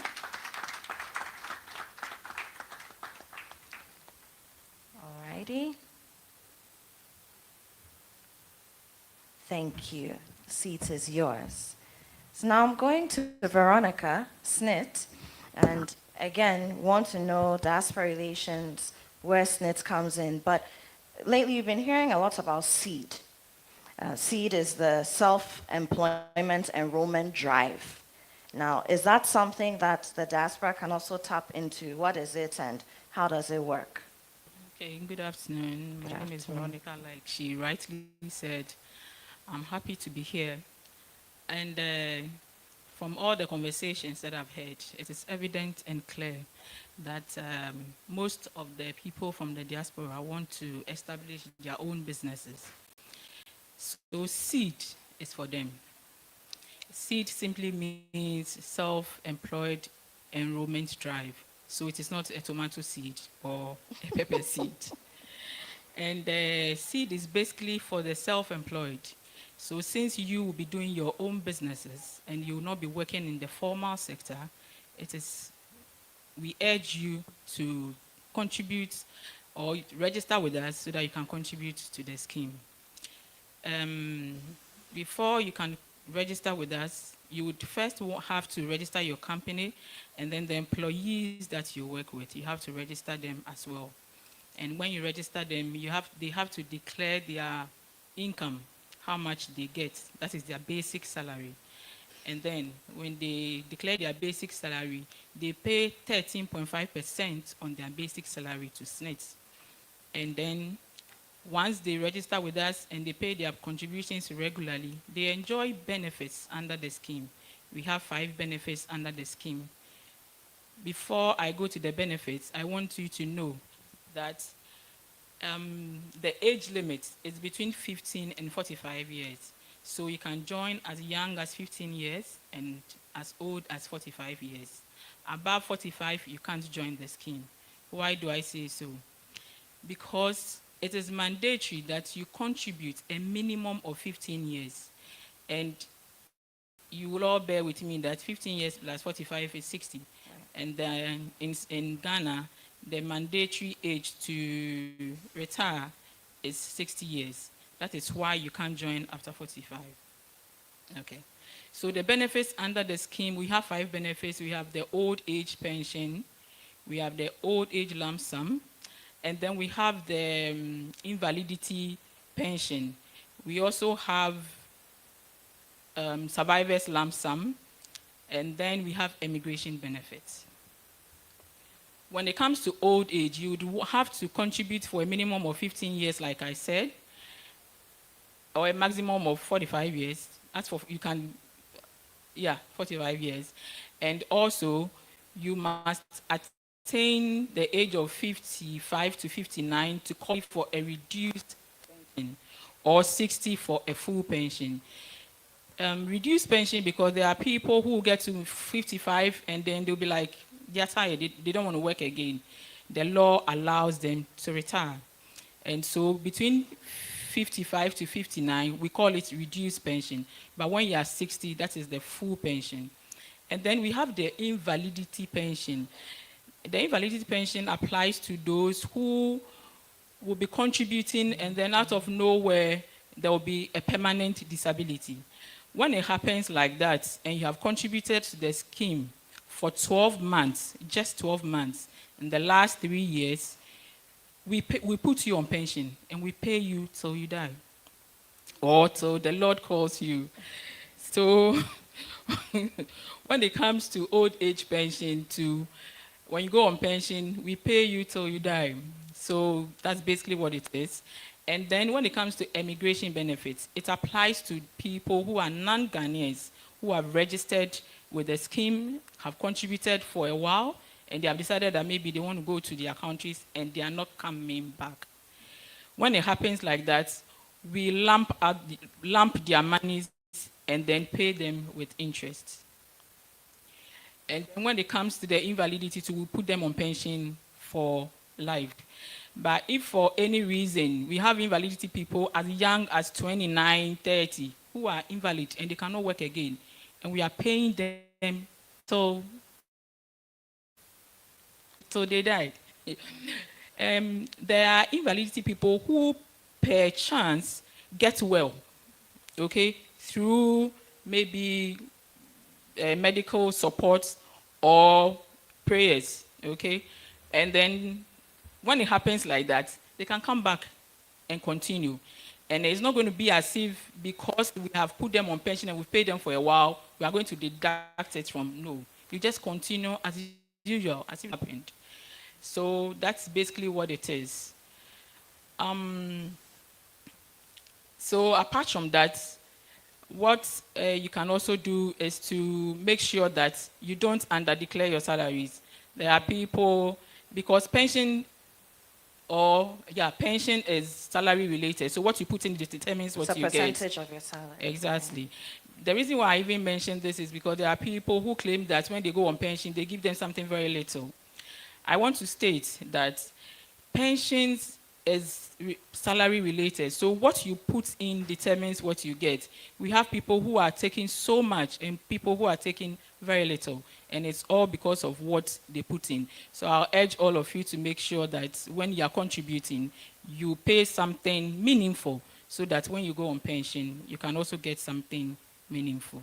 Basically, that's what. Thank you, Veronica. And she'll be around for a while, so you can speak to her more about what you need to be able to enroll for the seed program, SNIT in general, and all that documentation and whatnot. I'm sure should be around to answer your questions for a little while.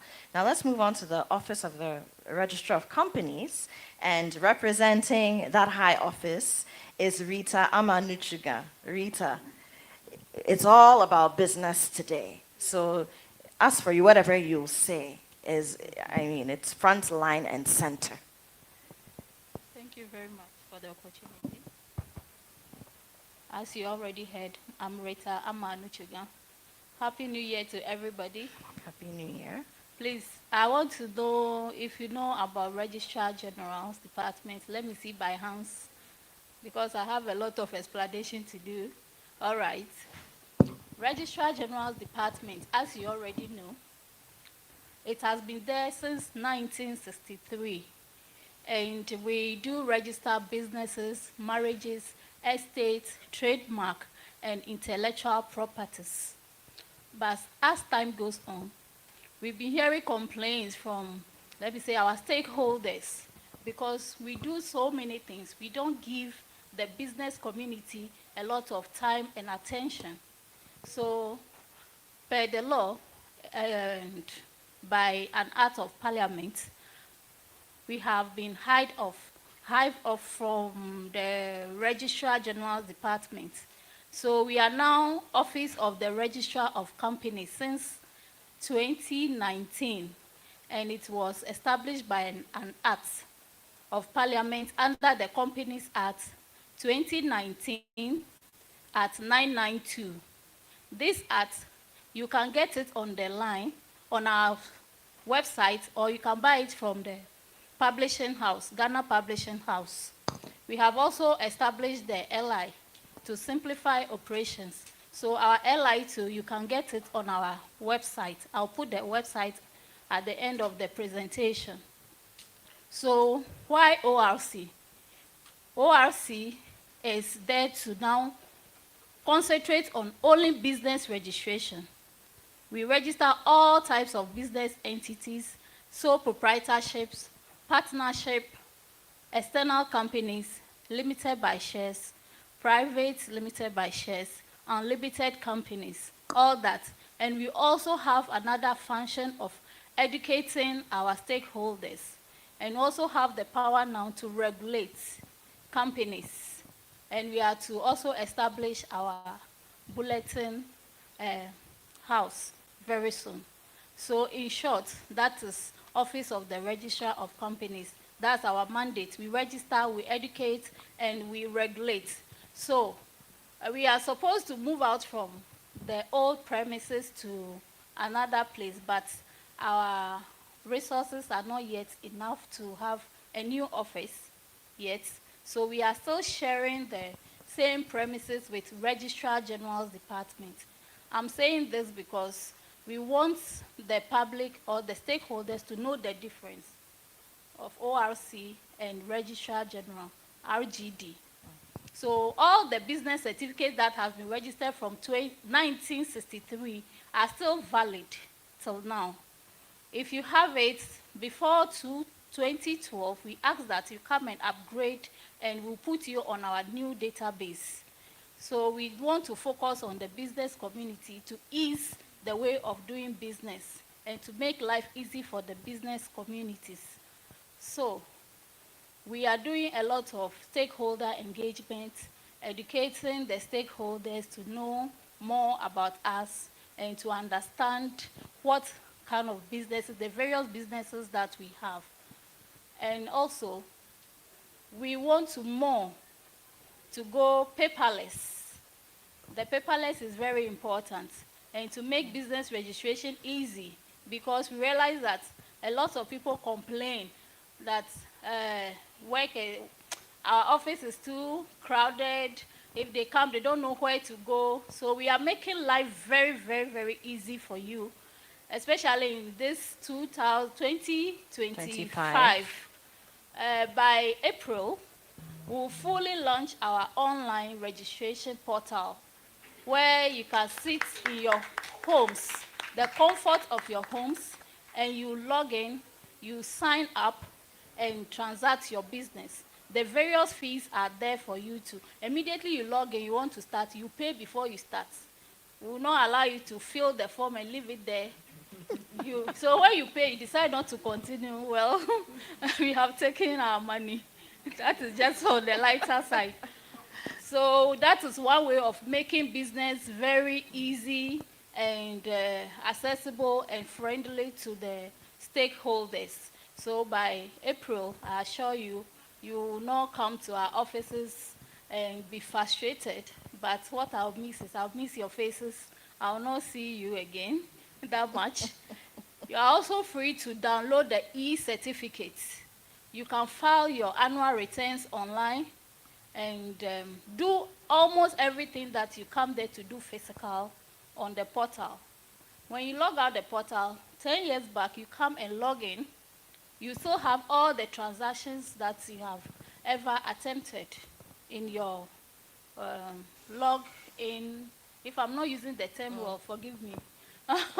You have everything, your history The there history to look is at. there. So basically, that is what ORC is into now. So don't get confused of ORC, Registrar General's Department.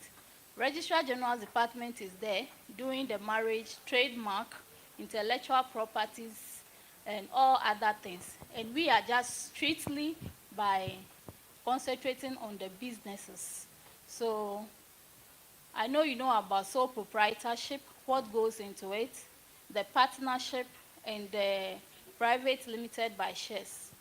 I will talk more on the private limited by shares because it has so many changes and so many things that have been introduced. Currently, Okay, so Rita, you know what I think is people who have specific questions should come to you because I know there are a lot of sole proprietorships around, and so people should come to you and then just download the information. sure. Yeah, okay. And then you also have a stand outside. Yes. Office of the Registrar of Companies. Please also go there, get the information. There are pamphlets. The contact information is there where you can find the office. All that is there, at least until April comes. If we have to go and see Rita's face, we know where to find her and the team. Just because I want us to move on quickly as well. We have the social media peeps in the house, so we'll be coming to them soon. Okay. Thank you, You Rita. can follow us on our social media handles, Facebook, Instagram, ORC Ghana. Thank you. Thank you, Rita. Round of applause for the Office of the Registrar of Companies. Powerful office, I tell you. Another powerful one, the Lands Commission. And the Lands Commission is represented by Dr. Amakwe, Dr. Benjamin Amakwe. And again, land, litigation, disputes, acquiring land, all those things have come up earlier today, especially because when the diaspora come in, many members of the diaspora are looking to do business either in already saturated areas or in territories that have a lot of traditional rulership still very active. And so sometimes we end up in situations where you're doing business and, as we said earlier, somebody shows up at your doorstep and there are all sorts of issues. So Lands Commission, what kind of education do you have for the diaspora today? And are there any specific things that we should be paying attention to make sure that we don't fall into unnecessary or difficult situations? Thank you very much. And I would like to thank Guba for giving the Lands Commission this opportunity to educate our brothers and sisters from the diaspora. The Lands Commission basically is a constitutional body which has the sole mandate of regulating land registration, land documentation, survey and mapping, and valuation for compensation and public purposes. And one of the key things that the vision that we have is to become a center of excellence for land service delivery. In this regard, we take opportunity of this is to educate our brothers and sisters on how to go about acquiring or investing in properties. I've always been saying that acquiring a piece of land or property is not like buying a laptop or a car. When you buy the laptop car, you drive it to your house. But when you buy a piece of land, you leave it where you were shown and you go home. So you need to be very careful. In the legal parlance, they say caveat emptor, buyer beware. And to do that, there are certain steps that you have to follow to ensure that you don't fall prey to fraudulent activities. And the first is to tell you that you need to engage qualified professionals in your dealings, especially that you are not from here per se. So, for example, you need a legal practitioner, you will need a land surveyor, you will need a valuer or property manager to basically guide you in the complexities that are involved in land acquisition. But just to give you an overview of what you require to know is that first you need to identify the piece of land that you want to purchase. What type of tenure or ownership is it? Is it customary, traditional ownership? Is it individual ownership? Is it state land? Or is it a vested land? So based on these things, it will guide you on how to go about it. But then subsequently, you do what we call due diligence, or making sure that you make some background information about the person who is purporting to sell the land to you. You need to make sure you make a search, what we call a legal search of ownership at the Lands Commission. And I would like to tell you, in the spirit of digitalization, my brothers and sisters have just said about digitalization. Lands Commission now, in undertaking a search of ownership, you don't need to come physically to the Lands Commission. You go to an online portal, that's onlineservices.lc.gov.gh. You upload your site plan of the land you intend to inquire about, and you make the necessary payment, and the Lands Commission will give you the necessary information about that piece of land, if it is available in our records. In addition to the legal ownership search, you need to do what we call a physical search. Go to the site, ensure that what has been shown to you on plan is what is actually on the ground, and make inquiries about whoever who owns the land, there are disputes and things like that. You ascertain that there is no dispute and things like that. Then the next, you do a zoning search. You go to the district assembly or the local authority. What has the land been zoned for? Maybe you want to use it for a hotel or a residence. Is that what has been zoned for by the authorities? You need to check on that. It is very, very critical. So having done that, the next stage now is to do the documentation of the land, where you will prepare the necessary documents. And it is important to know that per the Constitution and the Land Act, if you are a non-citizen of Ghana, you can't get more than 50-year lease at any one time. The maximum you can get is 50 years, which can be renewable. So if you do that, it is beyond that. I think a lawyer is void or voidable, one of them. So you need to be careful about the documentation you get if you are a non-citizen of Ghana. With regard to companies, if the company's shareholding is more than 40% foreign ownership, it's also considered as non-citizen, and that one also applies. So having gotten your documentation, the next stage is to go to the Lands Commission again to assess what we call the stamp duty, which is a tax that you pay on the transaction. It's about 1% of the value of the property, generally.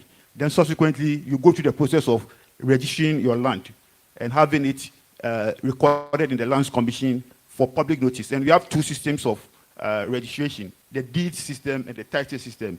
The title registration system, which confers ownership on land, is basically being done in the Greater Accra region and parts of the Ashanti region. Any other area in Ghana practices what we call the deed system, where the transaction is registered and the document is recorded in the records and you're given copies of it. So basically, these are the things that I say we are doing. And going forward, in the coming months or going forward, we're trying to go fully digital. As I said, searches are now digital. We want to now subsequently roll on board registration. You don't need to physically come to the Lands Commission. You can sit anywhere in the world and transact business with the Lands Commission. That is the vision that we intend doing to ensure that the diasporans are comfortable in dealing with us. Thank you very much. Thank you, Dr. Amakwe. Thank you very much. And just to the online portal, onlineservices.lc.gov, okay? onlineservices.lc.gov, so that everybody has that. .gov.gh, okay. onlineservices.lc.gov.gh, so everybody has that on hand. We're coming to Madam Guba Conversations, National Identification Authority, who has also become very popular lately because of the Ghana card and other matters arising. While she speaks, can we please set up the question and answer space? We'll take just a few questions after she speaks, and then we move on to our final panel. Ikuba, the floor is yours. Thank you. I guess I'm supposed to be the showstopper, so I'll try and give you full details in brief. Interestingly, all the state institutions that have done their presentations are supposed to verify and identify everybody who does any transactions with them at any point in time. And therefore, you definitely will need your Ghana card, whether you are Ghanaian or a foreigner. And to put that in perspective, so we are the National Identification Authority. We've been in existence since 2008. Since 2017, we went full digital with the registration of Ghanaians living in Ghana, Ghanaians living abroad, and then foreigners who are permanently resident in Ghana. Now, with the Ghanaians living in Ghana, we started with 15 persons or Ghanaians aged 15 and above. In recent months, which is sometime 2024, the latter part of 2024, we started the registration of Ghanaians aged 6 to 14 years, whereas the 15 and above is still ongoing. So we, as NI, refer to it as continuous registration. So your children can be registered, you as adults can be registered. The foreigners, well, let me go back to the Ghanaians living abroad. We also have done a test registration, and this is a fully online registration where you'd fill your forms online, whether you are in Ghana or in any country. Okay, so let me be specific. We intend to roll out in every country that has a mission, a Ministry of Foreign Affairs mission. But however, we have currently gone to the US, that's in North America. So in the US, we're in Washington and New York. We're in Canada, Ontario, and Ottawa. I hope I got it right. Yeah. And then in Europe, we're in Rome, we're in Paris, we're in Copenhagen, Berlin, and one is missing. But at least these countries we definitely are. We will definitely roll out into the other countries in Europe once our budgets are approved and we start working actively as a state institution that we are. Now, for foreigners, the foreign identity management, we have a system where any foreigner who is permanently resident in Ghana, 90 days and beyond, can come to our offices, our premium centers. There's our head office in Shiashi, there's Carl Bank, and there are other offices across the country where you can have your card, your identity registered in our system. And that is a card that is renewable every year.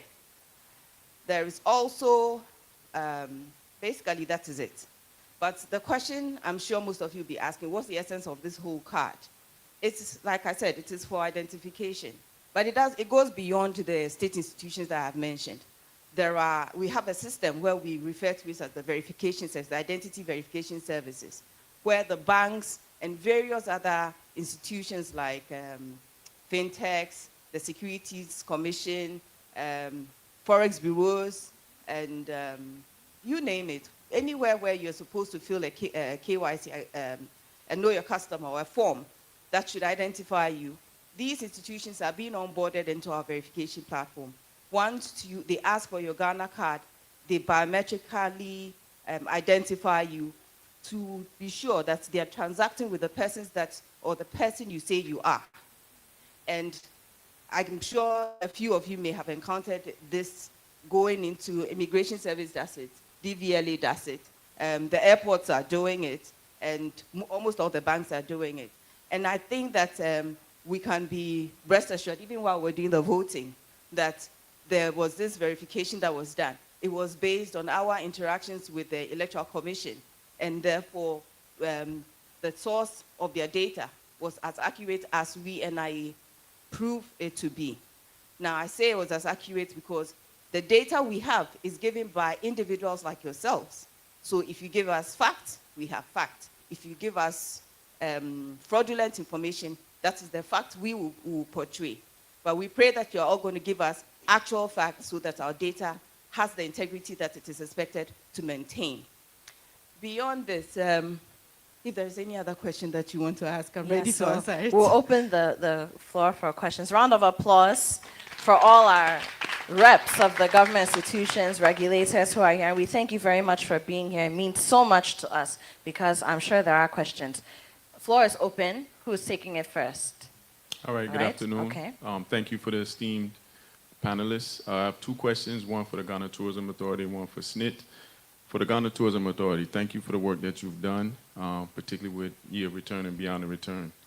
My question is, with the new administration coming in, will the continuation of the Beyond the Return and specifically the Office of Diaspora Affairs that was housed under the president, from what I know that was done during Nana Adu's term, will that continue or will it maybe have another iteration? And then also a question in reference to, we know recently there were about 524 diasporans who received citizenship at the whim of the president. We've heard about a bill in Parliament, Homeland Return Act or Homeland Return Bill. Can you give any update on that bill, and is that something that either the Diaspora Affairs Office or your office is advocating for? And how can many people in the diaspora, I do tours and other programs bringing people to Ghana. The number one question, particularly, African Americans are asking, can we get citizenship? What do we have to do to get citizenship? They're seeing these, big YouTube channels where they're showing all this citizenship, but no one knows the real process. So that's that question. And then for SNIT, you mentioned about the people, once they declare their salaries, are they, the employees, paying those fees to SNIT, or is that something that is paid by the employer? So those are my two questions. Thank you very much. Thank you. Anyone else? We can take the answer. So let's start with GTA. Mr. Ajaman. Oh, you want SNIT to go first? Okay. Ladies first, I'm guessing, is the rule here. Thank you for your question. Okay, so when it comes to payment of contributions, if you're in the formal sector, your employer pays for you. You pay 5% of your basic salary, and then your employer will pay 13.5, making a total of 18.5%. But then, if you are self-employed, you will pay 13.5% from your declared income. So we will ask you how much you gain or you get at the end of the month. And then based on that, you pay 13.5% out of that amount. And you are allowed to increase it annually. So when you start paying 200, let's say from this January, you can only increase it next year. You can't increase it midway. Okay, so basically that's what it is. Okay. Thank you. Thank you.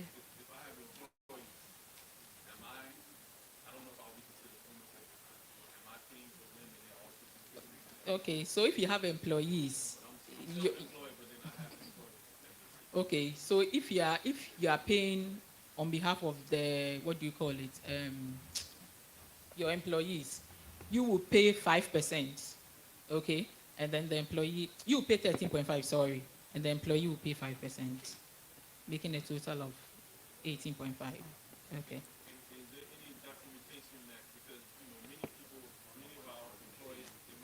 Can we speak into the microphone, please? Yeah.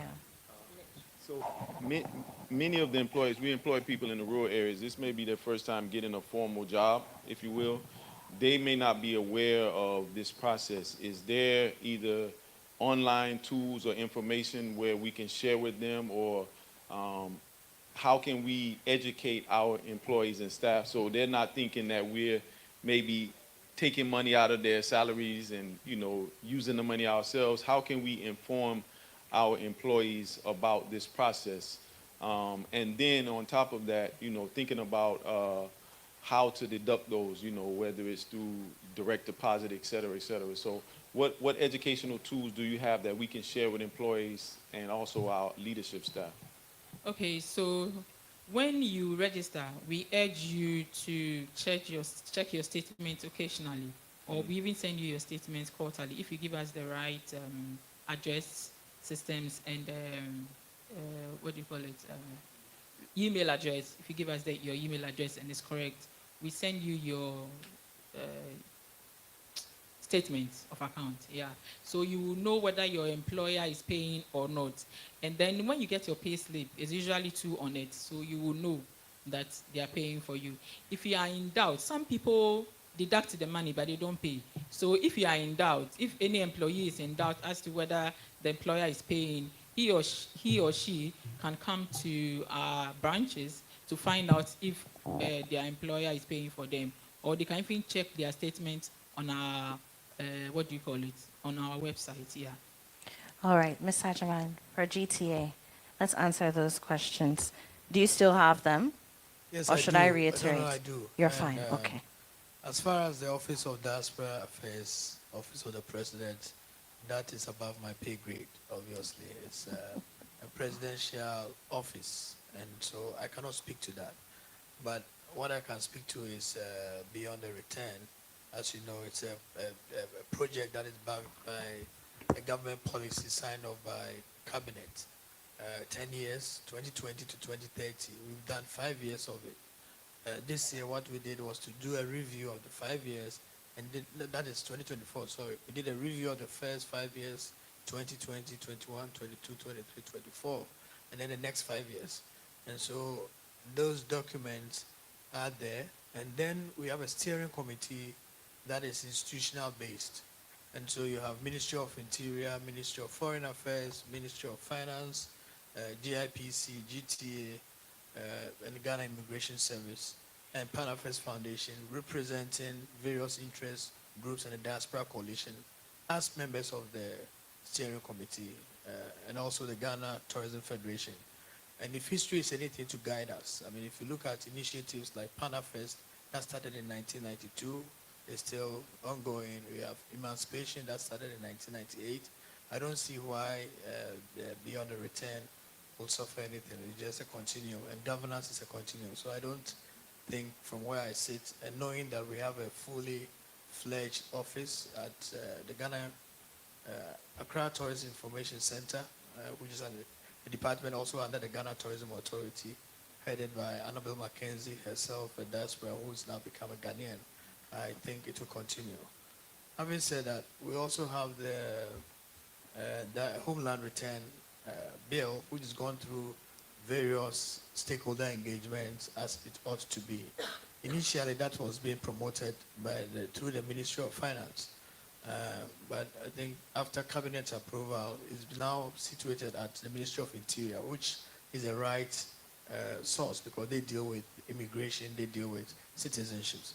And I'm hoping that in the next parliament, it will finally be laid because it's gone through all the processes of stakeholder engagement, which is what for every bill to be passed, you have to do. So various diaspora groups have been engaged, various agencies have been engaged, and now is the laying.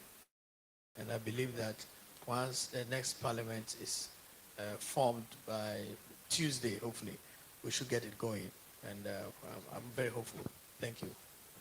Okay, you want to add briefly? Yeah, I just want to make a slight correction. So when I was mentioning the figures, I said 13.5%. When you are self-employed, you pay 13.5%. But if your employer is paying for you, it's 13% from the employer and then 5.5% from the employee. Thank you. So 13% from the employer, 5.5 from the employee. Okay, thank you. Last two questions. Please make them very brief, and then we wrap this up. Yeah, I'll try to be quick. Hi. I just wanted to say thank you to NIA. The non-citizen card registration was very seamless. I went in, it was an air-conditioned office. Yes, some of us still need air conditioning. But they were really helpful, helped to fill the forms, and it went really smoothly. Great. So that actually works really well. For ORC, I wanted to ask, can non-citizens register as sole proprietors? Okay. And a cheeky question for tourism. A little birdie told me that the Ghanaian government has some recreational land that they allocate to people if you were setting up stuff for recreation for families. Wondered if you know anything about that. Okay. That's more of a Okay, last. recreational land. We have some lands, not just one recreational land. We have, currently, we are the custodians of the Marine Drive land, which is behind the Independence Square, about 241 acres. We have some land in Azim, Shama, the Northern region, throughout the regions. What we do sometimes is to acquire land banks and then look out for potential parties. So if you're interested, I did indicate of development and investment department. we could engage. But it's not just there. We just need to sit down. You know, we have a Public-Private Partnership Act to get approval that this is what is in the offing. In the Marine Drive, for example, if you look at the master plan, there are accommodation that is required, there are residential apartments, there are places for boardwalks, piers, and all that. And so we are looking to engage more investors who are interested, and we'll do the facilitation. I did give example of Movenpick and Kempinski as a prime example of partnerships that have worked in the space. Thank you. Thank you. Last question, please. Actually, two questions, but one I just want to One know who was to not direct it answered. to. Oh, one was not answered? Oh. She answered. Yeah, she answered. Yeah, she. Please, foreigners are not allowed to wear.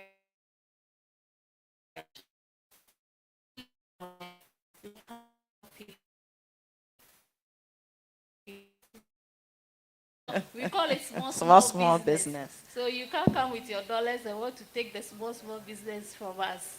Thank you very much. All right, final question, please. Yes. So two questions, but again, the second one, I just want to know who to direct it to. So the first question is really about dual citizenship. So, you know, when that time came around, I call it responsible if you want. I really did not think that my footing was solid enough or stable enough to go through that process. And I take that very serious to go through that process. So I decided not to. But are there any plans for people who have dual citizenship just by name to make sure that they're contributing, or to make sure that they're not just on the list to check a box, or to have that just a dual citizen? I would think that it is a serious responsibility.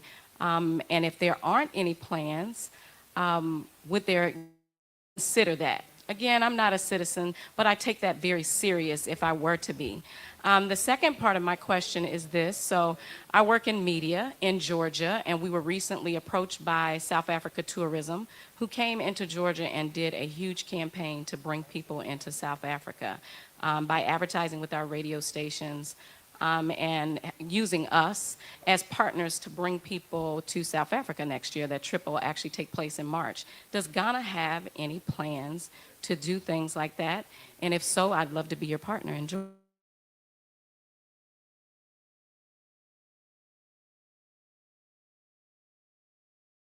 That one. All right, thank you very much. I think with the issue of dual citizenship, and let me try and address, I think my brother earlier had asked about citizenships and at the whim of the president. I don't think that's what happens. I mean, there's been, from historical accounts, in 2016, former president and incoming president, His Excellency John Mahama, granted citizenship in 2016 to about 30 African diaspora. Fast forward, during the year of return, the president did say, look, why do we create milestones out of some of these events? And that's what led to opening up the fact that if you wanted to be a citizen, you could apply through the Office of Diaspora, and then you'll be vetted. And so there's a vetting process that goes on, and then 126 people got citizenship. Then in 2022, another citizenship ceremony was held, this time 139, and last year 524. I'm hoping that there's going to be another one before, before Tuesday, because just after that there's such a clamor for more, and the president gave directives that they should continue to vet, because he's asked people to come to Ghana to be part of the return, and if they are genuinely interested. But before that, there are processes. You have the right of abode. You could come in here, stay here without any worries. And if you also either get somebody to sponsor you, i.e. as an employer, then you could also use that route, or you can get married and go through that process. Typically, you need to have been resident here for, I think, 5 years before you can apply. But when the president has to use his discretion, then that 5-year period is waived. But the rest of the things, like looking at your background, doing due diligence, and making sure what you're bringing to the table. I must say, out of the numbers that have been granted citizenship over the last 5 years, almost, I think, 900 people by now, a lot of them own businesses here. And I mean, if I go around, especially in the central region, in places like Asebu, in Cape Coast, restaurants, lounges, hotels, motels, and all those that have come up, you end up engaging and find out that they are owned by the diaspora. And so that sort of engagement is something that hopefully are captured, no, not hopefully, that are captured in the Homeland Return Act. I mean, citizenship, the route to citizenship, what is required of you and what you also benefit from the system. And hopefully that will get laid in the next parliament so that we can have a more streamlined approach and process. Because anytime there's been this citizenship ceremony, all you get are more calls for, I also want to be a citizen, I'm here, I've been in this country. Some people are here, some are living in Axim, in Wasa areas, and sometimes they don't get the information early enough. And so once it happens, then they come in clamoring for some. What was the next question? So it was. Oh yes, She works in media. I in think Georgia. I'll engage you on that. We do a lot of that. I mean, we've been able to do what we've done through partnerships and support from media houses, bloggers, organizations. I mean, we've worked with Essence, for example, Essence Magazine. We've been a key partner with them on a lot of things, and every year now we are featured. Ghana is featured at the Essence Fest in New Orleans. Last year we had a crew from here with film to go out there and talk about Ghanaian film. We've worked with so many media houses in the U.S., but we don't have the budget that South Africa always has. But we will engage, and I believe that we could do something with that because we need it. Thank you. Thank you very much. Round of applause for our panel. We've had from the Ghana Tourism Authority, Mr. Akwesi Ajama is the CEO there. Birth and Death Registry, Dr. Emmanuel Norte Botre, or I'm giving him accolades. And then we have from SNIT, Veronica Darko as well. Office of the Registrar of Companies, or the ORC, Rita Ama Nuchuga. And then from the Lands Commission as well, Dr. Benjamin Amakwe. And joining the panel over here as well, very nicely summed everything up, Ekuba Kwenote from the National Identification Authority, the NIA. Thank you, ladies and gentlemen, very, very much. And the final word, I see Ameya Debra here, I see Udimaya here. Yes, they're all here for the final panel. Okay, but I want to thank them for the work that they're doing for us. I mean, we have not had opportunity to work with somebody like Udimaya, but everywhere I've been, I mean, people talk about Ghana, and they say, oh, I watched Udimaya. Woody, thank you so much for all the work that you're doing. And Ameya Debra, and all of you. Thank you. Thank you. Anyone who wants to speak to any of them, I think they'll be around for a little bit, you can. But we're preparing to go into our next panel, which is Engage and Elevate Social Media's Impact on Ghana's Economy. And that's where we're going right now. So current panel, as they descend, let me start inviting the final panel up. Wudemaya, you've heard his name already. He's a content creator, an award-winning content creator at that, and the voice of African storytelling, as it were. Wudemaya, please come onto the stage. Round of applause, please. Amael Deborah is here as well, an award-winning blogger and journalist. Round of applause for Amael Deborah. Kobiche is here as well, also an award-winning blogger. Kobiche can take the stage. Oh, please, go on. Amael, you can go ahead. Don't worry. Accept, sir. Kobe. Okay, good. And then last but not the least, we have Joseph Ejay, who's the founder and creative director of Black Volta, also in the building and joining this panel. It's a star-studded all-male panel.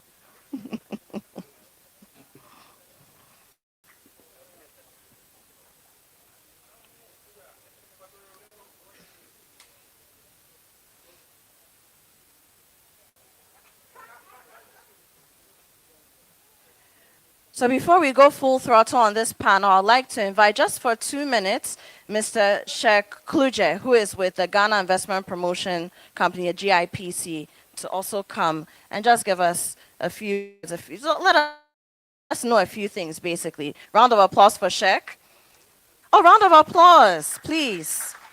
And then after this, we go into our panel. Hello, ladies and gentlemen. I hope everybody's fine. I think at this time in the program, and the talking has to be a bit less. And I have a whole 10 minutes speech prepared. I've been sitting in the back since 10 a.m. And Apioko is saying 2 minutes, but I can't.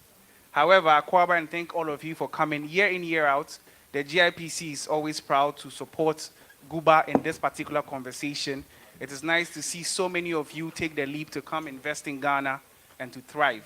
We at the GIPC are ever open to discuss your investment journey with you. Just think of us as your GPS through the investment landscape of Ghana, and believe you me, we will not ask you to make a U-turn and return home with your monies. I would calmly exit the stage and leave the award-winning bloggers to have a conversation, but my office is on the 6th floor, my doors are always open, and the GIPC, as we always like to say, come grow in Ghana and grow with Ghana. Thank you very much. Thank you, Sheikh. Thank you.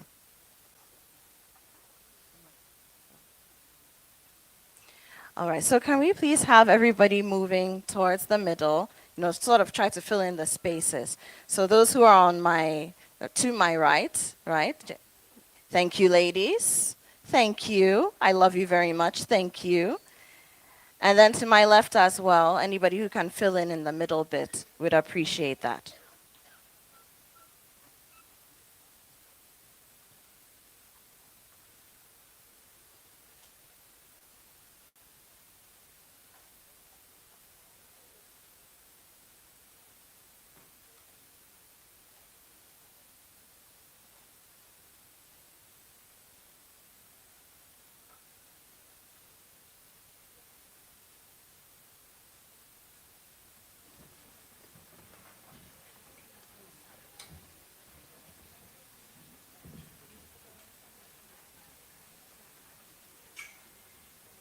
All right, this is our final panel. How many of you are excited? Okay, the excitement is like, 20% of the room? How excited are you? Woo! And we're talking about social media. And truth be told, everything that we've spoken about today, if you do the best of business, you come in here, you thrive, and nobody sees what you do, is there an end to the game? Not really. And we can't do this without the help of social media. So we're talking about engaging and elevating and looking at social media's impact on Ghana's economy. And these gentlemen here, they know how to do it. They have done so much either personally, because I know a lot of them, this is their full-time job, if not all. Your full-time jobs, right? All of you? Yes, what they're doing. And then they can also give you some keys as well, because like we've said pretty much throughout the day, Ghana and Africa are very different when it comes to lots of things. So you may know all the algorithms, you may have all the theory, but you come here and you realize, oh no, it doesn't work, because we're just such a unique people. That's how it is, all right? And I also, where's the lady who asked a question about the dual citizenship? Is she still here? Or she's left? She's here? Okay. So I just wanted to let her know that I'm a dual citizen. After I came of age, somewhere in my 20s, I went for my Ghanaian citizenship. I wasn't born here, wasn't really raised here, came much later. So I can tell you how dual citizens can actively engage and not feel like strangers in Ghana. It's very possible, I can tell you that. So let's get into the conversation. I want this to be very fun, because you guys are, I feel like I'm not funny enough to talk to you, but I will try. Now, let me start. Woody says, Apioko, make sure you don't start with me, because anytime I'm on a panel with him, I start with him. So let me go to Black Volta, who happens to be my husband's friend. Hello. You came onto the scene a little later than these three. And you have come and you've taken the space by storm. I don't know anybody who doesn't want to do anything in the entertainment and lifestyle space who is not checking out the Black Volta pages. How have you done it?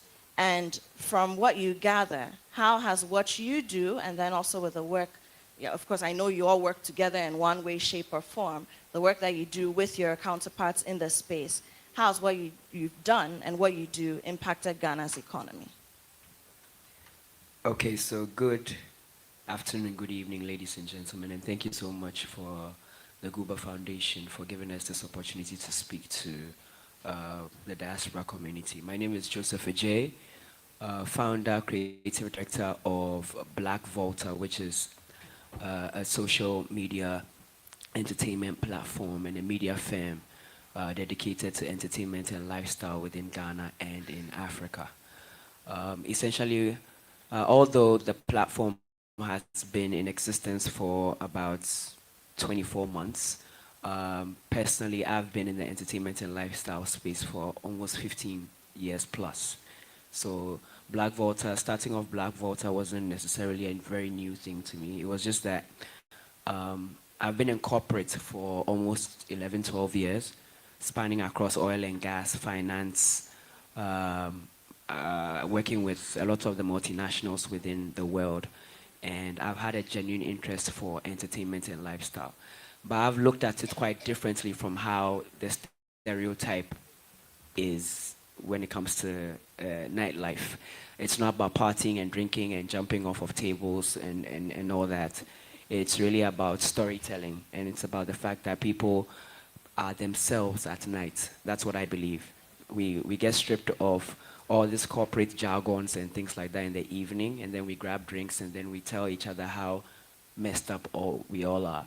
So it was really coming from a standpoint of storytelling. And one point in time, I want to use this as an example. If you go on your internet, go on Google right now, and you type in the hot nightlife spots in Accra right now on Google, your first 10 answers will give you places that are no longer in existence right now. So what I realized was there was not a lot of documentation, proper documentation, and people that could give you real-time updates because of how the world was moving. And to travel into all these other countries, when I travel now, I'm looking for a Black voter in the country. So I'm like, okay, with all these 500,000, 600,000 people coming into Ghana every single year, they want access to information. We may not be able to provide everything when it comes to health, education, and all that, but from an entertainment and lifestyle perspective, will be that particular platform. So that's how essentially Black Voter started.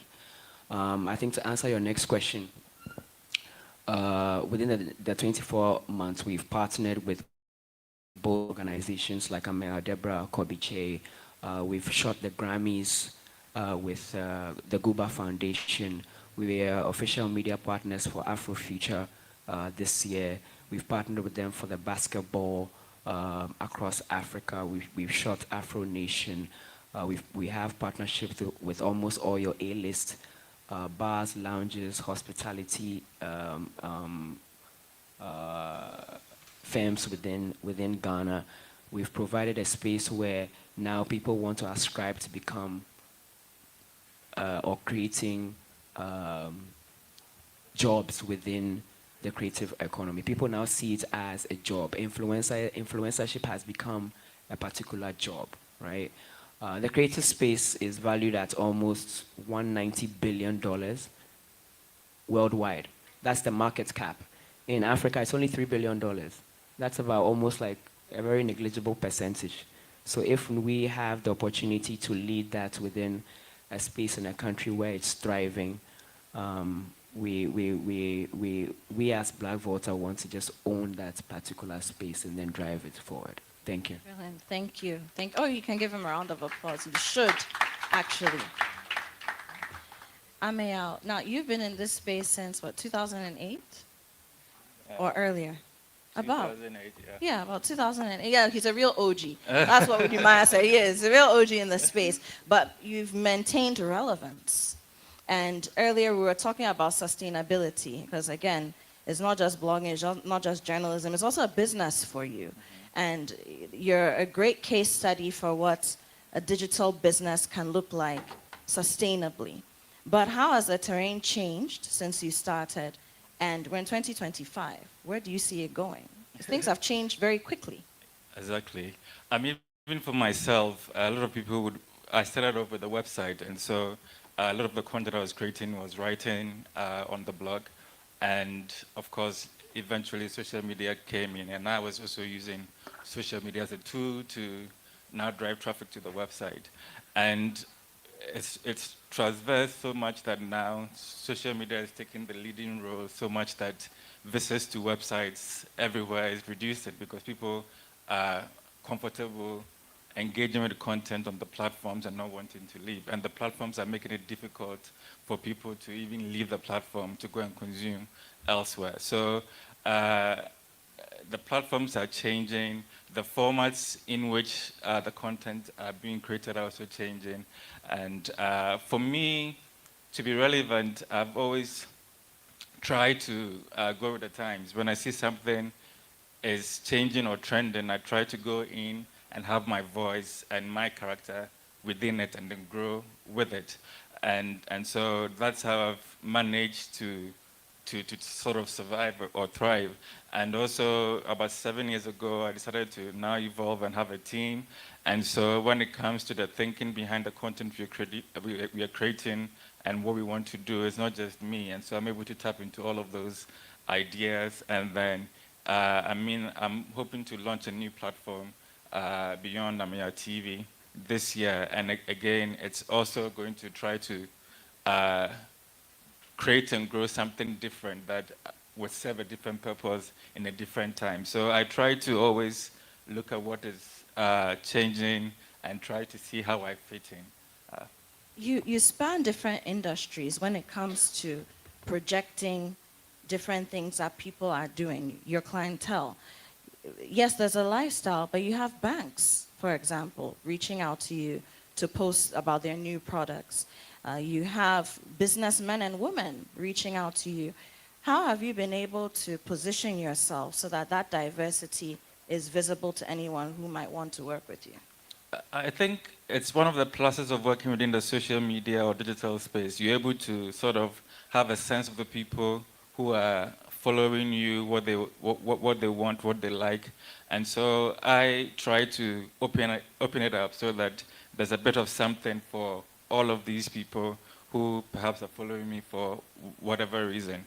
And so it's important to understand the platforms, and the platforms themselves are different. And so understanding how each one of them operates at the end of the day will be to your benefit in that regard. And like I said, I try to keep it a very human face. I'm as human as possible. People speak to me, they feel like I'm right there or they know me. That's because of how I've opened up and how I operate. I don't have a team, I don't have a manager, I don't have a marketing person. I put myself out there, make it myself very accessible, and all of that has helped. Wonderful. Round of applause for Amayal. Kobiche. Now, you and what you do is very interesting because we're in an era where people feel if you're going to rake in numbers, followers, likes, then it needs to be, all fantastical bums and boobies and, that's how you get the followers and the likes. But you are out there pushing lots of social issues. How do you keep that balance and how do you maintain your audiences and their attention? Do you wake up in the morning and strategize and like, okay, for the first 12 hours, I'm going to talk about this and this, and then after 12 hours, I'm going to switch the social. How do you do it? Thank you so much. Sorry I lost my voice. The Christmas was a very busy one for me, so I lost my voice. I'm super humbled to be here and to be in the midst of Woody Maya and my brother, Black Voter. Thank you so much, Dental, for this opportunity. I think that, first of all, I have a different philosophy when it comes to social media. My philosophy has always got to do with impact. Apart from impact, nothing else for me. And for me, I believe that everything that we do, because I look at Kwame Nkrumah's old videos and I ask myself, years ago, there were no social media. But when we chance on Kwame Nkrumah's videos and his ideology and philosophy, Nelson Mandela and all these great people, the things they said, I'm still using Kwame Nkrumah as a case study because in their era, there wasn't any social media. And when all of us hear chants on what Nkrumah said, practically, some of his videos that they were able to document, we go crazy. And I'm like, Kwame Nkrumah said this, and his words and image and the things he did is still breathing. And so I asked myself that, let's all ask ourselves here, how many of you have your social media passwords shared with people? Probably your boyfriend or your girlfriend, I don't know, I doubt. But I'm sure most of us, we don't have our passwords, our social media passwords shared with people. Now, so the point I'm trying to make is that every content that you generate, you put it on social media. When one day Woody is not alive, when I am not alive, when my people are not alive, when all of us here are not alive, the contents that we're able to put together, generations upon generations are going to look at it. And what are you going to ask yourself? What story are they going to say about you? Imagine when Woody is 80 years or 90 years, and Woody goes back to watch some of the videos that he created. I mean, how are you going to feel? You know, like the fulfillment, especially those uplifting content. So whole narrative changed. And I told myself that even though social media is a space where all of us can operate freely, I still have to be conscious about what I put there. And so I understand entertainment is good. I understand lifestyle is good. But then again, Ghana, we have over 30 million population and over. Not everybody who wants to go to the parties. People are in the offices, people are in their neighbors. They want to see uplifting content. They want to see how society are suffering. They want to see how some communities don't have boreholes. And they lack, in 2025, as we speak, a lot of communities don't have water to drink. And so those are the content that I use after. I literally, the way Woody Maya is flying all over the place, getting content, push Africa, the same way back home in Ghana, I also don't stay in Accra. I leave my family, I'm always in the villages. I spend most of my time in the villages trying to also share the interest of the vulnerable. And as I speak, I gave a video to the producers to share. And if you watch my documentary of the communities that through my initiatives, I have been able to provide water for them, it will blow all of your mind. About 20 communities, I've given them water, and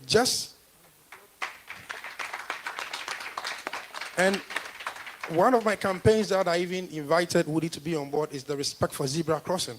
Because I noticed Ghanaian drivers don't respect zebra. Even right here in front of this building, when I was crossing, drivers were not stopping for me to use the zebra. How many of you faced that? And so it was an initiative that I actually had to bring to life, bring drivers. So when you go on social media right now after here, just type Kobiche zebra crossing. Crazy. Like I did advocacy, I went to high school tour, I went to media houses, I invited the Norwegian ambassador, the French embassy, and to climax the whole thing, Norwegian embassy gave me funding to construct zebra crossing for schools in Ghana. And sometimes my friends would tell me, Kobe, you're not out there like a lot of us. No, it's not about the numbers, because guess what? I'm going to use this funny and quote-unquote silly, example. When you see feces, toilets, you see a lot of house flies roving around it. It smells. You sit back and you notice a lot of noise. You go and it smells. But behind, you might think that is a quality. Have you seen nice perfume with flies on it? Because it's quality. So sometimes don't mistake the noise of the quality. Do you understand the picture? Because when you're behind and you see the whole noise, and the house flies all over, you might think that's something, because even when we are here, when you hear bam, all of us will turn. Accident. It's not a good thing. So always people go like, Kobe, your numbers, your social media, you have to post certain things to get the numbers. I said, no. I want something impactful that one day my children will go on the internet and go like, yo, daddy, you did this story in 2024? God bless you. Thank you, Kobe. Woody, yes, finally. Now, for you, how did you get to the point where you said, okay, you know what, I'm just going to dedicate my time to traveling around the continent and telling the stories? What was that pivotal moment? Wow. I think I'm just going to go straight to the point. So my story is kind of long, but I'll make it short. I'm an aviation engineer by profession. I think my schoolmate is right here. Charlie, let them see you now. So I was in school, and I studied in China. And when I was in school, it was more like everybody see you and it would be like, you're from Africa. They keep on looking at your foot. Why are you wearing shoes? Are you okay? I mean, you'll be in bus and no one want to sit close to you. I mean, even our own classmate will touch your skin and be like, oh my goodness. I mean, they're going to get dirt on their hands, you know. So I was like, somebody needs to come up with a concept of changing that misconception about black people or Africans living in China in general. So I picked up my camera, started, everybody thought I was crazy. And within few years, I saw people coming to China. And when they come to China, they tell me that, oh, it's because of your video, that's how I'm in China. And I'm like, you came here because of me? The Chinese government is not paying me. And when I noticed that, I'm like, you know what? I think I can actually make a greater impact on the continent than doing this in China. Even though I started making some good amount of money from the Chinese government when they started sending me to Africa, but the stories that they asked me to go and do in Africa was more like propagandas, and that is what told me that, no, it's about time to go back home. I came to the continent. I started in Ghana, but Ghanaians never accepted me, by the way. Yeah. I came and I was like, you know what? They said negativity sells, but positivity brings change and impact. I reach out to, I think he can be an example. I reach out to almost every blogger or vlogger in this country when I arrived. That, hey, this is the concept that I have. I feel like we need to rebrand Ghana in terms of showcasing Ghana in a positive light. They all did not respond to me, by the way. So I took the initiative upon myself and I started making beautiful videos in Ghana with my camera. I'm glad that the CEO of tourism is here, so I can say that confidently, yeah? I reached out to them. They also did not mind me, by the way. But it was something that was boiling in me. It was more like a passion to tell positive stories, so nothing will stop me from doing what I'm doing. So Ghanaians started telling me to go look for a job. And I'm like, wow, I'm an engineer by profession. I can just go back to China if I want. So what I did was, you know what? The goal was to project the entire continent of Africa. But since I was from here, I wanted to start from Ghana. So when they never saw what I was doing, I left to Ethiopia. And in Ethiopia, that's when I started showcasing the beauty of Ethiopia. And people were like, is this Ethiopia? And these are Africans. And I'm like, you know what? If Africans don't even know that this is how beautiful Africa is, then I guess I'm going to limit my project, which is themed Africa to the world, to Africa for Africans. So I went to Rwanda, went to a restaurant to eat. I was super hungry. Went to a restaurant to eat. And whilst I was eating, I saw this guy cleaning a gutter. So I got closer and I'm like, dude, the gutter that I saw was not dirty. Why are you cleaning it? And said, this is the cleanest country in Africa, so we clean the gutter 4 times a day. I just went back to the restaurant, picked my food, sat in the gutter, and I'm like, this is the craziest thing I've ever done in my whole life. I woke up and I showed the video, eating in the gutter, woke up, and I've never seen a viral video in my entire life. That literally changed my whole life. Something that I did not say, I think my classmate can testify. My first ever 5 countries in Africa was on a loan. And he can also testify that if someone is sick in China, I am the one who, be the frontliner to ask for money for these people. But when it got to my turn that, hey, I want to go to Africa to do this, everybody told me that we don't contribute to things like this. I was like, why is my journey so difficult?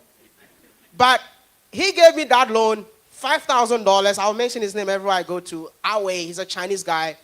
And when I did that video in Rwanda, it went viral. Can I say they made my first ever $5,000 from one video? And then I called him and said, dude, we are paying the loan. And he's like, that's so fast because I know the highest we've ever made was $300. And I'm like, Rwanda just changed my life, and it's about time to continue the journey. And that is why I have never stopped. I think I've been accused in so many countries that I go to because they've never seen an African being positive about Africa. So when I go to a place, they'll be like, oh, the government paid him. I mean, I was in Botswana. I shut down the entire country. You're still fighting with some guy on X. I even want to take him to court, you know. I went to Zimbabwe, spent my whole money projecting the country. Everywhere I go, don't let anybody lie to you. Every single country that I've been to, out of the 33 countries in Africa, I spent my own money. Because I want to be free as I can to tell the story, no political affiliation. That's why in Ghana they think I'm NDC, by the way, but I am not. I just love being real, you know, and I love telling the story in a natural and authentic way. And maybe some people might think that I belong, but I think His Excellency, Nana Dankwa, I appreciate him so much, especially what he just did. I mean, visa for all Africans coming to Ghana. There's one thing that I'm waiting for. I'm here and I'm hearing that all African descendants are describing themselves as foreigners. I'm like, my goodness. You are not a foreigner. And I think that needs to change. If we are classifying foreigners in Africa, you are not part. Because you are an African that was born out of Africa. I mean, we have the 6th region of Africa, which is the African diaspora. So why are you still calling yourself a foreigner? It's just that certain laws, I believe that it's about time for the government of the day to change certain laws to favor you all. If I ever become president, you will never acquire visa to come to this country. And you're not going to pay for any visa fee. Because, listen, the journey that I'm taking your time, yeah? The journey that I'm on, I went to the Caribbean. I took a journey myself. I see Barbados in the house. And the Prime Minister of Barbados invited me to her office, and they were like, young man, what you're doing is incredible, and people like us need to support what you do. And I'm like, you know what, I don't need that financial support or anything. I just want access to meet my people and tell the story. And that's when I discovered that when you go to the Caribbean, Africa never left. So when you are coming in here, we have to open our arms just to welcome you all back home once again. Thank you. Woody. Let me go back to Joseph, Black Volta. Now, you did something very disruptive, and we've had a lot of disruptors on this stage today when it came to what you decided to do and how you decided to do it, right? What was the main creative risk, in your opinion, that you took?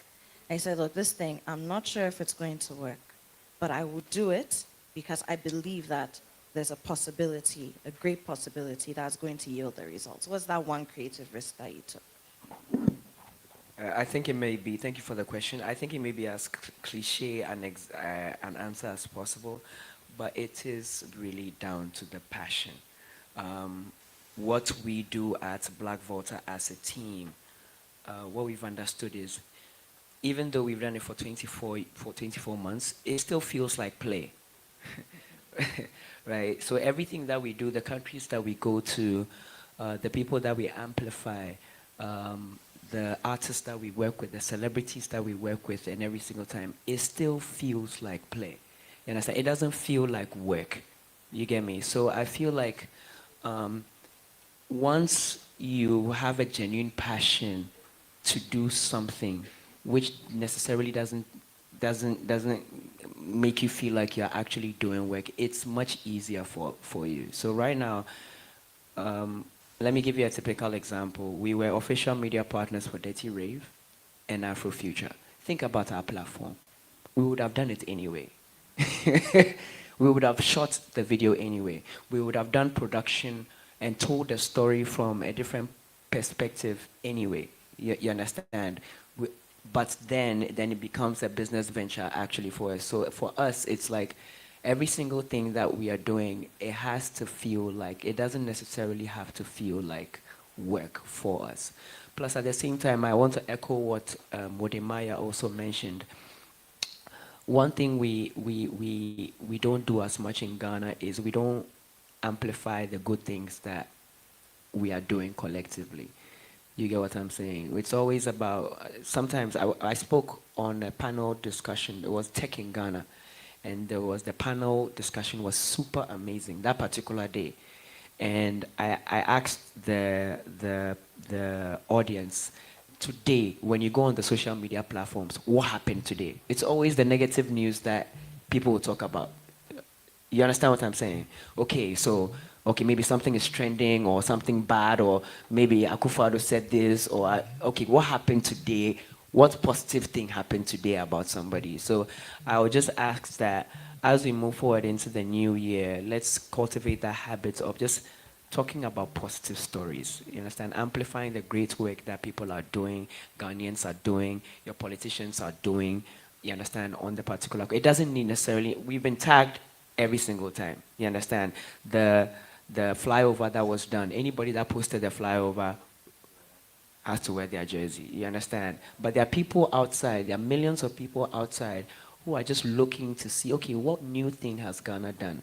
How is Ghana moving forward? And if we are the platforms to be able to do that, then we should be able to do that for Ghana. That's what I would say. Thank you. Thank you. We're going into question and answers now. Any questions? Any takers? Okay. Again, thank you for the panel. Thank you for everyone who's a part of the panel. I have an organization here in Ghana, and we actually have an institute in the Volta region. We've invited a few of you there. But what we did in August, we invited social media influencers from Ghana and neighboring countries to come to share about the work we were doing. And one thing that we charged those social media influencers to do is to create almost something like a union. That what you all are doing in Ghana, I'm sure, as you mentioned, Black Volta, you look for the Black Volta wherever you go. Watermaya, who's your counterpart in other parts of Africa? Why can't we now, just like the West creates a conglomerate of how they promote Europe or promote the West, how can we now create a union of social media influences to uplift Africa as a whole? Because we know the propaganda that has been pushed on Africa has made many of us, myself, I'm an African born in America, we didn't want to come at first, right? It wasn't until recently that we've seen Watermaya and we've seen others post. So how can you all amplify, I guess the question for you all, if you've thought about, how can you amplify your reach to where we can collectively work with other African influencers to make sure we uplift the continent and really be intentional about how we post, what we do? Is that something that you all have tried? It seems like, Watermaya, you tried it, and maybe you didn't get as much support. Maybe now is that time to uplift and have more of a collective approach to where all of us can really be about uplifting the continent. So it's just it's a question, I guess, and a comment. And a comment as well. Thank you. Okay, who wants to take that? Well, Amayal. I think increasingly we are getting to have events around Africa where influencers, content creators are meeting as a festival, and I think that's a start to it. And so now it now becomes a deliberate sort of plan to say, let's do this, let's highlight the positives. I think it will fall in place, but I think we need the platforms that will unite the creators and influencers from around the continent first, and then perhaps those ideas can push through later. But I see it happening. We have friends in Ghana putting together a Creators Festival. We have friends putting together Influencer Festival, and they're going to travel with it as well. So I think these are the building blocks for such conversations to continue, because it's not an easy thing to be in one space and bring all of them together.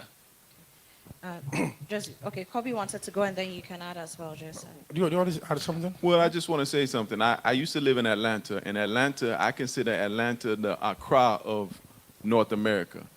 Ghana is the influencer, and Accra is the influencer for the rest of Africa. So honestly, you all are the ones who are at the forefront. You know, Kwame Nkrumah made Ghana the gateway to Africa. What the influence that you all have on the diaspora, or Ghana has on the diaspora, is larger than any other place. So I think when you all come together and maximize that, you can easily influence Rwanda or the other places to be, because even think of the year return. Everyone has started doing a year return after Ghana did theirs. So you all are the real key in a lot of ways to pushing this agenda. So it's a challenge as well to you all to push it even further. Thank you. Okay, so I like your conclusion where you said that the year return was actually put together, was a policy by the government. Now, I think that the governments or the policymakers must also make it a conscious effort to engage us because they have the larger resources. I've been to South Africa twice. It was just because the South African Tourism Agency had to. I think you've also been part before. They took me, a couple of bloggers and influencers back to South Africa, visited their zoos, their best places, just to share with the rest of the world. So what are our indigenous policymakers doing? You understand? So I think that they have to also see the bigger picture, engage. I mean, like Udi said, sadly, he is a Ghanaian, but the policymakers are not engaging him. And that is really sad. Policymakers, they see me going to villages to help rural communities, but policymakers are not engaging us. You understand? So that's the truth of the matter. Sometimes it's just so sad.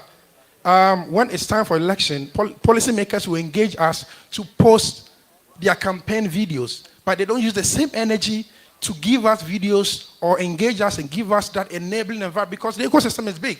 So we need that enabling environment. Imagine I go to a place like Cape Coast, I mean, any of the tourism sites. I go there, introduce myself. There should be something that can even give us a direct access to certain places to tell the story. It's always difficult. They are not engaged. I don't remember the last time they even invited influencers. That this is, and every country, if you want to move forward, you have to set an agenda. And the agenda has to be an ecosystem where all of us come together. Everybody's doing their individual stuff. But if it's going to be a bigger picture where the policymakers are going to sit us down to say that this year, 2025, that is the direction we want to drive Ghana, I think it would be beautiful. Thank you. Joseph, you wanted to add something? We should go. Okay, so let's do all the questions and then we'll take the answers. Please keep them very brief. All right. Very impressed with what you all have been doing, and obviously starting off, a lot of you are doing the work by yourselves. You know, we have these ideas, we do it by ourselves. I'm just curious for each of you, how long did it take before you actually started seeing momentum in the work you were doing, and what kept you going without giving up? Thank you. Next question. Hi guys, I love all your work. Maya, I'm so proud of you. I remember when you started from China and where you are now. I mean, I was like, I know I've seen you before, but anyway, it's great work. I have a real estate startup. We create software for property management in residential communities, and one of the challenges that we've had is even marketing on these platforms, finding the right companies to advertise our work, working with influencers. I wanted to know, what advice do you have for startup companies that are looking to get their products out there, and even for the influencers, what advice do you have for us in approaching you, and knowing even how to work with you guys and negotiate prices with you guys? Thank you. Next one. Hello, my name is Melody. I'm also a content creator. So I guess I want to ask, what is advice that you can give to people who are wanting to relocate to Ghana or Africa as a whole, and they also want to do content? And how do you surpass like a lot of challenges that you've gone through while creating content? Thank you. Hi, good evening. My name is Stephen from Gen Ghana. I want to ask a question, also contribute something. As Kobe said about generational thinking and how do we get people to continue with this work. You know, what I'm seeing is the skills gap that we have. How are we guys going to work collectively in the freelance space? I want to share this data with everybody here. You know, the freelance economy is worth about $1.5 trillion worldwide, okay? And approximately about 77 million freelancers are currently operating in Europe, India, US, North America. That's like accounting for half of the global market. If you look at the data that I even have here, you know, you can see the UK and other countries. You can't find Africa, all right, within the numbers. That tells us that we're short of skills in this industry that you guys are pursuing, all right? And how are you guys going to work, whether with government, private sector, with academia, to bring the next generation of whether content creators, people that you're also going to be hiring to help advance this industry? Because you know that there's a lot of job opportunity, economic growth opportunity in there. So if you can share your thoughts on how we can all work collectively to be able to advance this very well. Thank you. All right, thank you. Hello. Oh, Ms. Ananis, yeah. Oh. Hello. My name is Ben Ananis. I work with the Ghana Tourism Authority. Mine is not a question, more like a comment, because two remarks that I've heard align with my thinking already. So I know that we are in a good place at the right time. Woody said you tried to reach out to us. Many times. That was about must have been a very long time ago. When was this? Do you remember when it was? Listen, I even gave them proposal. But do you Listen, remember when it was? Of course. I mean, see. When No, was I'm this? What year? I'm asking because there are also, the Ghana Tourism Authority and other government agencies, they also have change of leadership, change of faces and all that. So I'm asking because I want to know. I started traveling within the year 2016, 2015. Okay, fair. I went to the office myself. And, okay, let's forget about even No, going it's there. okay. Oh, you want us to go into details? More of a, I think. So Woody, it's fine. Let me. Woody, start I'm this, not I denying think what you're he's- saying. But see, I was the marketing manager in 2016. I don't remember meeting you. And Mr. Ajima, I was not there till 2017. But institutions it's a continuum. So whatever decisions that were taken before, fine. I mean, but you notice that we appreciate what you do. I think we gave you an award or something around last year or something like that. And that is to show that we didn't give you, there was no check attached to the award, if that's what you're looking at. But we certainly appreciate the impact of what we do. And like you said, we can certainly work together very well to push even domestic tourism. And some of the things you are talking about, we are eager to collaborate on that. The Prime Minister of Barbados is my friend. And she actually, when you were there, she was very impressed with your work. And you said Zimbabwe and South Africa, certainly we can do that. But you see, you also don't want a situation where it's like the authenticity of what you say requires that you are given some space to express yourself without constraints. Sometimes, if your things are too curated, it begins to look like another propaganda or another marketing campaign. But knowing that your kind of mindset and your commitment to positive Africa and Ghana, I'm sure we can give you free reign and you still do what everybody wants to do. So we need to talk. We're just starting the year and we'll see how things go. Thank you very much. Thank you. Final question, submission. Greetings, everyone. I am Jackie, aka Mama Ajwa. I'm number 60 of the 524 African diasporans who received their citizenship in November. I'm very proud about that. I actually flew in at 4:30 this morning. That's why I've got my shades on. But what I'm going to say, Bodimaya, you spoke about foreigners. I do not class myself as a foreigner. We are given that title. That's how I see it. Because when you go to Cape Coast and all the attractions, it's Ghanaians and foreigners. What did the first president of Ghana say? I am not African because? I was born in Africa. I'm African because? Africa is born in me. Thank you very much. Thank you. All right, so let's do the questions or get our answers to the questions. The first one was, how long did it take? I mean, any of you can take this. Did it take before you started seeing the momentum for what you do, and how you keep it, right? Okay, I'll probably take that because when I started, it was very early, and I myself wasn't sure what it could turn into. But I believed in it, especially because of the feedback I was getting. I mean, when I started, I was also doing editing for Ghana Web, and so at least at the end of the month, I had some salary come through. And when it became conflict of interest for them because my platform was growing and I wasn't really making that much money, I was like, should I really give up this passion, this thing I see has a future? And it was still unclear what the future was going to be like. But I think I took that bold decision and decided to go at it my way. And to see the space, the landscape change so rapidly and be able to grow with it, because I remember the first time, actually just a week after I left Ghana Web, and then Google sent me an email that they've canceled my AdSense. I was like, how am I going to make money? But then I consistently stayed positive, started building on past relationships. If I've done something for you for free now, I'll charge a token.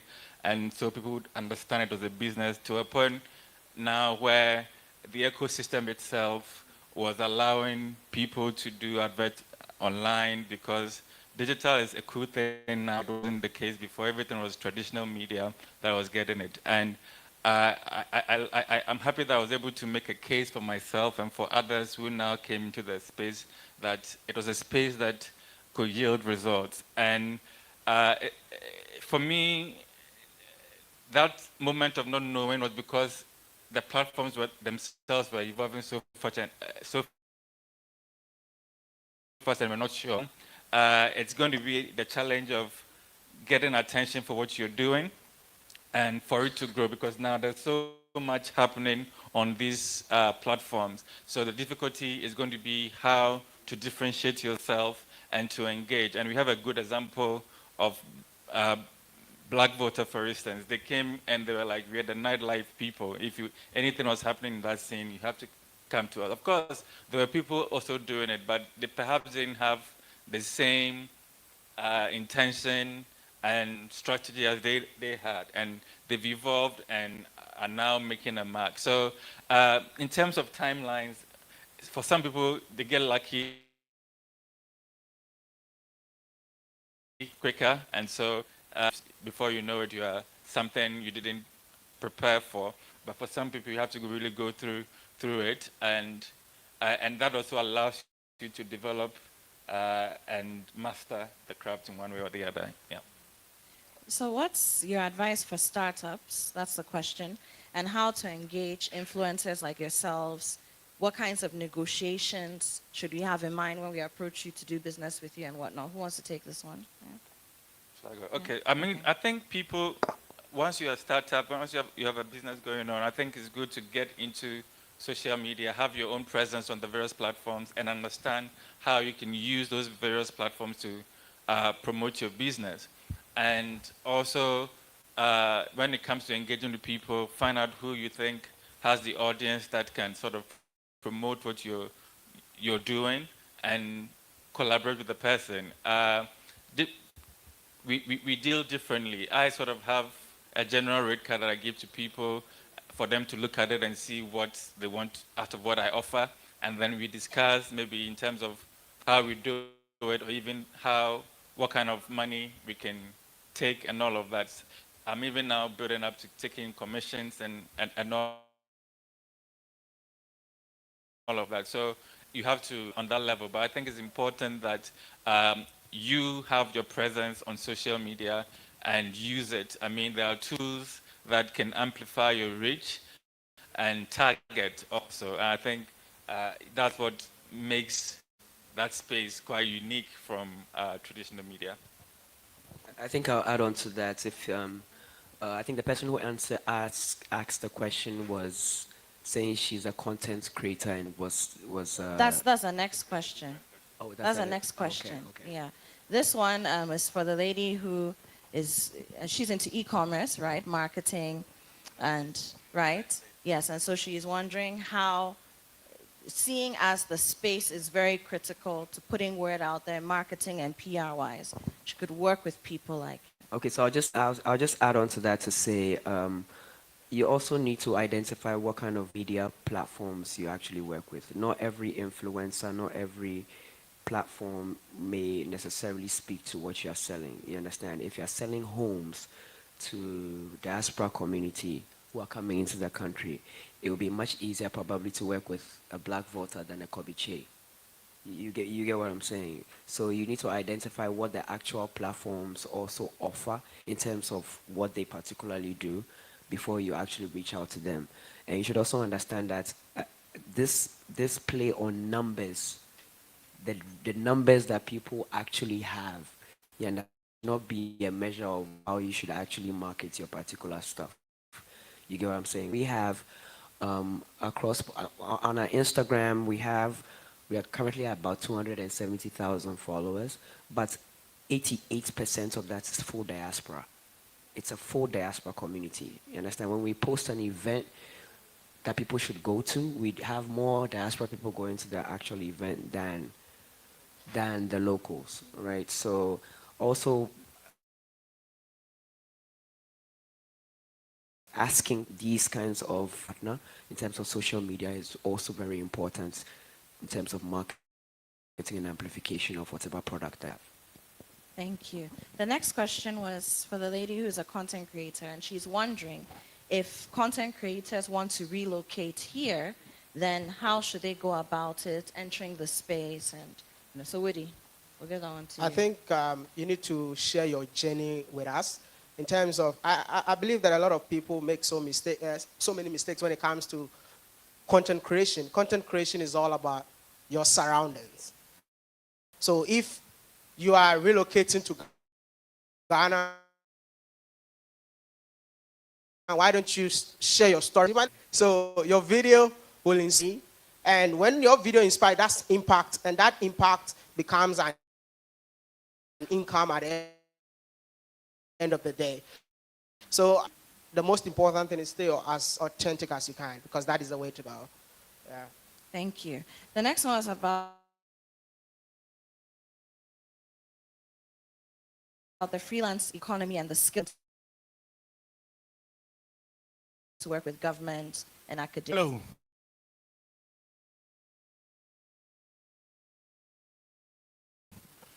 On radio, TV, interviews, if you give me a minute discussing the question that he asked. I think that in our space, we need a lot of generational thinkers. And I'm saying this because it is,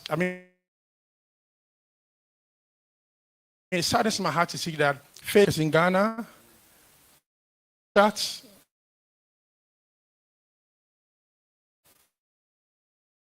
YouTube, on all these platforms, and our leaders and who is in charge are not actually having a meeting, like a sort of a solid meeting with them, for them to know our values and our cultures and what we have to do here and what we do not have to do.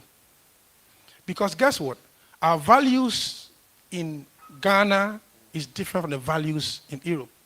So let's say, for instance, when Instagram or Facebook is coming to Ghana, I need our leaders to actually have a meeting with them to tell them that, look, Ghana, Africa, our narrative, our culture, and our values are different. We need to actually amplify the people who are doing positive things. We need to amplify the people who are doing things that are uplifting. But you go on social media, those who are messing up and fooling are being verified. Those who are fooling are getting the trends. And someone in my village, Aguna Diakwa, who has come up with something like an architect doing something impactful, we don't see them trend. But I'm not going to cut you short, but I think it's the people. No. No. My point. I understand what you're saying. My point is that when you are signing up, they ask you of your age. So we have to know that if you are in Ghana and you are posting certain things, they are the originators. They are supposed to uplift those who are doing something good. I think when it comes to content, it's all about the consumers. The consumers, let me, like in Ghana, for instance. The back door. Who is behind the back door? See, I think there should be an education about all this. I wish I had lots of time. But what I'm just saying is that it's the consumers. The consumers like foolish things. Let me just put it that way. I'm so sorry. But when you see people doing great stuff, I focus more on certain positivity. But listen, when it gets so hard to get the numbers, right? But talk about, oh, I've been arrested in Uganda. Oh my goodness, I woke up 1 million views. You know, like I think the consumers are looking for, they've tuned their mind in terms of looking for something negative, to the extent that even when you preach about the positivity, it gets swallowed at the end. So my question is that I created the app Facebook, and I am in Ghana. It is being operated in Ghana. Back end, don't you think that I have the right to actually monitor some of these things? I Even need- though you want to blame the At the end of consumers. the day- What you're saying about the consumers is fact. It's raw No, fact. But I believe that. But I also want to tell you that. Because I'm saying that you I need are my from money. China. No, I need my money. As Okay, a hang platform on. creator, as someone who created the platform, I need that money. Hang on. So our policy, no. Listen, Look, as gentlemen. we speak, US is fighting with TikTok. Gentlemen. US is fighting with TikTok, true or false? Why are they fighting them? Because of certain things. You are from China. No, And I can explain that to you. I'm coming. Because, let me tell you, because in China, everything that belongs to the US is banned. Do you know that? Yes. You can't use YouTube, Facebook, Twitter, anything that is owned by America is banned in China. I was based in China, and I think anyone who has been into China will tell you that we need a VPN to access everything. So US is just trying to counterattack, because at the end of the day, that's why, you know, Huawei and all those things, that's why it doesn't work in Yeah, the it US. doesn't because of work. I that. mean, that was But the whole anyway, thing. that's another conversation for another day. But that is a conversation for another day. It is a conversation for another maybe day. for us to truly I think I have to land. I have to land. then we also need to have or create our platforms, because that gives us our voice, all of those things. Yes. So that's why I said I really wanted to land. If that is not going to happen, then we have to create it and amplify it. And again, I think that our educational, our curriculum and our syllabus has also failed us. Because in Ghana, I stand to be corrected. Now, the guy said, this new era, the generation, they are coming, they are on TikTok, they are Facebook. And I thought, when we were downstairs, I had a meeting with Maya that this year, one of the things that I want to do is organize a high school tour. Like a tough high school tour, where myself, with Maya and the rest of these people go out to the high school to educate them. No, look, I went to see the education minister, Honorable, I forgot his name. Edichum, yes. And I opened something on my phone. When he opened high school girls in Ghana, it was TikTok, twerking, and everything. So we need to go down the education. We need to change the system. Because how is it that Facebook and all this, everybody is on social media, but our girls are messed up. But when you go to our schools, there's nothing like social media, the digital space. No, you're very right. We do need to change the system. I mean, I'll speak briefly to this because I have been in education curriculum development. I taught the IB program. I am an IB alumna. And we do need an overhaul of our education system. Not to say that the Ministry of Education and the Ghana Education Service is not trying, because the curriculum has changed. And there are lots of things that are happening. I do hope that with the transition, some of these things are picked up and then we can see the manifestations. But a lot does need to change. But the other thing is that, which again, we saw it pop up very prominently in this past election season, we need cultural attaches around the world in our high commissions. We don't have them. And so everything that people in culture are doing it on your own, right? If we have culture attaches or we have an official culture desk, Ministry of Foreign Affairs, pushing some of these agenda, then your culture attache in Washington or New York can have a conversation with Facebook and say, hey, you know what, X, Y, Z. So some of these things is not necessarily the GTA's fault or, the agencies. No, but you believe it's possible we can have a conversation with Facebook, right? No, it is possible. Yes, it is possible. But again, it is possible. Are we still? It is possible. Is it still an encumbered phrase? No, but it's great that this question came up. Thank you. But these are things that we need to be talking about. And I would like to see maybe influencers, bloggers, people in your space get together, go and pay a courtesy call on the president-elect, and then put some of these things to him and the government, that's coming in. At least if you look at the 120-day plan, some of the things we've discussed will fall in there. And I think if you're timely about it and you put it out there, we just may see some progress there. Let's not let it end here, because that's also part of the problem. A lot of us who are in the creative space, we don't like to engage policymakers.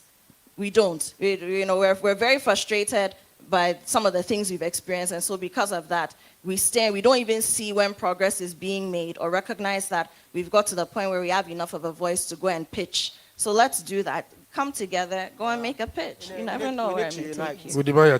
We need to unite, I think we need to unite. We need to educate ourselves. There's so many things that I feel like it's misinformation in the system.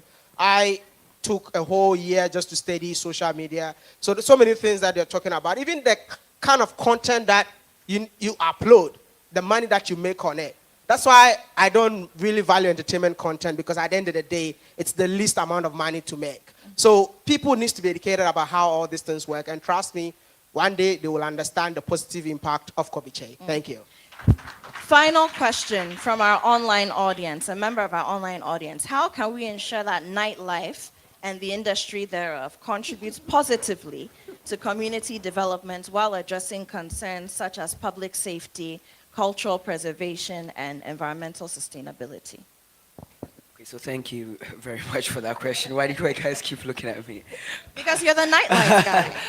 So I think there are a couple of answers in there. For our platform like this, we are very, very selective of the kind of partnerships that we go into. So let me give you a typical example. For the NBA ball, we partnered with a fashion business called Cacao. Cacao is a Ghanaian firm based here in Ghana who won the official license to style the basketball league in Africa. Shout out to Kweku Bediako for that. Yeah. And one of the reasons why we partnered with him was we were very intentional about the fact that he was creating the kind of apparels that he was creating for all the basketball players and fans and everybody across the world from an African perspective, was the fact that he was using sustainable fabric. He was using cocoa sacks, right? Cocoa sacks that when they finish, they throw away. They were using that for that particular thing. And we were his official media partners. So one thing we do is we are very intentional about the partnerships that we get into entertainment and the nightlife space. Also, when it comes to the event space, which of the events, it's not just about the partying and everything, which of the events are actually promoting Ghana? You understand? Which of the actual events are giving back to society? Like Afrofuture. Afrofuture has a rising arts, something for rising artists. They give back to the community. They do workshops. They partner with YouTube to give skills transfer and things like that. So being very intentional about the partnerships that we actually work with. And secondly, we are also very particular about the content that also comes out. A lot of people ascribe to the Black Volta platform because it's quite different from your traditional entertainment and lifestyle. You get me? So we are very particular about the partnerships that we go into and the content that we actually generate. And then also, we've built businesses across board. Now we have about 6 or 7 business units outside of our media and entertainment channels that are also giving back to the society. So we have a talent management business. We have a podcast called the Black Water Nightlife Podcast, which is the only nightlife podcast in Africa. Just talking about...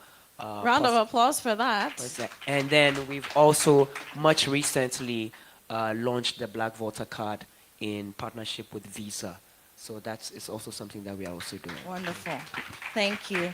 Gentlemen, final words in 20 seconds each.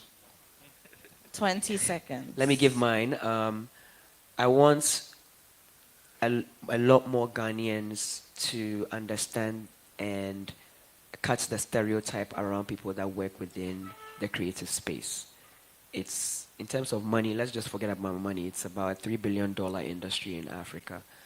Let's see it as something that we want to get into. We need more lawyers, more accountants, more people in strategy, people, and as Kobiche said, we need more generational thinkers within the creative industry to make this thing thrive. So I would implore you guys and everybody that's in the diaspora coming back into Ghana to come and set up business or do things like that. Please, let's also invest. You understand? Invest your time, your knowledge, your advice into the creative economy so that we can move this forward. Thank you. Thank you. Amayal, 20 seconds, please. I would say that there's a lot of power and potential in social media, and so we should learn how to use it properly and benefit from it. Thank you. Thank you. All right, so my words would be that there's a lot of avenues and disciplines. You know, people want to go into entertainment blogging, quite a number of them, but there are a lot of niche that you can actually take opportunity of. You can go into health blogging, you can go into agric blogging. You know, there's a lot of avenues out there. Let's not just look at, you know, the fancy parts of we trending all over the place. But I mean, there are a lot of nature that we can actually capitalize. Don't please go and sit home and depend on the government. There are a lot of opportunities out there. And again, if you are from the diaspora and you are coming back home and you need a place to visit where communities that you want to build potable water for them, give them school uniform, books, I have the database. Just connect with me and we can make impact in Ghana. God bless you. Thank you. God bless you. My 20 seconds, I just want to call my sister. If we all can, just be on our feet to give a round of applause to Denta for organizing such a beautiful event.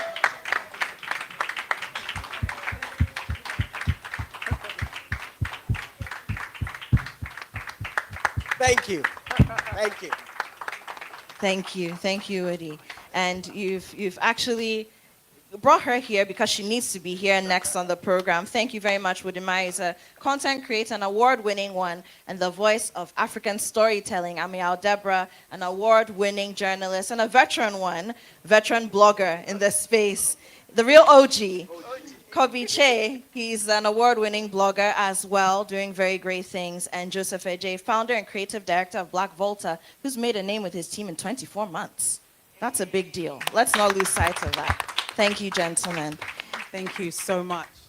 So thank you to the panel. You can sit down. I'll just quickly do a quick speech. But to everybody that stayed, I know it's been a long day, from 9 till 5, and we run over time because the conversation was getting hot and steamy. But in essence, we put this event on for you, to make sure that, look, when you are coming back home, you know that there are processes in which you can do things. There are people that have moved, and they are going to share their stories to bring you value, right? And to let you know that, look, when you come, yes, there are challenges, but we do not want you to go back. And that's why we bring the government institutions here, so they can also hear what you are going through, right? So that the systems can change. The more of us diasporans that come in, the better. Do not feel like you are an outsider. No, you are not a foreigner. This is your home. This is your soil. And we will keep doing this event to make sure that you feel welcomed, to make sure that you know that there's GRA, this is what they do. There is Land Commission, this is what they do. There are social media bloggers who are promoting Africa. Sometimes, you know, some of us feel like, oh, we don't get posted on some of these social media because we're doing positive stuff. And yeah, you do see a lot of Botox and all of these things that are out there. But honestly, let's show the positive.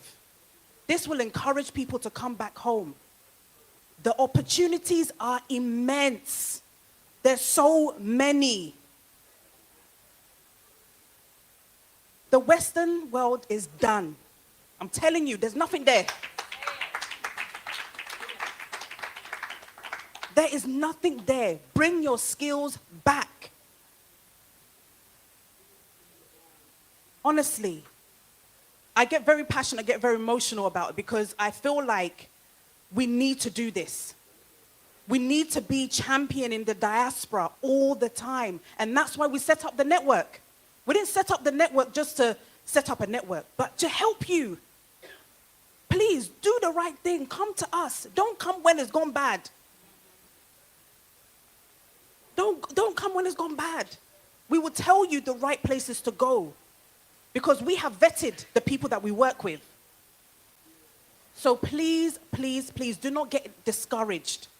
Do not get discouraged. Look, when we go to the UK, we adapt to the UK. So why can't you adapt when you come here? You have to adapt. When you go to Canada and it's freezing, you wear jackets. You do what they do. So please, please, please, let's promote positive. There's already people that are promoting the negative about Africa. Let's promote the positive on Africa. This is all we have. Our children are looking up to us. Our children are looking up to us. Let's name our children African names. Let's let them wear African print. It's important for us to leave a legacy. You feel like maybe you're not making an impact. Every single one of you is making an impact because you've made that bold step to be here. Some of you is your first generation of coming back to the motherland. Yes. And so you have made an impact. You have no idea. Don't get discouraged. We're here. We're a group. We'll cry together. We'll moan together. But we'll go together. And we'll grow together. So again, thank you to all the government officials that came, to the entrepreneurs that have moved, to everybody. I really do hope that we'll be here next year in a bigger venue.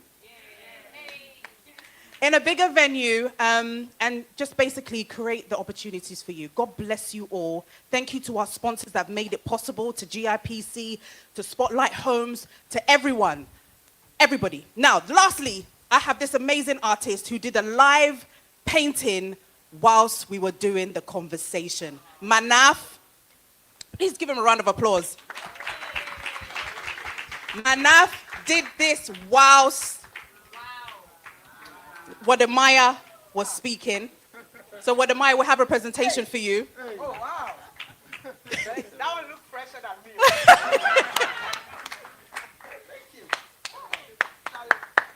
Thank you.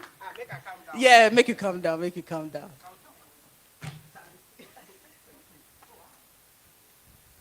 We have talent here. We have talent here. We want to make sure that we showcase our talent. So thank you so much, Manaf. Thank you. Guys, thank you so much for being here. I hope that you've enjoyed yourself. You have? Okay. So I want to do, because the people that are left, shame on them. Let's do a group picture. Come, everybody come. Group picture.